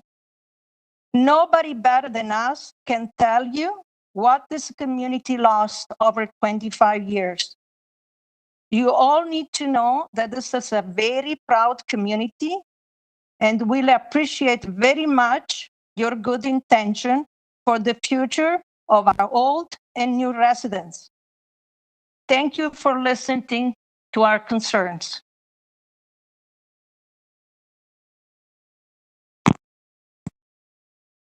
Thank you very much, Josie. Other than me, are there any questions for the deputant?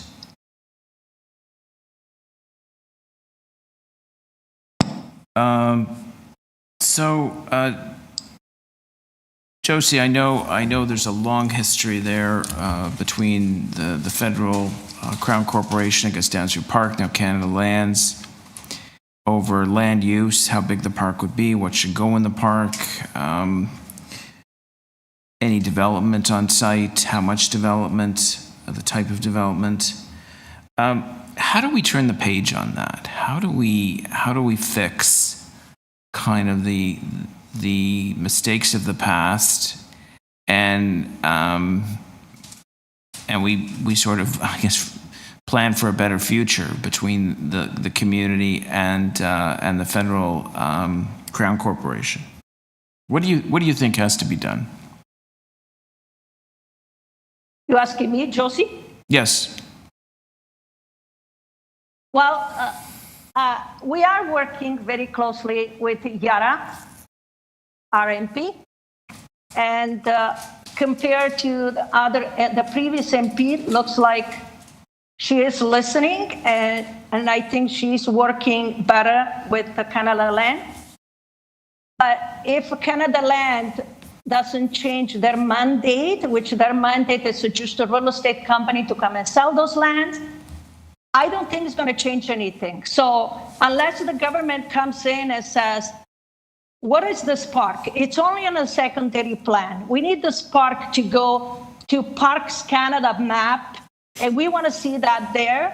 And then I think Canada Land has to change the mandate for those lands. And that's what we're trying to do. And we're going to really work on this with Yara. And I appreciate if you can help us with this. And we really appreciate all your letter of support and all the support that we have from the community. So one thing that was planned or talked about during the William Baker consultations was a seniors village. Can you just sort of describe on how that really is a non-negotiable piece of this development application? Well, I think once people in the community, your support and Yara support, I think this will come through with the support of York Central Senior City Committee. Elizabeth did a lot of work around this. We did present it to both of you, and we're going to present to the community in the next few months. And I think that we did a good work. And if this is not being supported from the city and from the federal government, means, I'm sorry, Point of order, they don't deserve. Mr. Chairman, could you mute yourself? We're getting this wind tunnel effect. Sorry, Josie. That's okay. Scusa. No, another way. So yes, that's what I think we did a lot of good work this time with William Baker and with the seniors village. It's in a good stage. There are a lot of professional people involved. With the help of the MP and your support at the city level, I think this village can be done. Okay, thank you very much, Josie. Clearly, there's a lot of discussion, a lot of work to do on this file. Just as a reminder, all we're doing today is giving staff the okay to continue with community consultations. We're not approving any development on the site. So, so that's all that's before us today to proceed with more consultation. So I know you'll be very much involved. Thank you very much. Thank you to you. Are there any other deputants on this item? Do we ever connect with Elizabeth Jassam, or we're done?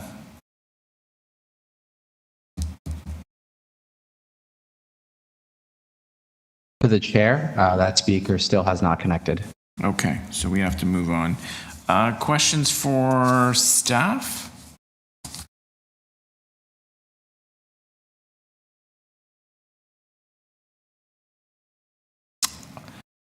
All right, well, I have a couple. This woodlot is a very vital part of the local heritage, and you've got a very intense development. How can you balance this intensification with something with a heritage, I guess a heritage woodlot? What is your plan to balance those two?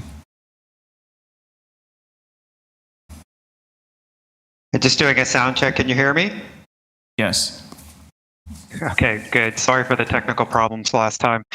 The woodlot is referenced and has policies in the Downsview area secondary plan.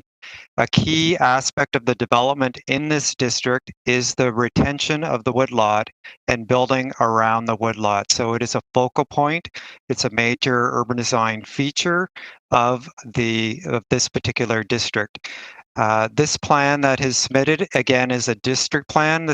It has at the south end, a plan of subdivision and a rezoning application. Not all of the district is subject to those other forms of application.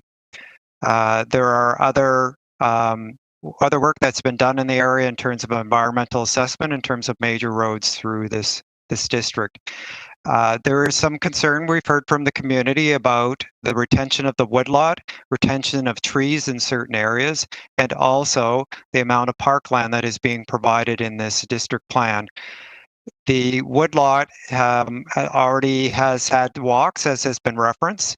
There's been a lot of pre-application consultation by Canada Land, so we thank them very much for that. And also, through comments already received on the application, we have concerns that have been expressed by forestry in terms of retention of trees. So we have a central woodlot, which is being maintained. There is also some areas of trees that apparently there are weed trees. This is quite common along an arterial road like Keele, where you have trees that have grown in some of those areas. Some of those trees are being proposed for removal. So through this process, when we're at the beginning of the process for this district plan, we will determine what features need to be put in place in terms of protecting the woodlot and its edge, which has some parkland edge. It also has some connections to the larger neighborhood that is being formed through this development. Thank you, Al. The other big issue that keeps coming up is there's a real desire of the surrounding community to see a seniors village built there. And a motion passed earlier this year for planning to come back with seniors village guidelines. Now, this parcel is going to be sent out through the federal government, I guess, to an RFP. How do we ensure that the concept and the characteristics of a senior village be included in any future development? Okay, we know, looking at the demographics, that there's a big desire for seniors housing. This is a part of the city of Toronto that has a lot of empty nester households. It has a lot of seniors. There are already seniors in the seniors accommodation in the area. There's a carve out, if you'll notice, when you look at the plan, that has frontage on Keele. So there's a seniors care facility already in the area, and we're in discussions with them. It's an aging facility that needs replacement. So that may factor into this district plan. It may get folded in, or it may have to have a design which respects this district plan. So certainly, just like we encourage family-friendly housing, we can work to achieve a seniors housing component in this redevelopment. Okay, and finally, I guess on page 9, you've written here, as currently proposed, the development is not in conformity with the requirements of the Downsview area secondary plan, particularly with regards to the required parkland and open space provisions of the plan. How are you expecting to address that? That's a major concern with the federal landowners. Yes, we've identified several issues in the report, and the parkland is not to our satisfaction. We have comments from Parks, Forestry, and Recreation already. We have some development that's being proposed on park area, so there's a bit of reconfiguration that's being proposed in terms of the parkland. So that is one of the issues that we will be working through the process to ensure that there's an adequate amount of parkland being provided, and also that the parkland configuration is in enhancing the core design feature of this district, which is the woodlot. Okay, thank you very much, Al. Any other questions for staff?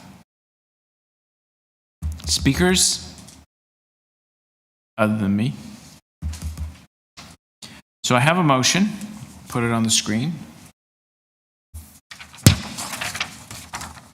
And I'll work through it. Number 1 is during the planning process, explore the potential leveraging city-owned lands north of the William Baker neighborhood study area between Tuscan Gate and Keele Street into a publicly accessible multi-purpose active transportation corridor designed as open space parkland. There's some orphan green space there, and the local BIA, the Duke Heights BIA, has asked that it be retained as green space.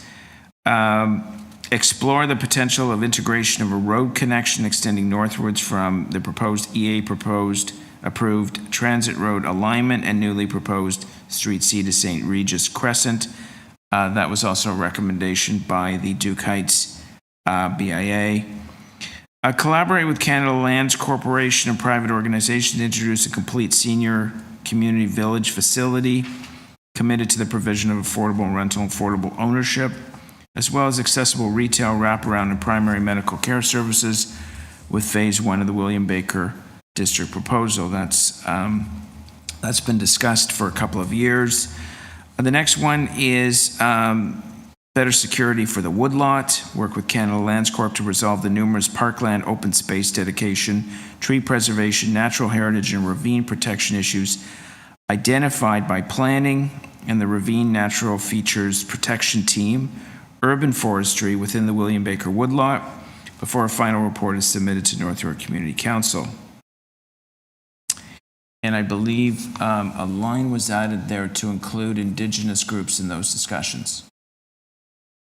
Number 5, further engage Canada Lands Corporation, the school board, TCDSB, to consider highlighted student capacity issues in the building of new schools within the Downsview Secondary Downsview area secondary plan boundaries. School capacity is a major issue in the area. Work with Canada Lands to explore a potential partnership with the neighboring Downsview Long-Term Care Center to be part of the Seniors Village in the William Baker District lands. Some discussions had taken place prior to the pandemic. We'd like to revive those discussions and to expand the community consultation notice radius over an area bounded by Grand Ravine. So we're just expanding it beyond the 120 meters. This North York Community Council meeting saw over 100 acres of vacant land in my ward come up for development, the Allen District, which is controlled by Crate TO, and of course William Baker, which are federal lands. And I'm not anti-development, but I'm a strong supporter of responsible development. And on the William Baker side, part of the challenge there is we're working with a long history of disconnect between the federal government and the Land Corporation, Downsview Park and Canada Lands, and the local community of what was promised in the mid-1990s and what is actually delivered today. The development plans under the secondary plan adopted, I guess it was first discussed back in 1999, and then its latest iteration was 2011, and of course it's going to be reopened because of the sale of the Bombardier lands. Clearly, I just want to once again pledge my support to preserving the woodlot and making sure that it stays in its current form, as it's a natural treasure. I've been there several times, as I mentioned. We're going out on a community walk in a week and a bit, and it is truly a remarkable forest. The Seniors Village, if anything is ever built there, we want to make sure that we have an affordable, accessible, and supportive Seniors Village. The community's been advocating for that for a couple of years. We believe that it can be incorporated into this plan.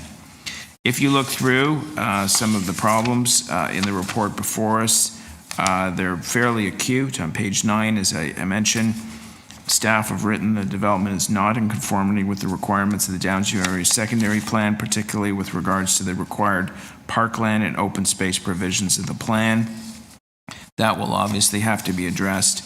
On page 11, it says that the staff have concerns with the proposal in its current form as they consider the proposal not consistent with the secondary plan and does not support the rezoning and district plan identified in blocks 2, 4, 5, 14, and 15 from parkland to development blocks. On page 12, our staff have written, staff do not consider the proposed parkland dedication in keeping with the conceptual parks and natural heritage features. And it also says urban forestry staff have indicated concern with the proposed development and the conversion of blocks 2, 4, 5, 14, and 15. So these are major obstacles, and I want to once again clearly highlight to the community that all we're doing today, we are not approving any development. All we're approving is extending the consultation process. I've got to thank Canada Lands for their pre-application consultations. It was pretty exceptional in the sense that some of it was done on a pop-in or presentation basis before the pandemic, and they did the best they could during the pandemic. But these are all issues that are major. They're not easy to overcome, but the community voices will continue to be heard. I will be working with my federal counterpart to make sure that some of the key elements of concern are addressed, that the stable neighborhoods are respected, that the Seniors Village is built, and that the woodlot, historical woodlot, is protected. So I thank you. I thank you for that, and I would ask my vice chair to move the recommendations, unless there's any other speakers.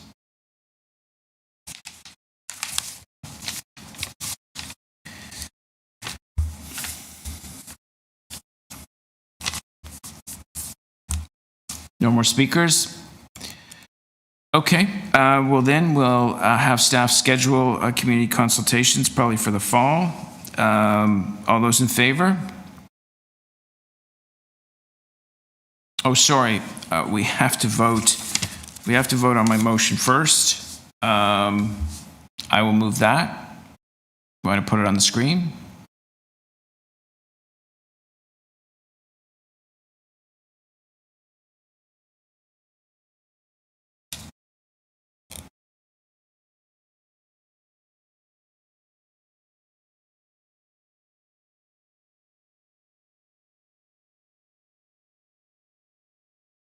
So some of it's pretty standard stuff, more consultation, listening to indigenous groups, school board, school capacity in the area, a wider distribution, and of course, Seniors Village and the Woodlot. So we've covered all those topics. All those in favor of the motion? Opposed? That is carried. The item is amended. All those in favor? Opposed? That is carried.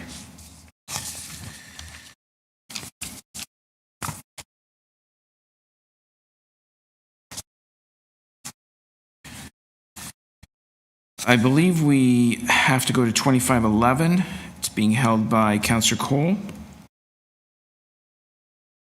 20 Castlefield Avenue, 565 Duplex, and 567 Duplex Avenue.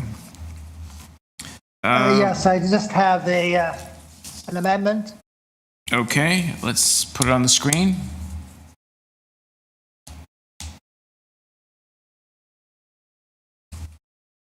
Yeah, just requesting that the acting director set up a working group basically to ensure a coordinated, expeditious transformation of the Green Pea property into a public park, as in the Midtown Focus OPA 405 plan. So just move the staff recommendation along with this setting up of this coordinated group between planning, parks, and the Green Pea. Okay, all right. Any other speakers? No? Okay, all those in favor? Opposed? That is carried. The item is amended. All those in favor? Opposed? That is carried. Okay, I think we can jump over to item 2520. Councillor Robinson, intention to designate Part 4, Section 29 of the Ontario Heritage Act to Valleyanna Drive. I don't have any deputants listed. I'd like to move staff recommendations on that. Okay, staff recommend. Any other speakers? Staff recommendations moved. All those in favor? Opposed? That is carried. Okay, I think we're moving to 2525. I do not have any speakers on the item. It is encroachment appeal 225 Courtly Boulevard. Councillor Cole. Yeah, I guess we're moving staff recommendation. Okay, staff recommendations moved on item 2525, encroachment appeal 225 Courtly Boulevard. All those in favor? Opposed? That is carried. Item 2526, which was timed for 10:45 this morning. We do have a speaker on this item. We have two speakers. Is there a Catherine Sheppard on the line? To the chair, that speaker is connected. They've been provided with the audio panels. To Catherine, if you could please click on Connect Audio at the bottom of your WebEx panel. We can then unmute you so you may speak.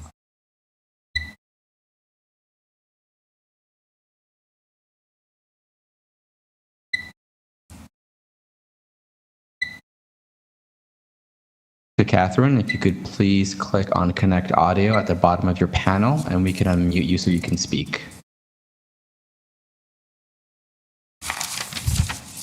Ms. Sheppard?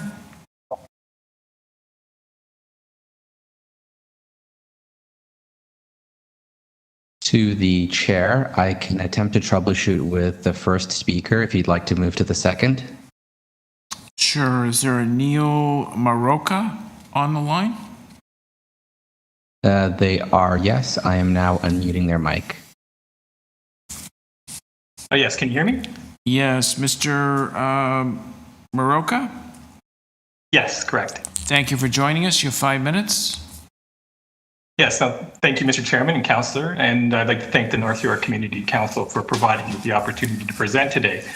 My name is Neil Maroka. I am the homeowner at 45 Banff Road, which is adjacent to the property at 43 Banff Road.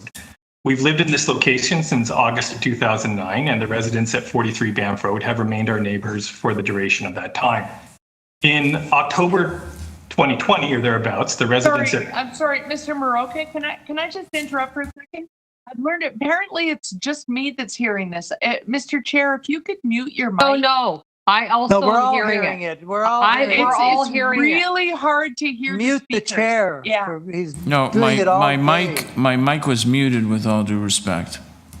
Then why am I the only one complaining about it? Oh, no, I'm hearing it. No, we're all hearing it. We're all hearing it. It's like someone dragging a bag of cement. Oh. I think we're good now. It's gone away. I'll continue, but thank you.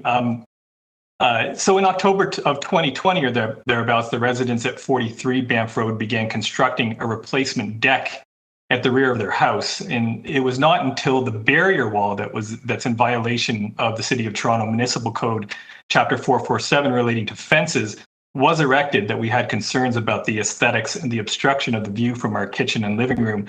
The height of the new barrier wall matched the height of our own privacy screen, which has been in place prior to when we moved into our own home. Unfortunately, while our privacy screen extends approximately 8 feet from the back of our home, the newly constructed barrier wall extends an additional 5 feet from there. And furthermore, the new wall includes an unnecessary wood cap that extends about 8 inches from that wall, reducing our view by several more degrees. I'm not sure if you've been able to see the pictures that we provided in our letter, but while the barrier wall may be aesthetically pleasing from the perspective of the residents next door, we are unfortunately looking at unfinished and exposed bare studs and black plastic composite decking material. The new wall significantly obstructs the view of the trees from the back of our home and substantially detracts from the enjoyment of our backyard. In the application for the fence exemption, the residents at 43 Banff Road state that the barrier wall provides privacy, security, and is aesthetically pleasing. I would submit that our own privacy screen provides a great deal of privacy to our neighbors, and that there's no degree of security that's provided by an open wall that's attached to their deck. Furthermore, I would suggest that the barrier wall would provide the same or similar aesthetic impact to the residents of 43 Banff Road if it did comply with the City of Toronto Municipal Code and was restricted to a very generous 2 meters height above the surface of their deck. Based on this, I would respectfully ask that the North York Community Council deny the application for the exemption submitted by the property owners at 43 Banff Road and require that any new fence comply with the City of Toronto Municipal Code, Chapter 447. Thank you very much. Thank you very much. Any questions for the deputant? I have a quick one. So I'm sorry, I missed your name with all the audio issues. My name is Neil Maroka. And Neil, you live at what address? 45 Banff Road. 45 Banff Road. So you're beside the applicant. You're beside the residents requesting the fence. That's correct. Immediately beside. Okay. Okay. I didn't know you had concerns with this. This is the first I'm learning of it. So is there any other speakers on this item, Mr. Chair? Yes. Earlier we were trying to reach a Catherine Sheppard.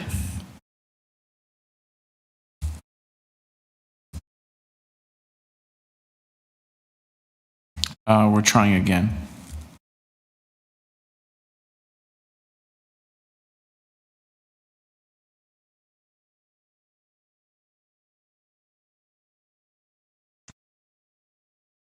To the chair, I believe we have successfully connected Catherine Sheppard. If you'd like me to unmute their phone line.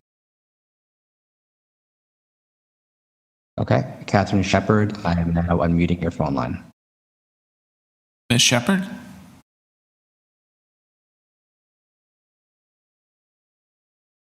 Yes, can you hear me? Oh, we certainly can. Thank you very much for joining us. You have 5 minutes. Okay, thank you so much. Because I couldn't connect for some reason. Okay, reasons why we requested a fence exemption for the bylaw is that we are inundated by smoke. We are we're concerned for our safety. There's no privacy on our back deck. We're trying to do property enhancement and disability, and that's it. I have some other words to say. Bombarded with smoke from a smoker and barbecue, sometimes several times a day and overnight. This produces relentless smoke and odor. We're concerned for our health and well-being, and we all deserve fresh and clean and healthy air. The smoke hangs or remains in the air long after the cooking process of several hours. This prevents us from being able to enjoy our space or deck. And for activities the increase in the fence height acts as a smoke block. Safety. Part of the fence attached to 45 stamp, approximately 1 meter, blew apart from the rest of the deck and landed in our backyard. We returned it to their property. We have lost confidence in the safety and the security of this approach. We feel our new fence provides security to us. Also, privacy. The decks are very close together. Any conversation or noise that takes place on the other deck is clearly audible to the other neighbor. We need the increased height to provide as much sound blocking as possible. Property enhancement, we've added a new deck, lighting, and a stone walkway. The fence height complements the whole look. Furthermore, instructions, excuse me, I have permanent mobility restrictions and really need the opportunity to enjoy my outdoor space without smoke. The fence height will allow me more fresh air to do so. And finally, our neighbor's deck is approximately 52 inches from the ground, and ours is 37 inches from the ground. So the 15 inches difference between our decks is substantial. In order to match the height of our neighbor's fence, we built our fence to the same height as theirs. It might be 2 inches different. That's it. And thank you so much for letting me speak. Well, thank you very much. Any questions for the deputant? Yeah, I do. Councillor Robinson. So, Catherine, thank you for your deputation, and Neil. My staff person who's dealing with this got her vaccination, as she's dealing with vaccination side effects. I didn't know there was opposition to this. So your sole point for building this, I mean, it looks lovely in our photos that you've provided or city staff have provided. From your side, it looks lovely, but Neil indicated that it's not so, it doesn't look so great from his side. So that's one thing I want to ask you about is how does it look on the other side? Because that's important. And then you're talking about this smoker causing odor and blowing smoke. So meat and fish smoker on their back deck is impacting your enjoyment of your backyard. Can you just expand on that a bit so I understand better what you're experiencing? And you're saying you have mobility issues, so your backyard's important.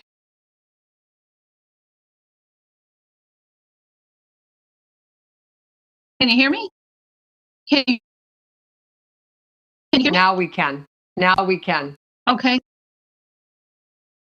Okay. Just every time he uses his barbecue or smoker, I have to close my doors. Even it all comes all in my house. And I cannot sit on my back deck. If I have anyone over, we have to immediately come inside the house to get rid of the smell and odor. And if his, may I just say that if he doesn't like how the fence looks, he has his own deck. He can put up whatever fence he wants there. You know?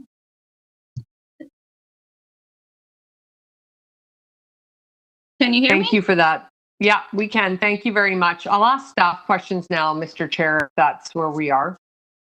Are there any other questions for the deputant? Well, thanks. Councillor Carroll, was that a question for the deputant or to staff? No, I was just, if you're making a list of questions as staff, I'll have some questions as well. Thank you. Okay, all right. Thank you, Ms. Sheppard. Thank you very much for attending. Councillor Robinson, questions of staff? Yeah, so I know we've got nice photos here. So I get the picture of what's unfolding. Could you just explain to us what the deck fence height should be and what it is, for starters? Certainly. Good afternoon. Through you, Mr. Chair. The deck height that is permitted is 2 meters, and the height presently is 2.5 meters.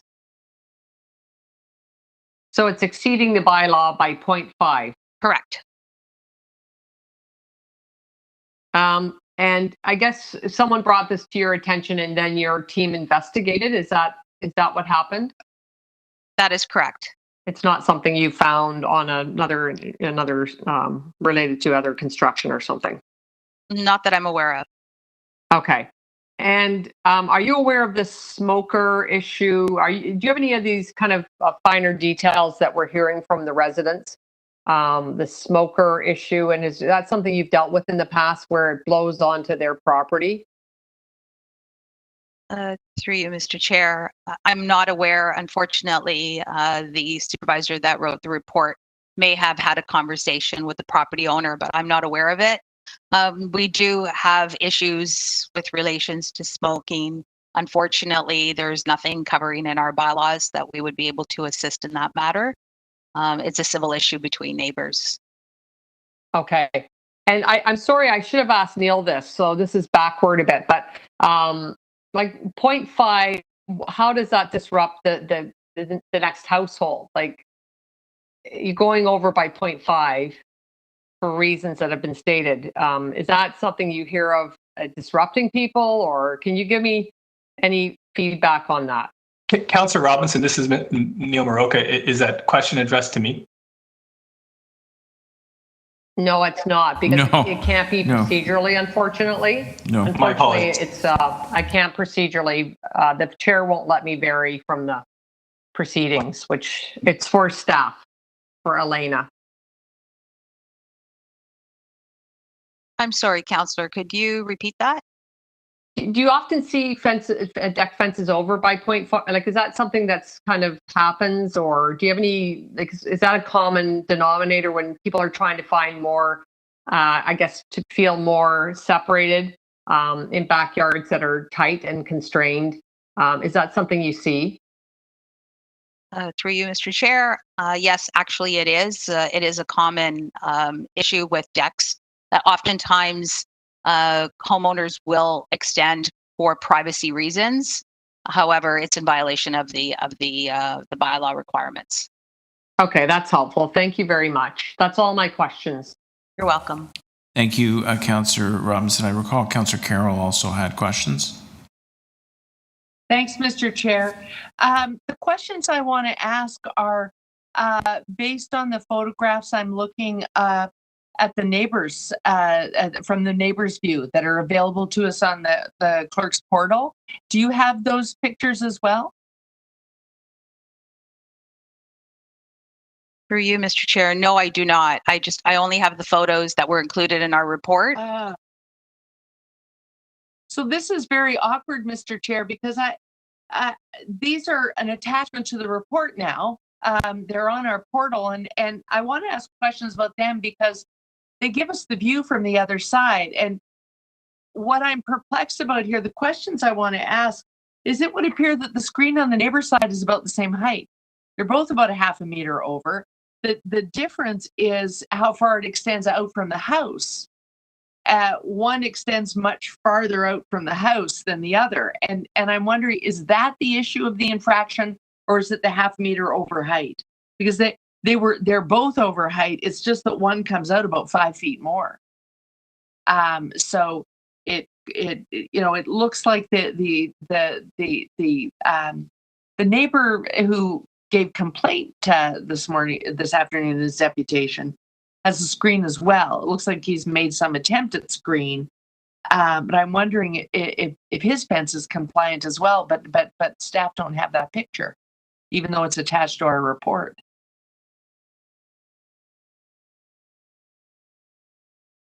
Through you, Mr. Chair. It's strictly the height that's the issue. It's not the extension. And these photos, if I may ask, were they provided by the deputant? Yes, they're attached to the report if you're looking at the report in the clerk's meeting portal, because the deputant also provided his deputation in writing with these pictures attached. They rather give a rather eye-opening view of the issue here between neighbors, because they both have very tall fences. It's just one extends out from the house 5 feet more than the other, and I think that's probably where this problem began. So we're now finding ourselves mediating a dispute between neighbors over two fences that are both too tall. So I think it's an awkward thing for us to decide today. If we were, for instance, to decide to adopt staff's recommendations and deny the request for an exemption for this fence, we'd pretty much be sending you back to the site to look at the next door neighbor's fence, and in fact, growing this argument instead of ending it. If you look at the picture, you'll see what I mean, but for some reason it's not provided to you. This is very awkward. My apologies. I wasn't aware, but I can take a quick look at it. But yes, there is the possibility. Would you? Sorry. Would you like it displayed? Mr. Chair, can I suggest this? Could I suggest that we actually have more information than staff who are supposed to be advising us now, and perhaps the very best remedy here is simply to defer this for a month so that we're all looking at the same pictures.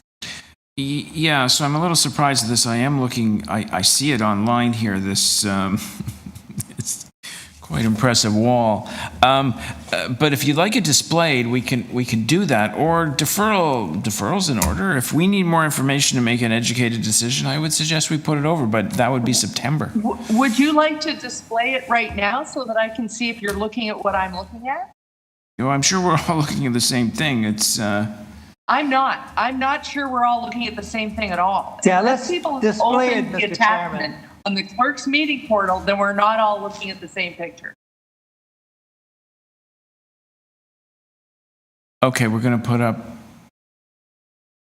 the photos. There you go. Now that's Does everyone finally have that picture? modern technology. Can't believe it. Oy vey. So now staff can see what I'm looking at. That is the next door neighbor's fence, whom we've heard from today. So it appears he put up a screen. If there was a problem with smoke, he put up a screen to do something with it.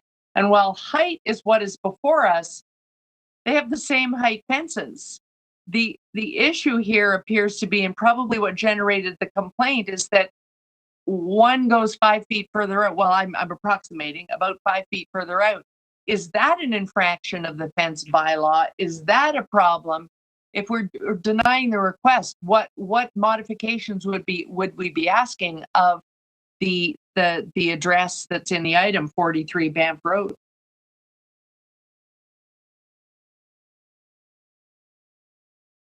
Through you, Mr. Chair. Thank you for the photo.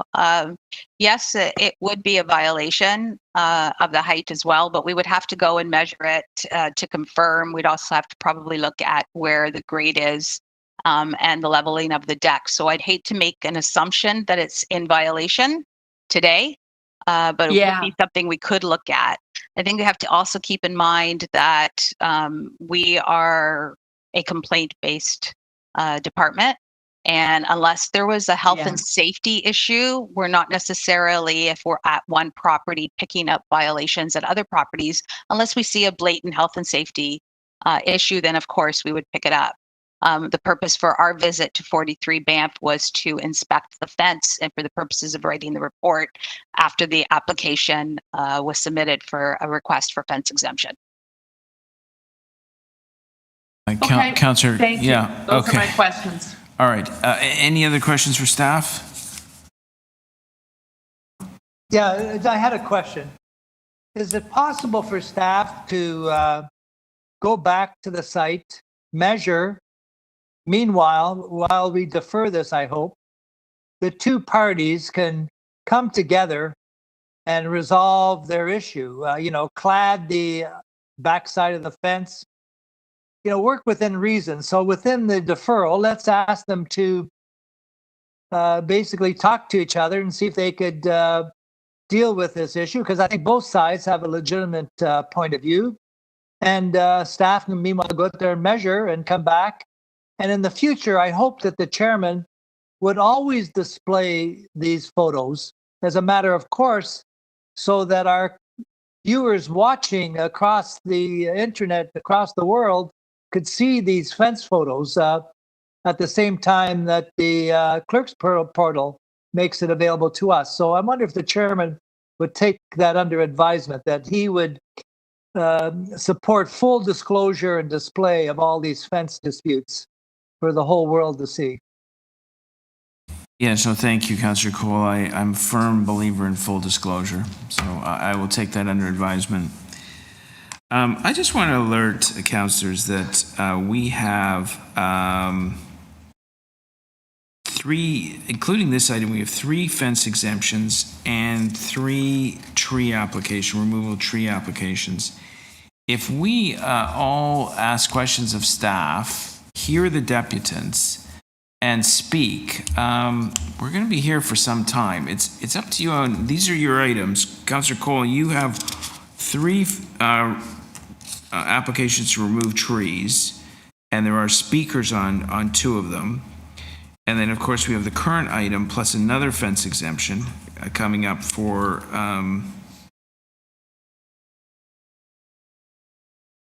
Councillor Minna-Wong. So I'm just alerting the committee that there's a lot of work ahead of us if we're going to spend 45 minutes on each of these items debating trees and fences. Well, that's what we're paid for. Let's get on with it. Mr. Chair, I'd like to, given what's been exposed here, I'd like to move to defer this item and ask staff to further review what's happening here on these sites and report back to North York Community Council at our next meeting.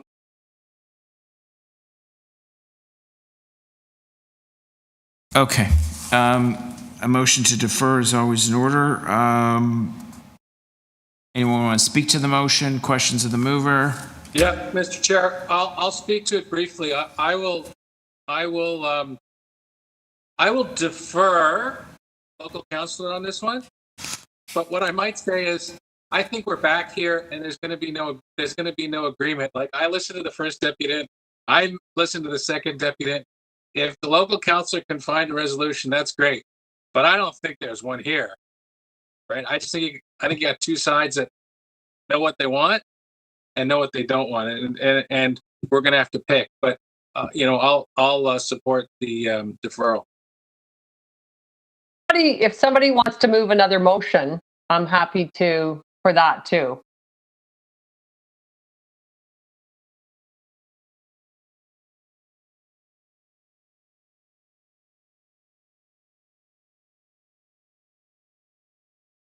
I'll move the fence exemption. Okay, go ahead. I just did. Okay. Any other speakers on the item? The exemption has been moved. If there's no more speakers, we can vote on it. And All those in favor?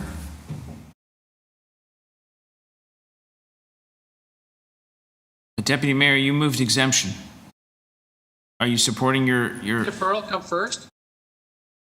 Doesn't the deferral come first? Oh, but I thought she was taking off the deferral if someone wanted to make a decision now. Okay, so fair enough. Okay, so we're moving the fence exemption. I'll vote for the fence exemption. Okay, all those in favor of the exemption? I see four votes in favor.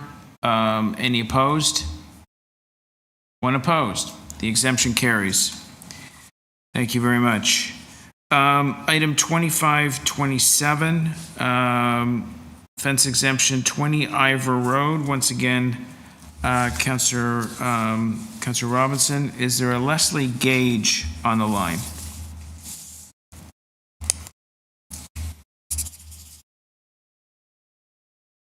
To the chair, there is. That speaker will just need to click on Connect Audio at the bottom of their WebEx panel, and it appears that they just did. I am unmuting Leslie Gage's mic. Hello, can you hear me? Oh, yes, we certainly can. Thank you very much, Ms. Gage. You have 5 minutes. Okay. Thank you very much. Good afternoon, members of Community Council. I am the homeowner at 20 Ivor Road. My name is Leslie Gage, and we are a family of 5, including 3 children. The lot next door, 18 Ivor Road, is currently under construction and has been since November of 2020. The owner is a builder, Hamid Sadra Malis of Sadra Homes. In addition to building a very large home with minimum setbacks, as builders tend to do, he has applied for and was granted a grade increase in the rear lot of his property, which resulted in a significant height differential between our properties, reaching 5 feet and change just outside our back entrance. And that is not a mistake. That's over 5 feet. We've measured it several times. In addition to the grade increase, the builder has received approval to build a cabana, which has appeared to be built to maximum allowances, which is 3.7 meters in height, which is 12.2 feet. So when you combine this with the grade differential of 5 and change, this structure is sitting almost 17 to 18 feet just outside our back entrance, towering over our backyard. And if you look at the pictures attached, you'll see that this structure is the size of a small house. It's over 30 feet long. And it looks like it's about 10 feet wide. So it's really the size of a small house that he's built in the back of his larger house. I urge council members to look at the pictures if you haven't already. I think that they do speak volumes of the situation, of how incredibly obtrusive this cabana is. You will also see in one of the pictures how deep their house is, and the balcony structure that is in the back of their house. That area that's covered by a tarp is the platform for their rear balcony. So you can see how close that is to our house and how there's absolutely nothing to obstruct it, and it's completely destroyed our privacy. The overall development of this house and cabana has destroyed any privacy that we've had in our rear yard. It's also aesthetically so obtrusive, greatly diminishing the enjoyment of our property. Our neighbors at 22 Ivor and 24 Ivor can see this structure clearly from their yards. They have submitted letters of support, which you should have in front of you. They came to me asking what was going on, and I explained the situation to them. They could not believe that this structure was being built of this size, and could not believe that it had passed zoning, but I have done a lot of homework, and it has in fact passed zoning. But it is, as you can see, incredibly obtrusive and we have zero privacy in our yard right now. You will also see that we have an existing fence that sits at regulation height of 6 feet, but that fence is woefully inadequate for any privacy. It has greatly diminished the enjoyment of our backyard. We have 3 children. They do not want to use the swimming pool, which we just invested heavily in during the day because there's ongoing construction. And when the occupants of that house move in, there will be zero privacy. So the solution for us is to build a privacy screen in front of our existing cedar fence. We call it a privacy screen, but under the municipal code for fences, it's considered fence, and that's why we submitted a fence application. But really, it's a privacy screen that would be built with an artificial boxwood hedge. You may have seen many examples of this in urban backyards or in hotel installations. They're typically used where you don't have adequate planting space. And the technology of these artificial hedges is such that they are very realistic looking, and we think would greatly enhance the overall greenery of our backyard and our neighbor's backyard. So we are proposing this you're large after, excuse me, sorry. You're over 5 minutes. If you could wrap up, please. Oh, I'm sorry. And that's basically it. Thank you for taking the time to listen to my proposal.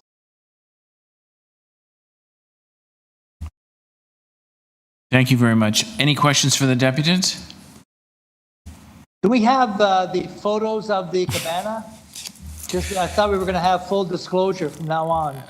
Well, they are viewable. Yes, full disclosure. I assure you, it is not a cabana cover-up. We are not venturing down to Cabana Gate. They are available on your agenda as attachments. You don't even have to go into but it's for CMP. the public. The public has the right to see the cabana, so let's put it up. The agenda is a public document, and the pictures are here. I believe everyone can access them. It's got to be transparent. Put up the cabana. Oh my gosh. Okay, let's go to the Coca Cabana. There we go. Thank you. Yeah. Full disclosure. That's what we're for. Okay. Yeah, that's quite the cabana.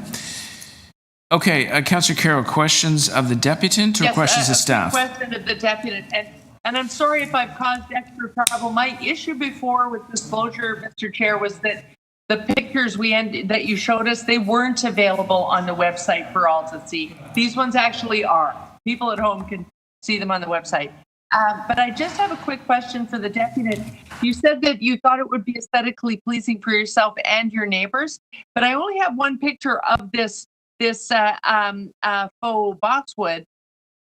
Once you put this thing up, it's 5 meters. I think maybe you were having a blip there where you forgot metrics. It's 5 meters, not 5 feet. So 5 meters is more than twice our lot. So what is it actually going to look like on the other side? Are you going to put it up double-sided so it looks like boxwood on both sides? Or are they going to see the grid that I can see in the photograph right now? I see wire grid on the backside of the screen. Yes, our intention is to maintain good neighborly relations, and we would ensure that the boxwood screen is covered on both sides, and that actually enhances the stability of the structure as well. So we don't feel that they would have any reason to object. In fact, we think it would be quite lovely for them to look at that. But we have had. That's my only question. That's my only question. I couldn't see that from the picture, so thank you. Okay. Thank you, Councillor Carroll. Any other questions for the deputant? Councillor Robinson? Yes, thank you. Leslie, thanks for your remarks today. I think that a picture tells, the whole story, the 2 photos that are part of the report. And I don't think there's much more to be said. It's quite something. I've never seen anything like this. But why this was approved by the Committee of Adjustment, was it, or what's the backstory? And just if you can also explain. Go ahead. This lot was proposed for development back in 2017, I believe. It did go to Committee of Adjustment. There were 18 variances. There were letters of objection by neighbors. In fact, Jay Robinson, you yourself had submitted a letter of objection based on all the variances. There were removal of at least 30 trees to develop this lot. In any case, the developer did seek approval. He was granted approval, and he developed both of these lots. The current house that we live in was part of this development. So we purchased this house from this builder. When we went to install the pool, our pool company insisted on a retaining wall because of the slope of the rear yard. The builder had many grievances with our pool company and insisted that we be able to share a retaining wall across both properties. We could not understand where these grievances were coming from. There were engineers with the pool company that insisted this is what you need to do because of the slope of the rear lot. But the builder insisted that he knew what he was doing. We did not agree with him. And from that point forward, he has been quite challenging to deal with. And he claims that he changed his building proposal. He was originally going to put his pool where the cabana now sits, and he changed that around, and he felt that we caused him great distress in doing so. So at this point, he is not very easy to deal with. And, we still want to maintain neighborly relations with him and his family should he choose to move in. But it's just very unfortunate because he has changed his building plans. We were never notified of any change when he was causing great difficulty with our pool company. He never said anything about needing to change the grade of his property or anything like that. He never let us in on any of his plans for the adjacent lot. So we are scratching our heads why he has put up such an enormous structure, but that's, his option to do so. But now we have to live with it. And, we did put up a row of cedars.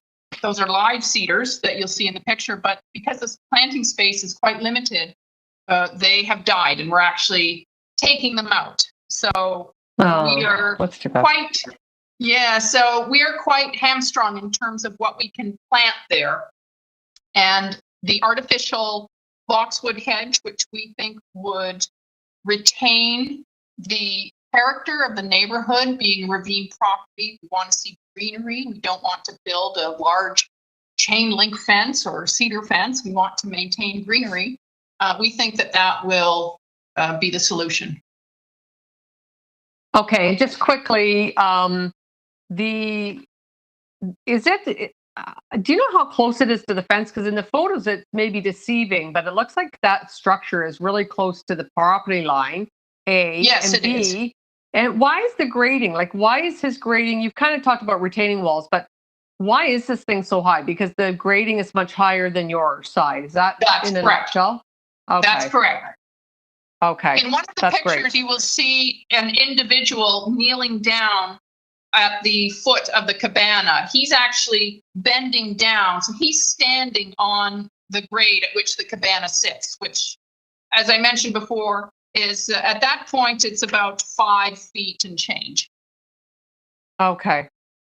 It looks mammoth, but okay. Thank you very much, Leslie. You're welcome. Thank you, Councillor Robinson. Are there any more questions for the deputant? No? Let's vote on the cabanas. Question. Question for staff? No? Speakers? Yeah, I'd like to speak on this, and I'd like to move staff recommendation number 2 and grant the application on this item. I second the motion. Let's go. Boxwood everywhere. Okay, the motion is on the screen to grant the exemption and erect a proposed faux green fence. All those in favor? All those in favor of covering up Committee of Adjustments work, say aye. Okay, opposed? All right, that carries. Next one is 2529, reopening, which the clerk advised me has already been done. Request for fence exemption, 24 Swiftdale Place. We have a speaker on the item. Is Adam Goering there? Oh, sorry, Peter Brown.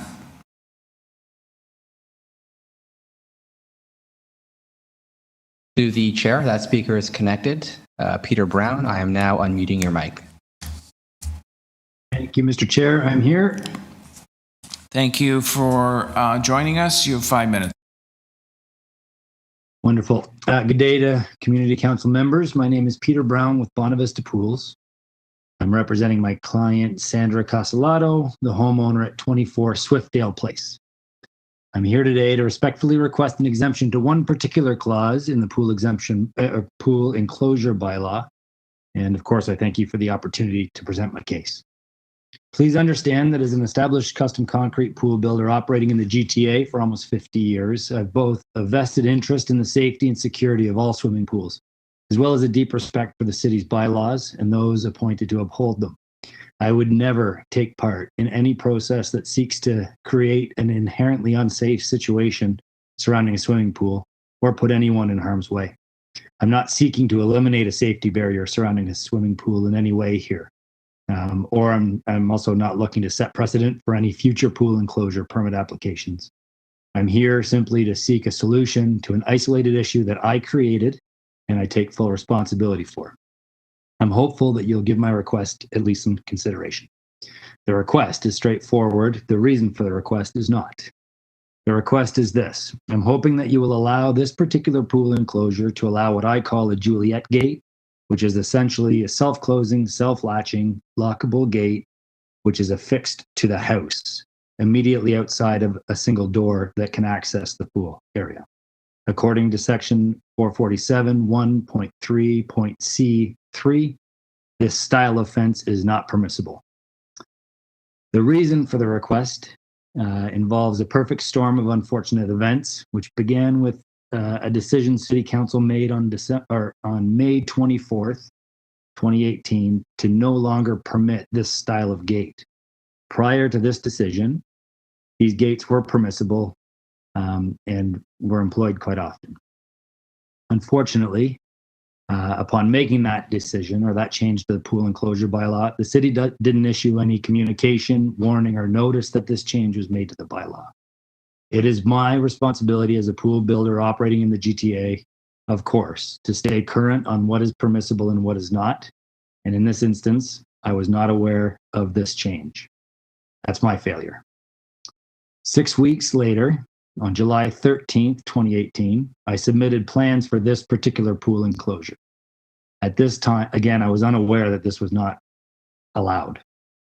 At this time, the home had just started construction and had only footings and foundations built. I based my permit application, fencing plan, not on a backyard in which I could walk and measure and take my typical notes, but rather a set of architectural plans. The door in question is shown on those plans, but unfortunately, I missed it.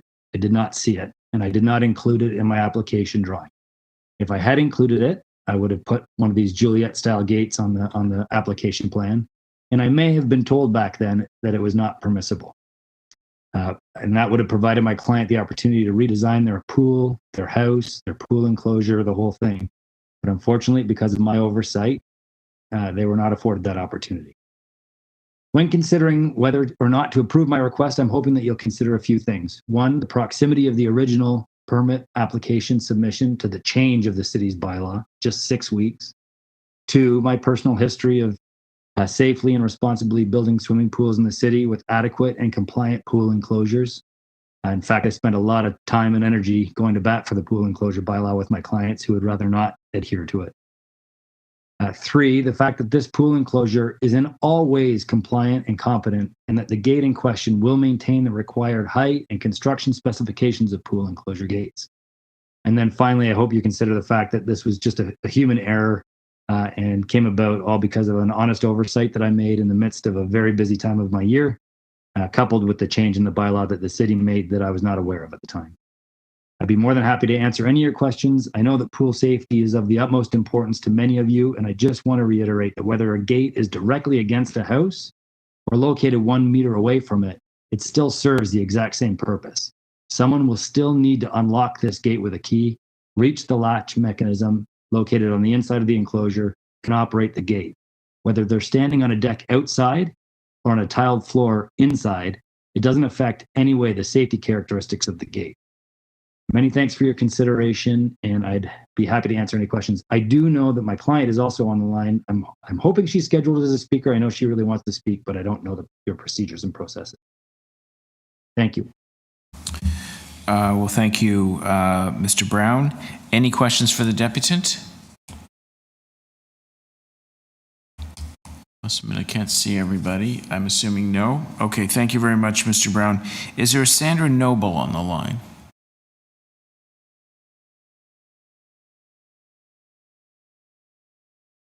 To the chair, Sandra Noble is connected. I am now unmuting the speaker. Good afternoon. Good afternoon, Mr. Chairman and honorable council members. My name is Sandra Castellato Noble, and on behalf of my husband, James, and I, we want to thank you very much for giving our family the opportunity to discuss our desire for an exemption for our Juliet Gate. I was hoping to outline all the concerns today to assist you with your decision to approve our pool permit. I had emailed Ms. Turpin a copy of my presentation for each of you to a couple days ago to hopefully make you a little more familiar with our situation. Please refer to the figures that I sent. Point number 1, when Mr. Peter Brown from Bonavista Pools attended the last council meeting on April 20th, 2021, he was unaware of the exact reason for our permit delay. He was surprised to discover after his 5 minutes of allotted speaking time that the issue was the existence of the door to the house from the pool enclosure. We were therefore not prepared to present our side of the story, and once he presented to the council, he was muted and not allowed to defend his case any further. Point number 2, Bonavista Pool's late pool application submission created this issue as they were a few weeks late submitting our pool application. It was finally sent in on July 18th, 2018. They didn't realize that the bylaw had changed on May 24th, 2018, which was only a few weeks earlier. This was truly unfortunate because of the serious repercussions, as we are still sitting here 2 years later with no pool permit. Issue number 3. We have been living in our house now for a year and a half. The city inspector made numerous visits to check on our pool over 2 summers, 2019, 2020. He never mentioned to us that this door was a problem. Each recommendation he mentioned we were fully compliant with. This includes placement of various gates and bolting and caulking of all our windows by the pool. Our pool company, Bonavista, worked diligently to have the fences and gates placed all last summer. We were under the impression that once all the gates were done, it would be passed. On the day of the final inspection in August 2020, we discovered that we needed to apply for a minor exemption, and we were told it was due to a 1 to 2 inch short distance from the house door to the pool ledge. There was no mention at all by the inspector that there was an issue about the door being in the pool enclosure. The first we heard of this was only after April 20th, the meeting on April 20th. Issue number 4. Another obstacle we have had is that our pool company, Bonavista, failed to include the door in their initial pool drawings. Please refer to my figures 1, 2, and 3. These figures are from our initial house plans, which show the pool door being present from the beginning. We purposely planned it in to facilitate my family's pool experience. I encourage you to contact Brad Abbott, our architect, to confirm this fact. Figure 4. We are including our approved house permit that shows this door was always present on the drawing and was approved by the city long before the pool application was submitted. Please note that the stamps, the dates on the approval of the figures. We were definitely not trying to camouflage the truth, as was implied in one of the city's emails to Bonavista Pools. We added this Juliet Gate as directed by your pool inspectors, thinking we were being fully compliant with the city bylaws. Please refer to figures 5 and 6. As you can see, we have been compliant and transparent throughout this very long process. Number 5, my husband and I are both orthodontists in the community, and we have 4 children. They are all excellent swimmers, and they have experienced a pool in our previous house for over 10 years. Our kids know the importance of pool safety, and the rules my husband and I enforce are non-negotiable. It has been drilled into them at our old property, where we did not have any safety gate as it was a pre-existing pool. Our kids would suit up, get their sunglasses and sunscreen on, and sit in a line by the back door until their dad was ready to escort them out. Number 6, for extra safety precaution, the Juliet Gate on the entrance door is self-closing. The steel door is locked 24/7, and not only that, there is a deadbolt child safety lock positioned at approximately 6 feet in height as an extra precaution. Please see figures 7 and 8.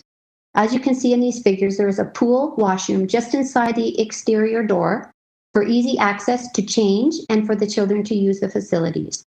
I thank you kindly for listening to our story today. We hope you can please understand that we have been very patient and compliant through this long process, and we plead and implore you to please allow this exemption. Thank you very much for your time. Great, thank you very much. Any questions for the deputant? No? Okay, thanks very much. Any questions for staff? Speakers? Deputy Mayor Minnan-Wong? I'll speak. Yeah, I know how much you'd like to spend another 45 minutes on this one, but I'll simply move the... You're moving exemption? I'll simply move the exemption. I've spoken to many councillors to explain why I've asked this to be reopened. It's clear to me that the pool operator or the homeowner was... there used to be a practice to allow these fences with the distance, but there was a change in practice, which staff made me aware of, that the pool company was not made aware of, number one. Number two, it's only a couple of inches out of compliance. And number three, as you can see, the family is very conscientious and has very much taken to heart the need to have a safe pool for their kids. So for all those reasons, I hope the committee approves the exemption. All right, thank you. Any other speakers on the item?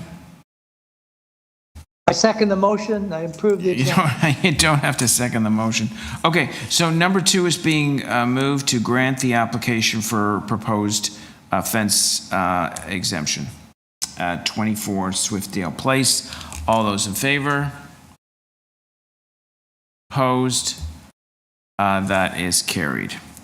Next item on the agenda is item 2530, application to remove a private tree, 294 Fairlawn Avenue.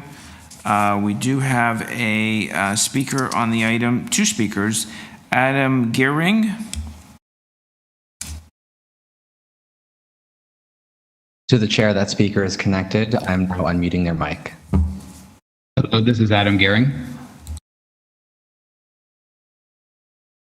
Hi, Adam. Welcome to the meeting. You have 5 minutes. Great. Thank you. Hello to all the councilors. Thank you for your continued attention. I know it's been a long day, and allowing me to take an additional 5 minutes of your time to provide my input on the removal of a tree from my private property at 294 Fairlawn. My motivation for appealing the initial rejection is on the grounds of the health of my family and the use and enjoyment of my private property. So my lot is 25 by 101 feet. My backyard is 14 feet wide by 25 feet long, and the tree in question sits in the middle of my backyard. The trunk alone is imposing in such a small backyard, and the tree branches completely encompass my backyard and overhang onto my house. It also spans the backyards and the house of my neighbors to the east and to the west. This tree is not appropriate for my small backyard. Both neighbors have submitted comments supporting removal of the tree based on the negative impact the tree's having on the structure and use of their private property. I believe one has also joined the meeting today to comment. the tree essentially makes the use and enjoyment of my backyard almost impossible. Autumn, my wife, requires 3 medications to manage her asthma and allergies that include daily prescription medication and the use of an emergency inhaler. The tree releases vast amounts of pollen. When the wind blows, there's a visible cloud of yellow pollen. Given that the tree branches extend over my house, it was impossible for her to be in the backyard because of the pollen. This pollen presents a significant health risk and prevents her from using our own backyard. I submitted a document package to the city clerk's office yesterday or Monday, which contains 4 items. These are the first item in question is a note from Autumn's primary care physician indicating the diagnosis of her asthma, that these environmental allergens aggravate her asthma, and that she sees a specialist, a respirologist, to manage this condition. Item 2 in that package is a picture, a still photo taken from a movie of the pollen from a single small branch that's actually reachable from my balcony. So if you've seen the pictures provided by the forestry office, you can imagine the immense amounts of pollen that come from this tree. In addition to the health issues, the regular use of our private property is also impacted. We enjoy entertaining friends outside, which has been even more important with COVID to maintain some semblance of normalcy and mental health. In addition to the pollen, because the tree branches extend over my deck, debris such as sticks, needles, and sap are constantly falling. Unlike a typical tree that drops leaves once a year in the fall, the spruce tree constantly drops debris all summer long, on our head as we sit, and in any food that we set out to enjoy with friends. And referring back to the document package, you look at item 3, which demonstrates sort of the average amount of debris that accumulates on my deck over just a few days. So the tree is also impacting our summer hobbies. We moved from another house in the same neighborhood that also had a north-facing lot. We enjoy growing flowers, tomatoes, jalapenos, eggplants, zucchini, cucumbers, herbs, basically a whole garden. Because the tree blocks all the sunlight, most of the rain, and the needles form a blanket on the ground, it is impossible to grow anything in my backyard. So the tree has essentially removed our major summer outdoor hobby.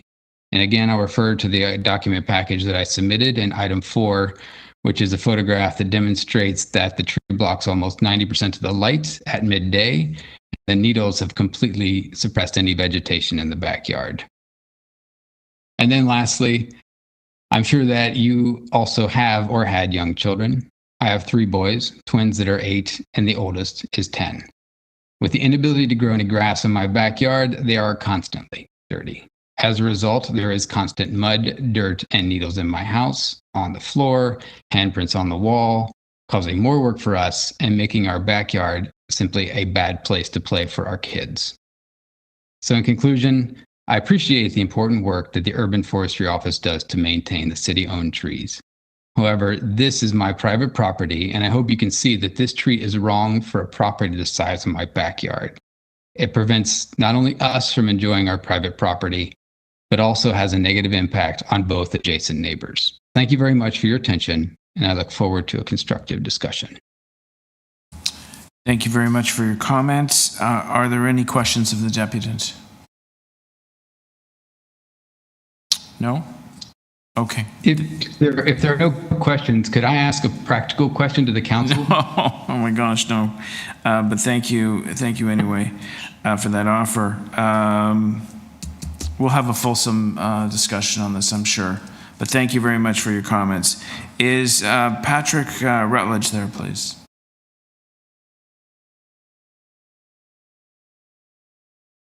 One moment, Chair.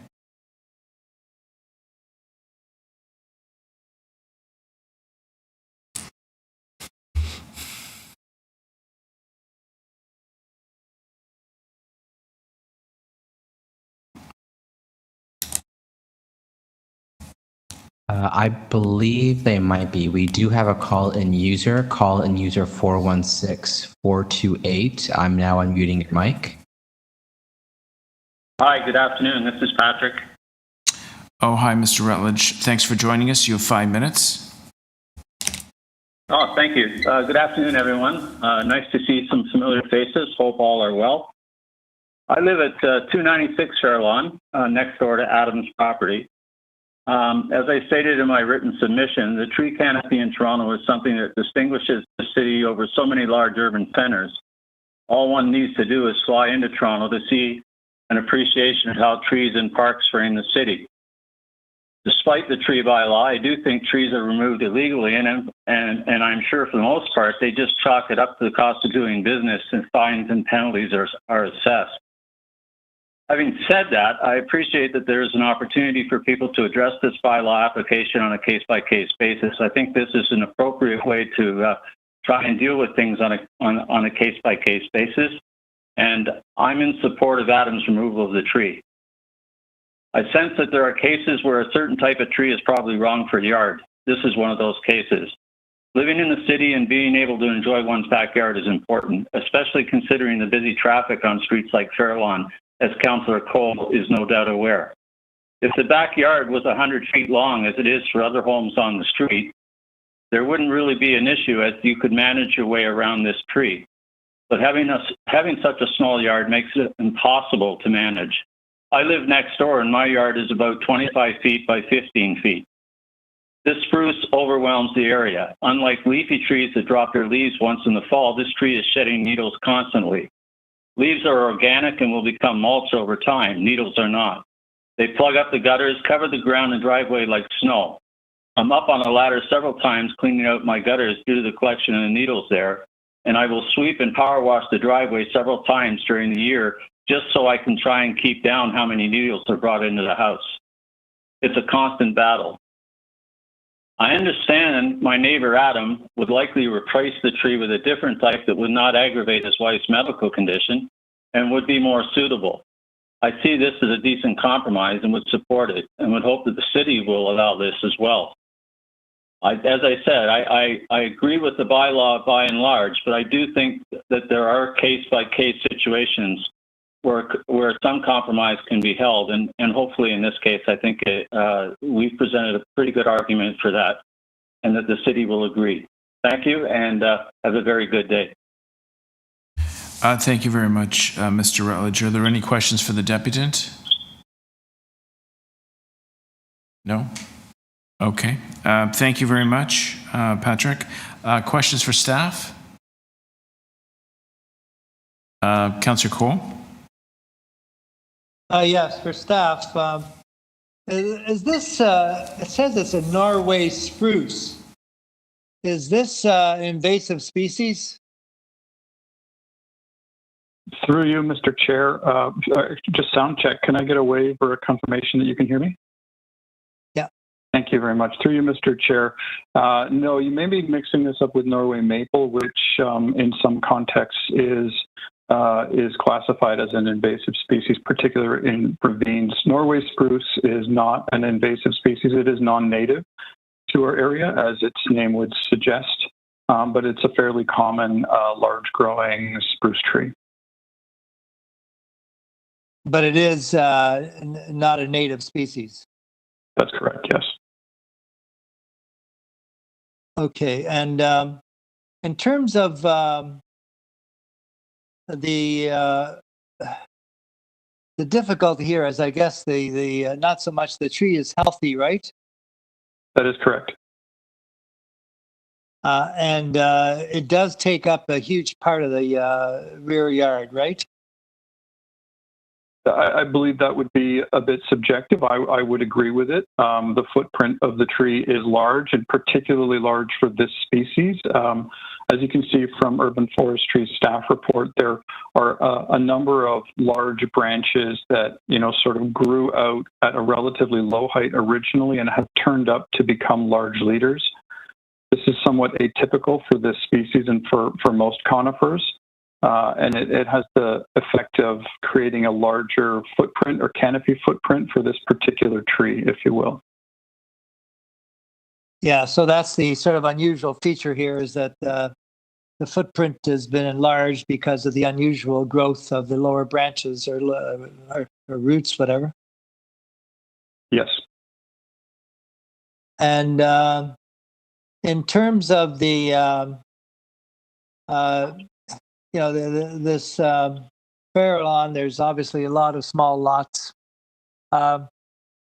Is there any way of considering perhaps if we were to require the owner, if he wants to replace the tree, to pay for the planting of 5 new trees?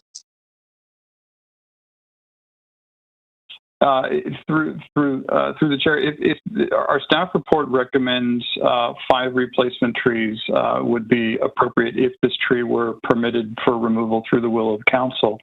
I don't believe that 5 trees could be planted on the private property. We would hope that at least some trees be planted on the private property, particularly the applicant's property in this case. But any trees that could not be accommodated on the property, we would accept as cash in lieu.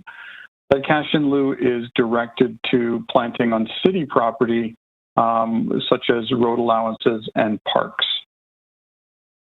Yeah, I know I'm putting you in a difficult spot here, but you can see, I guess we all are in a difficult spot because I think the applicant is made a real life, basically presentation here that dealing with kids and family and small lots, and then we all want, even his neighbor says, we want the tree canopy. It's a tough one. I have to think about this. Okay, thank you for the good work you do. Thank you. Tough decisions. Thank you, Councillor Cole. Any other questions for staff? No. Speakers, Councillor Cole, what would you like to do with this? Again, I was originally thinking, as you know, we on this council continually we reject any tree removals on whether they're public or private property, and because they're an integral part of the air we breathe and the important tree canopy we need more than ever. I was just, what I'd like to move is that we essentially allow the tree removal subject to the owner paying for 5 trees to replace the trees, with 2 of the new 5 trees being placed on his property, and the other 3 given to the city in cash in lieu of planting 3 other trees on private public property. So that's my motion. Okay, thank you very much. The clerk instantly and simultaneously drafted that motion, so that is before us. Are there any other speakers on the item? Okay, we'll put the motion on the screen. That's what's before us. It's granting the exemption or granting the permit to remove 1 privately owned tree with the condition that the applicant provide 5 replacement trees, which can be achieved through a combination of on-site planting and cash in lieu of planting. All those in favor of the motion? Opposed? That is carried. Item 2531, application remove private tree 522 Fairlawn Avenue. We do have 1 deputant on the item, Yurla Jurovsky. Yes, this is Yurla. Oh, great. Thank you very much. Welcome. You have 5 minutes. Thanks so much. I'm another homeowner on Fairlawn Avenue, and I'm also seeking a tree removal. I'm here today seeking permission to remove a single tree from our backyard to allow the healthy preservation of our beautiful privacy wall of 30-foot tall cedars that line the width of our back fence.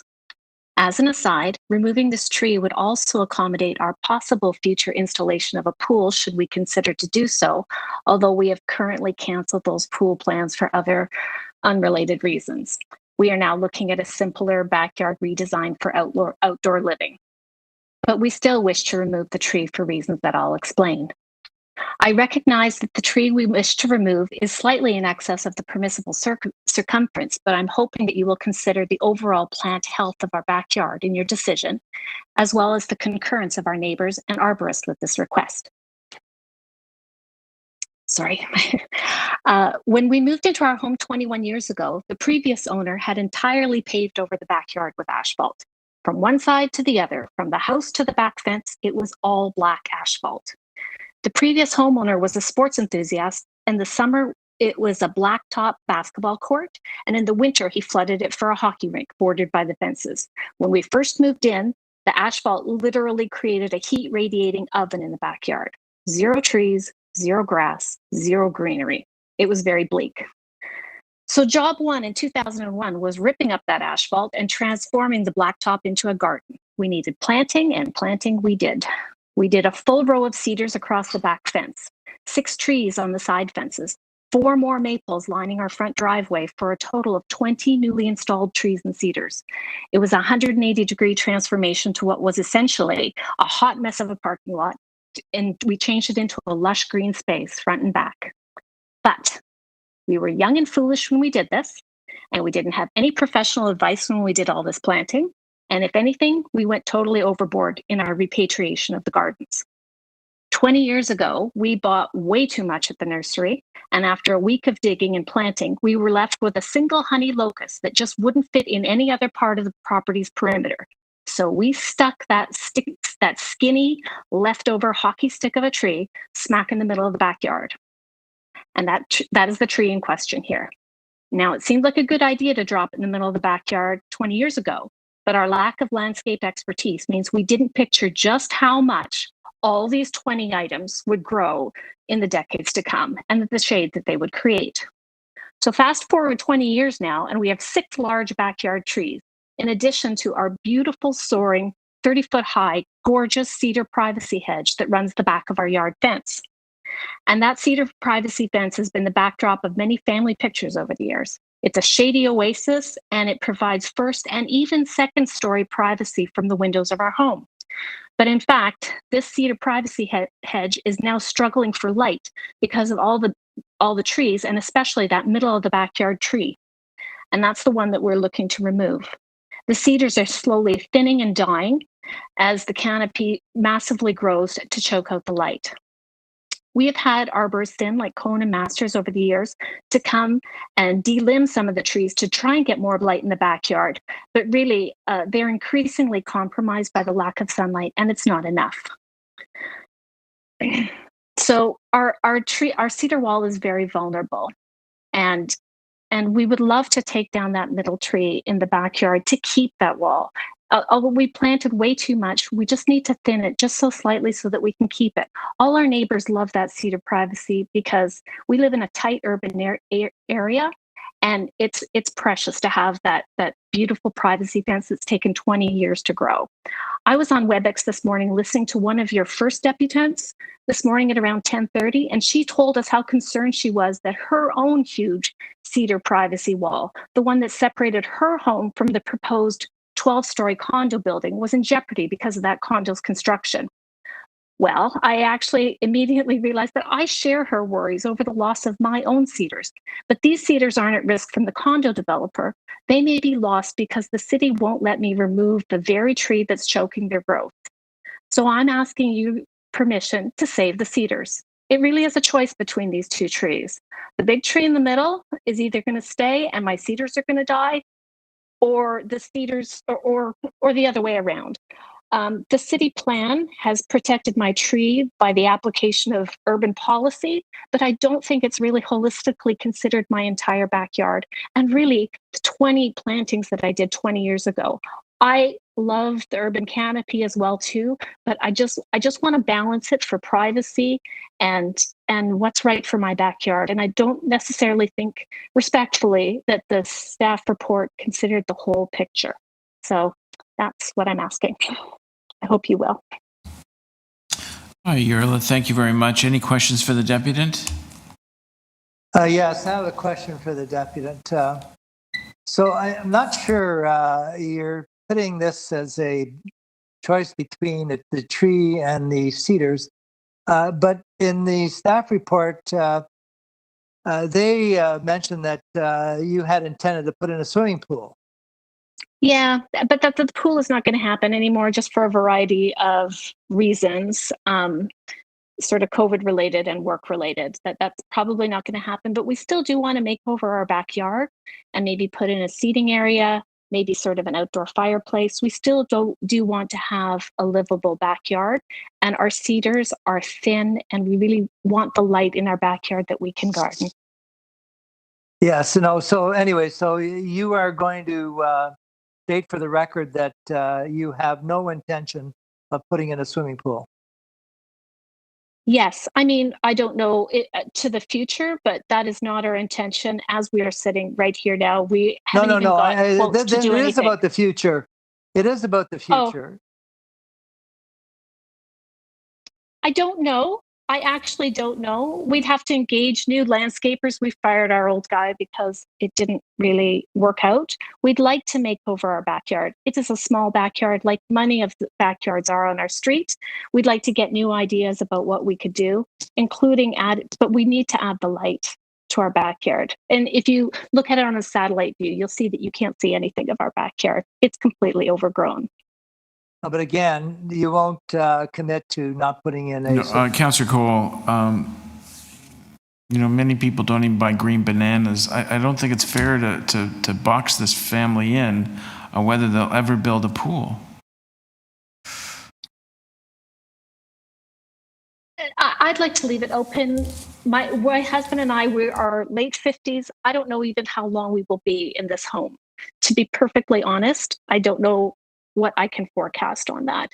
I'd like to have the options of developing my backyard with a landscape design that will allow us to make it a livable outdoor space. Like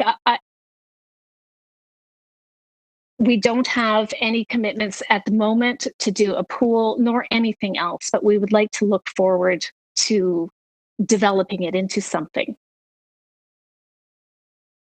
Of course, with permits and permissions. All right, Councillor Cole, is that yeah, that's it. That's sufficient. Yeah, I mean, you can ask questions of staff, but I don't think you're going to get any more out of this dialogue. Any other questions from the deputant? No? Questions? Thank you very much, Yurla. It sounds like Yurla's choice between cedars and... Okay, and the honey locust. Okay, so questions of staff? I have a question of staff. Just again, in the report, it talks about a pool. What information do you have to clarify that area about the homeowner was considering a pool as a reason for removing the tree? Through you, Mr. Chair. When the application was brought forward to us in early 2021, the reason for the removal that was the reason for the tree removal that was given as part of the application, and it was supported by a full landscape plan, including the pool at that time, was the conflict between the tree and the proposed pool and landscape. The information provided by the deputant is new to me. But I'm in the same boat as yourselves, and we can choose to take it at face value. So it's ultimately the tree is healthy, and the bylaw doesn't support its removal, which is why we refused the application, whether it's related to a pool or related to maintenance or landscaping or whatever. We would take the same position here. Yes, okay, thank you. Thank you, Councillor Cole. Any more questions of staff? I just have one. I thought I heard the deputant referring to shading from this tree would damage the cedars. If I heard that correctly, is there any merit to that?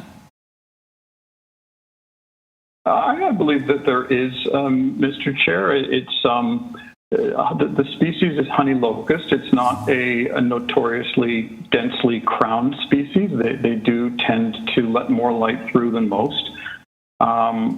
Without seeing specific pictures or concerns about this in particular, I would expect that what the deputant is describing is the thinning of the lower parts of the cedar close to ground level, which obviously would impact things like, how they look at eye level and pictures as backdrops and things like that.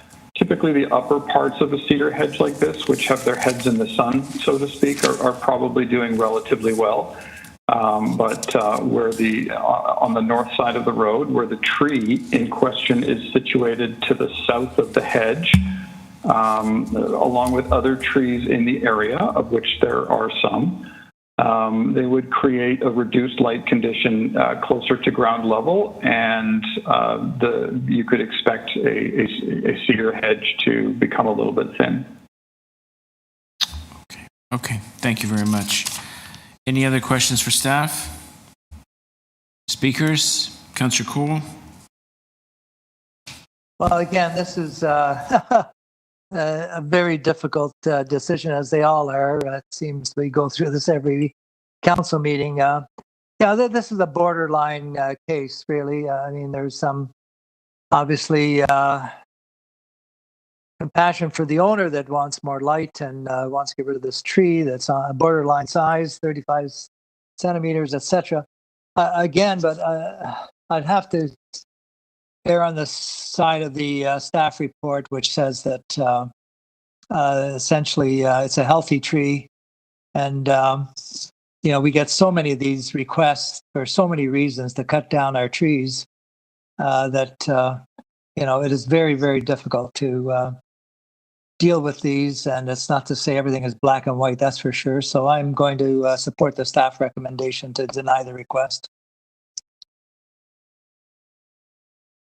Okay, does anyone else want to speak on the item? Okay, the refusal is on the floor. I'm just trying to bring up the motion.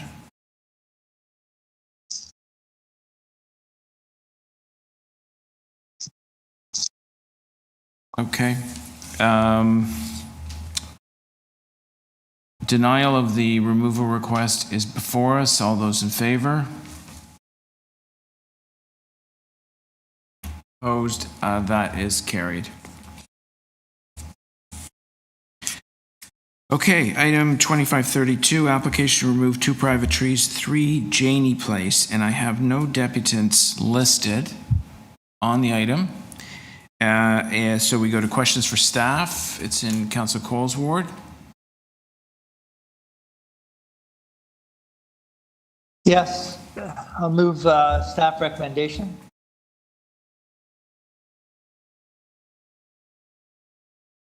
Staff are denying the request for permit to remove the 2 privately owned trees at 3 Janey Place. All those in favor of staff recommendations? Opposed? That is carried. And according to my notes here, and I'll wait for confirmation from the clerk, we have 1 item left.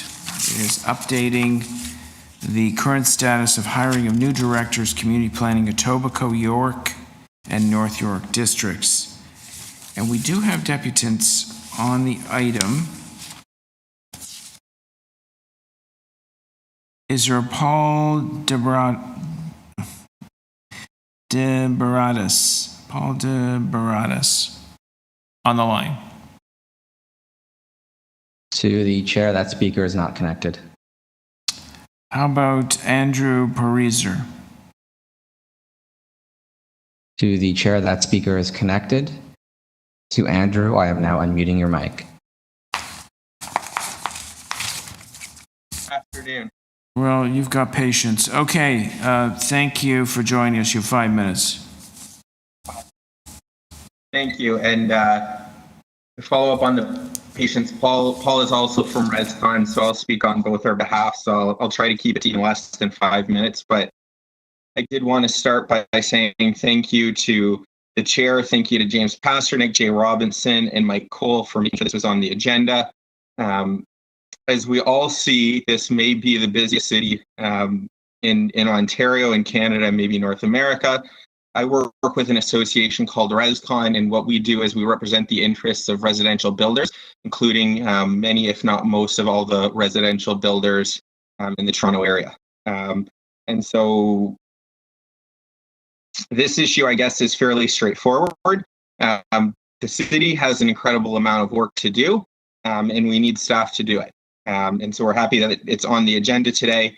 As we can see today, and I'll try and amend my remarks to reflect, what we've all seen today and been through.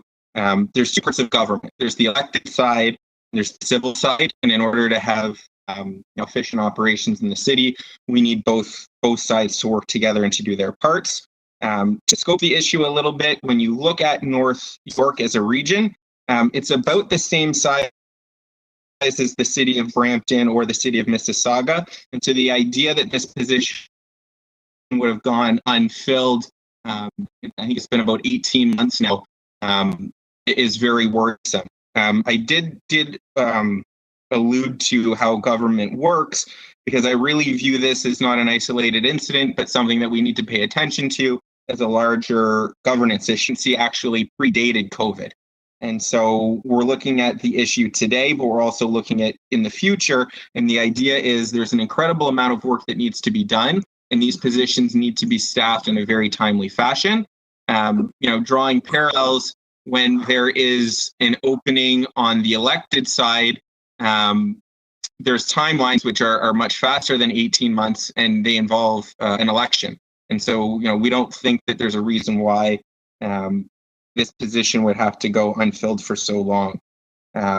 We would, as this is discussed and as it is looked at, I think we do need to start looking at succession planning, and we do need to look at the importance that this role plays. This role is fully paid for by service fees. And so I think that is something else that needs to be looked at. There's also there's a number of initiatives coming out of especially COVID, which has been challenging for everyone. And if the city is going to fully recover from COVID as quickly as possible, we need to support the industries that are going to do it. And so when you look at Toronto's economy, a massive part of that economy is residential construction.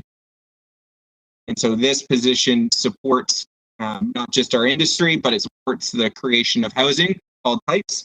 And it really supports making sure the city is financed, they are able to collect the residential taxes that come in, development fees, and everything else that goes with it. So we would tie this to good governance, but also good recovery.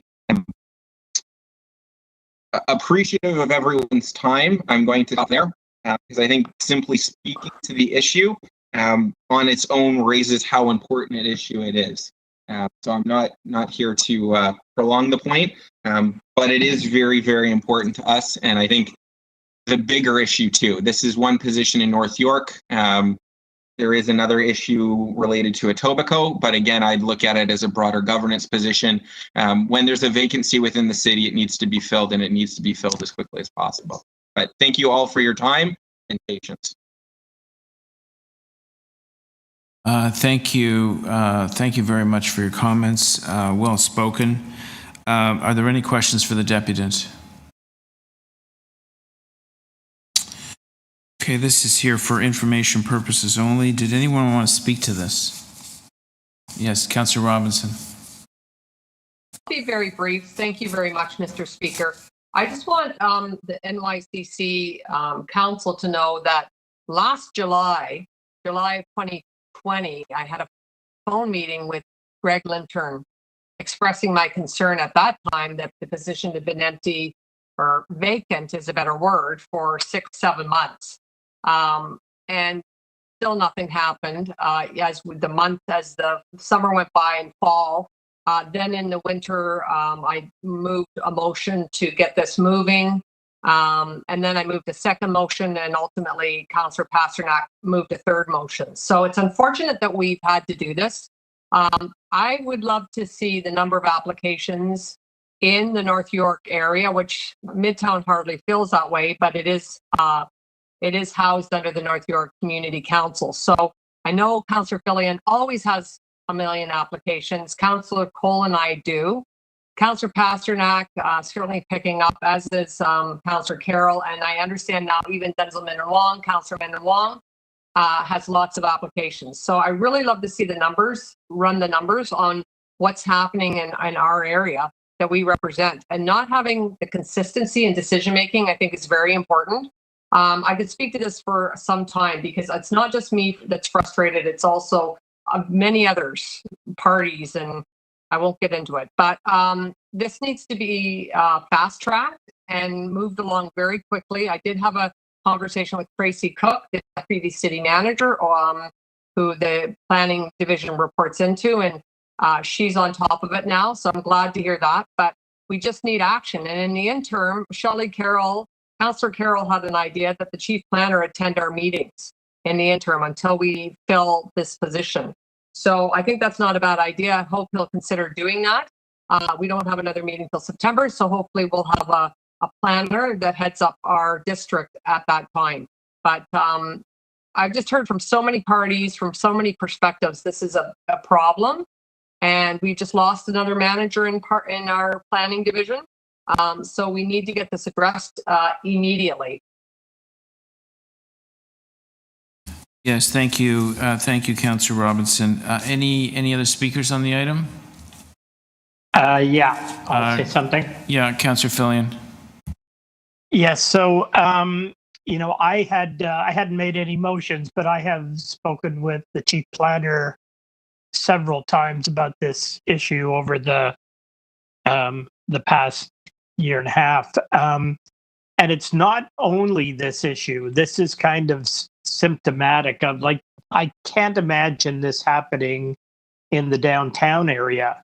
And, in addition to the tons of applications that Councillor Robinson talked about, I know others have that too. I have 3 secondary plans. And they're huge secondary plans. They're not small ones. So there's a review of the entire North York Centre plan, which we don't have the staff to get to at the moment, but is on the books. And that goes from 401 up to just north of Finch. And then we urgently need to complete the Young North plan that goes from Cummer up to Steeles, and mega development issues up there as a result of the subway extension, and then Sheppard Avenue East. And as I always say when I'm trying to explain the size of the redevelopment area in the area I represent, if you took a string and placed it at Yonge and 401 and extended it to Yonge and Steeles, which is the redevelopment area that we now have, and you took the same string and put it on Front Street, it would run up to around Summerhill. So it is just a massive redevelopment area. It is, by no means a node or even a collection of nodes. It's just a great big redevelopment area that spans kilometers, many, many kilometers. And the number of applications we get, and as you all know, the completely obnoxious applications, things coming in and 3 and 4 times what's allowed in the 3 times what's allowed in the secondary plan, people coming in for additional stories while they're under construction for something that got settled at the OMB 2 years ago, et cetera, et cetera, et cetera. We not only have urgently needed this position filled, but we just need more resources up here. We need more experienced planners up here. Not that the ones that we have aren't good, but you need people who can take on these secondary plan studies that are very complicated. They always result in great big appeals. And, we just need the staff up here. I introduced a motion earlier this year, which was adopted unanimously, I think, that the staff report before the end of the year on increasing planning fees so that we have enough money to hire all the planners that we need. And what's interesting is I've never had a complaint from the development industry about the fees. And I'm sure the fees are painful, but that's not what they complain about. What they complain about is how long it takes to get to their files because we don't have enough planners. So that costs them way more than if we increase the fees to hire more people to deal with their applications faster. And that also does us a favor. So, we really need to look at the resources, and especially the resources up here in North York. I think where the where was the Forgotten Corners used to be. It was a good. We're kind of the forgotten former city. So anyway, thanks for putting this on the agenda. Thank you, Councillor Fillion. Any other further comments? Yeah, I just want to reaffirm Councillor Cole here. What Councillor Fillion is saying is, I keep telling everybody, especially our friends with the Toronto Star and these places, I say, there is a Toronto north of Eglinton. And it's just they don't pay attention, and I think it's not only the media, but it's also, the way our city operates. It's still very much Toronto-centric, downtown, never mind Toronto, saying it's like south of Bloor-centric. And so all these resources for planning and that, should go down there, and they need the resources there because look what's happening in the Liberty Village and what's happening with all these new mega new stations and hubs. And so it's not as if they could probably use more too. So I'm just thinking that I think as Councillor Robinson said, this is intolerable. This has gone on for so long that they've left the senior position and all the support positions that we need. And this not to mention the resources we need in our own staff. I mean, essentially, half of our staff now has to be, they have to have planning degrees. We have so much complex and complicated things that our staff has to be well versed in it. And then, so they need help from good people in the planning department to go through these complex secondary plans and rezoning and upzoning and so forth. So, this is sort of the tip of the iceberg here, this planning position here. And I think whether we call Greg Lintern to sit at the North York Community Council or raise this as an issue to tell our colleagues in Toronto that, downtown Toronto anyways, that we need more resources to deal with this planning explosion that's happening, the development explosion that's happening, and it's to the benefit of the builders, because time is money, and so therefore, delaying what they're trying to do and what the city's trying to achieve, it costs money. So we definitely need more human resources of qualified people because these are very demanding, daunting positions. I mean, the complexities of these issues that we get on a regular basis, just a remarkable job. Our staff do what they can do at the city. So I certainly urge the this North York Community Council to keep on asking for more resources, especially in filling this position, etc. But it is just symptomatic of the challenges we face here in Toronto, north of Eglinton. James, I'll say something briefly. Yeah, I'll thank dip you. my oar in this discussion just briefly. So, since people are going a little further afield, I did some analysis of the planning department. They've got staff around 450, I think. 150 of them are planners, and the balance of them are not planners. So, they're policy people. And we need we need the grinders. We need the planners who do development applications, and we need less people, thinking and doing policy reports and high-minded stuff, and more grinders who are going to move applications forward and who are going to be available to us. And this is a budget issue. This has to be discussed with the budget. We have to talk to the budget chief. And it's also a reflection that there's no one from North York on the planning committee, the planning and housing committee from North York. So those are just some observations. We don't get representation. We've got to get it worked into the budget. And we need, not only do we need, and we need someone who's going to sort of show leadership for the North District, who's going to fight for those things. But we need the people that are going to be doing the planning reports, because we're getting so many applications through and it's not going to get any better. Thanks. Thank you, Deputy Mayor. I would just add to it, although I'm sort of echoing many of the comments. We've had to hire 2 planners, graduate planners, for my office because of the volume of work and applications that are coming through to what was once a sleepy little ward of York Centre. As you know, on this agenda, there was 100 acres of vacant land that is coming up for development, and that's nothing. We have a 500-acre block coming up, a combination of Bombardier's vacant lands with some federal lands, and that doesn't even count a lot of the dozens of smaller applications of mid-rises that are coming across our desk. So we are totally swamped with planning-related issues, and I think you're right. I think if this was happening downtown, I think they would put the resources in that they need.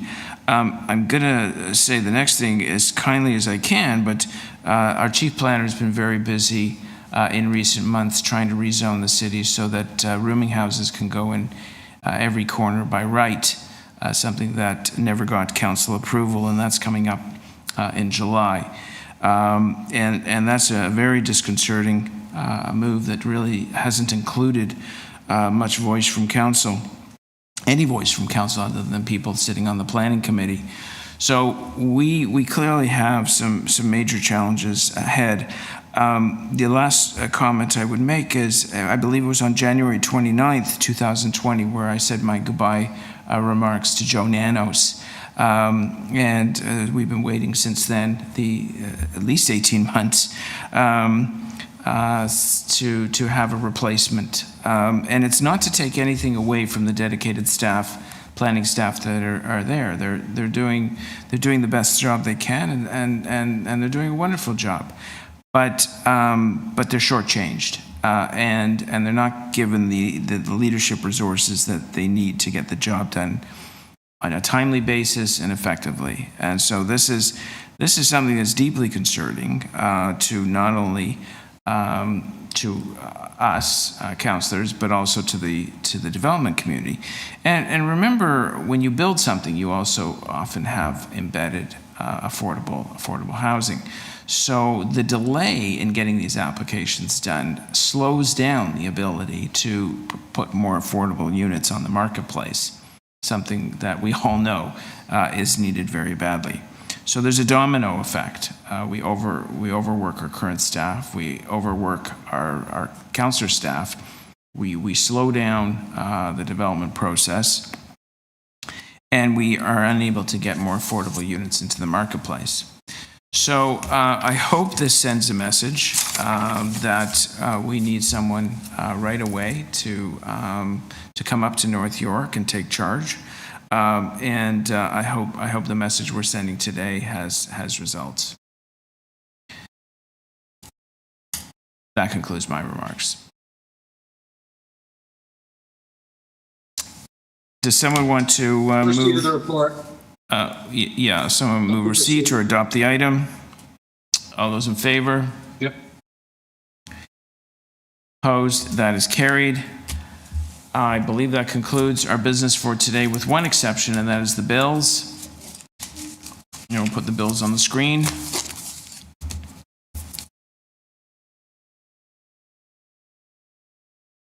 There we go. Councillor Robinson, did you want to move that? That the North York Community Council pass and declare as bylaws bills 504 to 507, 541, 542, prepared for the June 23rd, 2021, meeting 25 of the Community Council. I can hear it, cement bag being dragged. Again, thank you. Okay.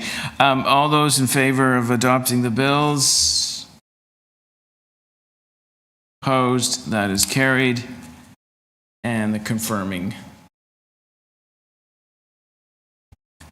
Councillor Fillion, did you want to wrap up today?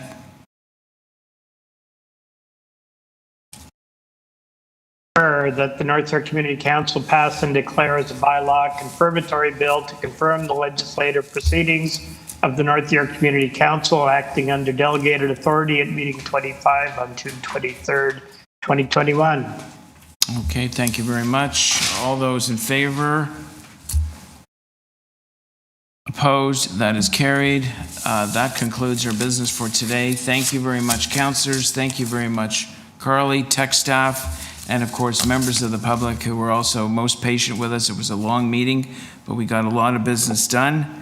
I think we'll be reconvening in September, so I wish everybody a very happy summer. I think we're all hopeful that the worst of the pandemic is behind us, and I look forward to speaking with you during the summer and, of course, seeing you in September. Take care, all the best, and be safe.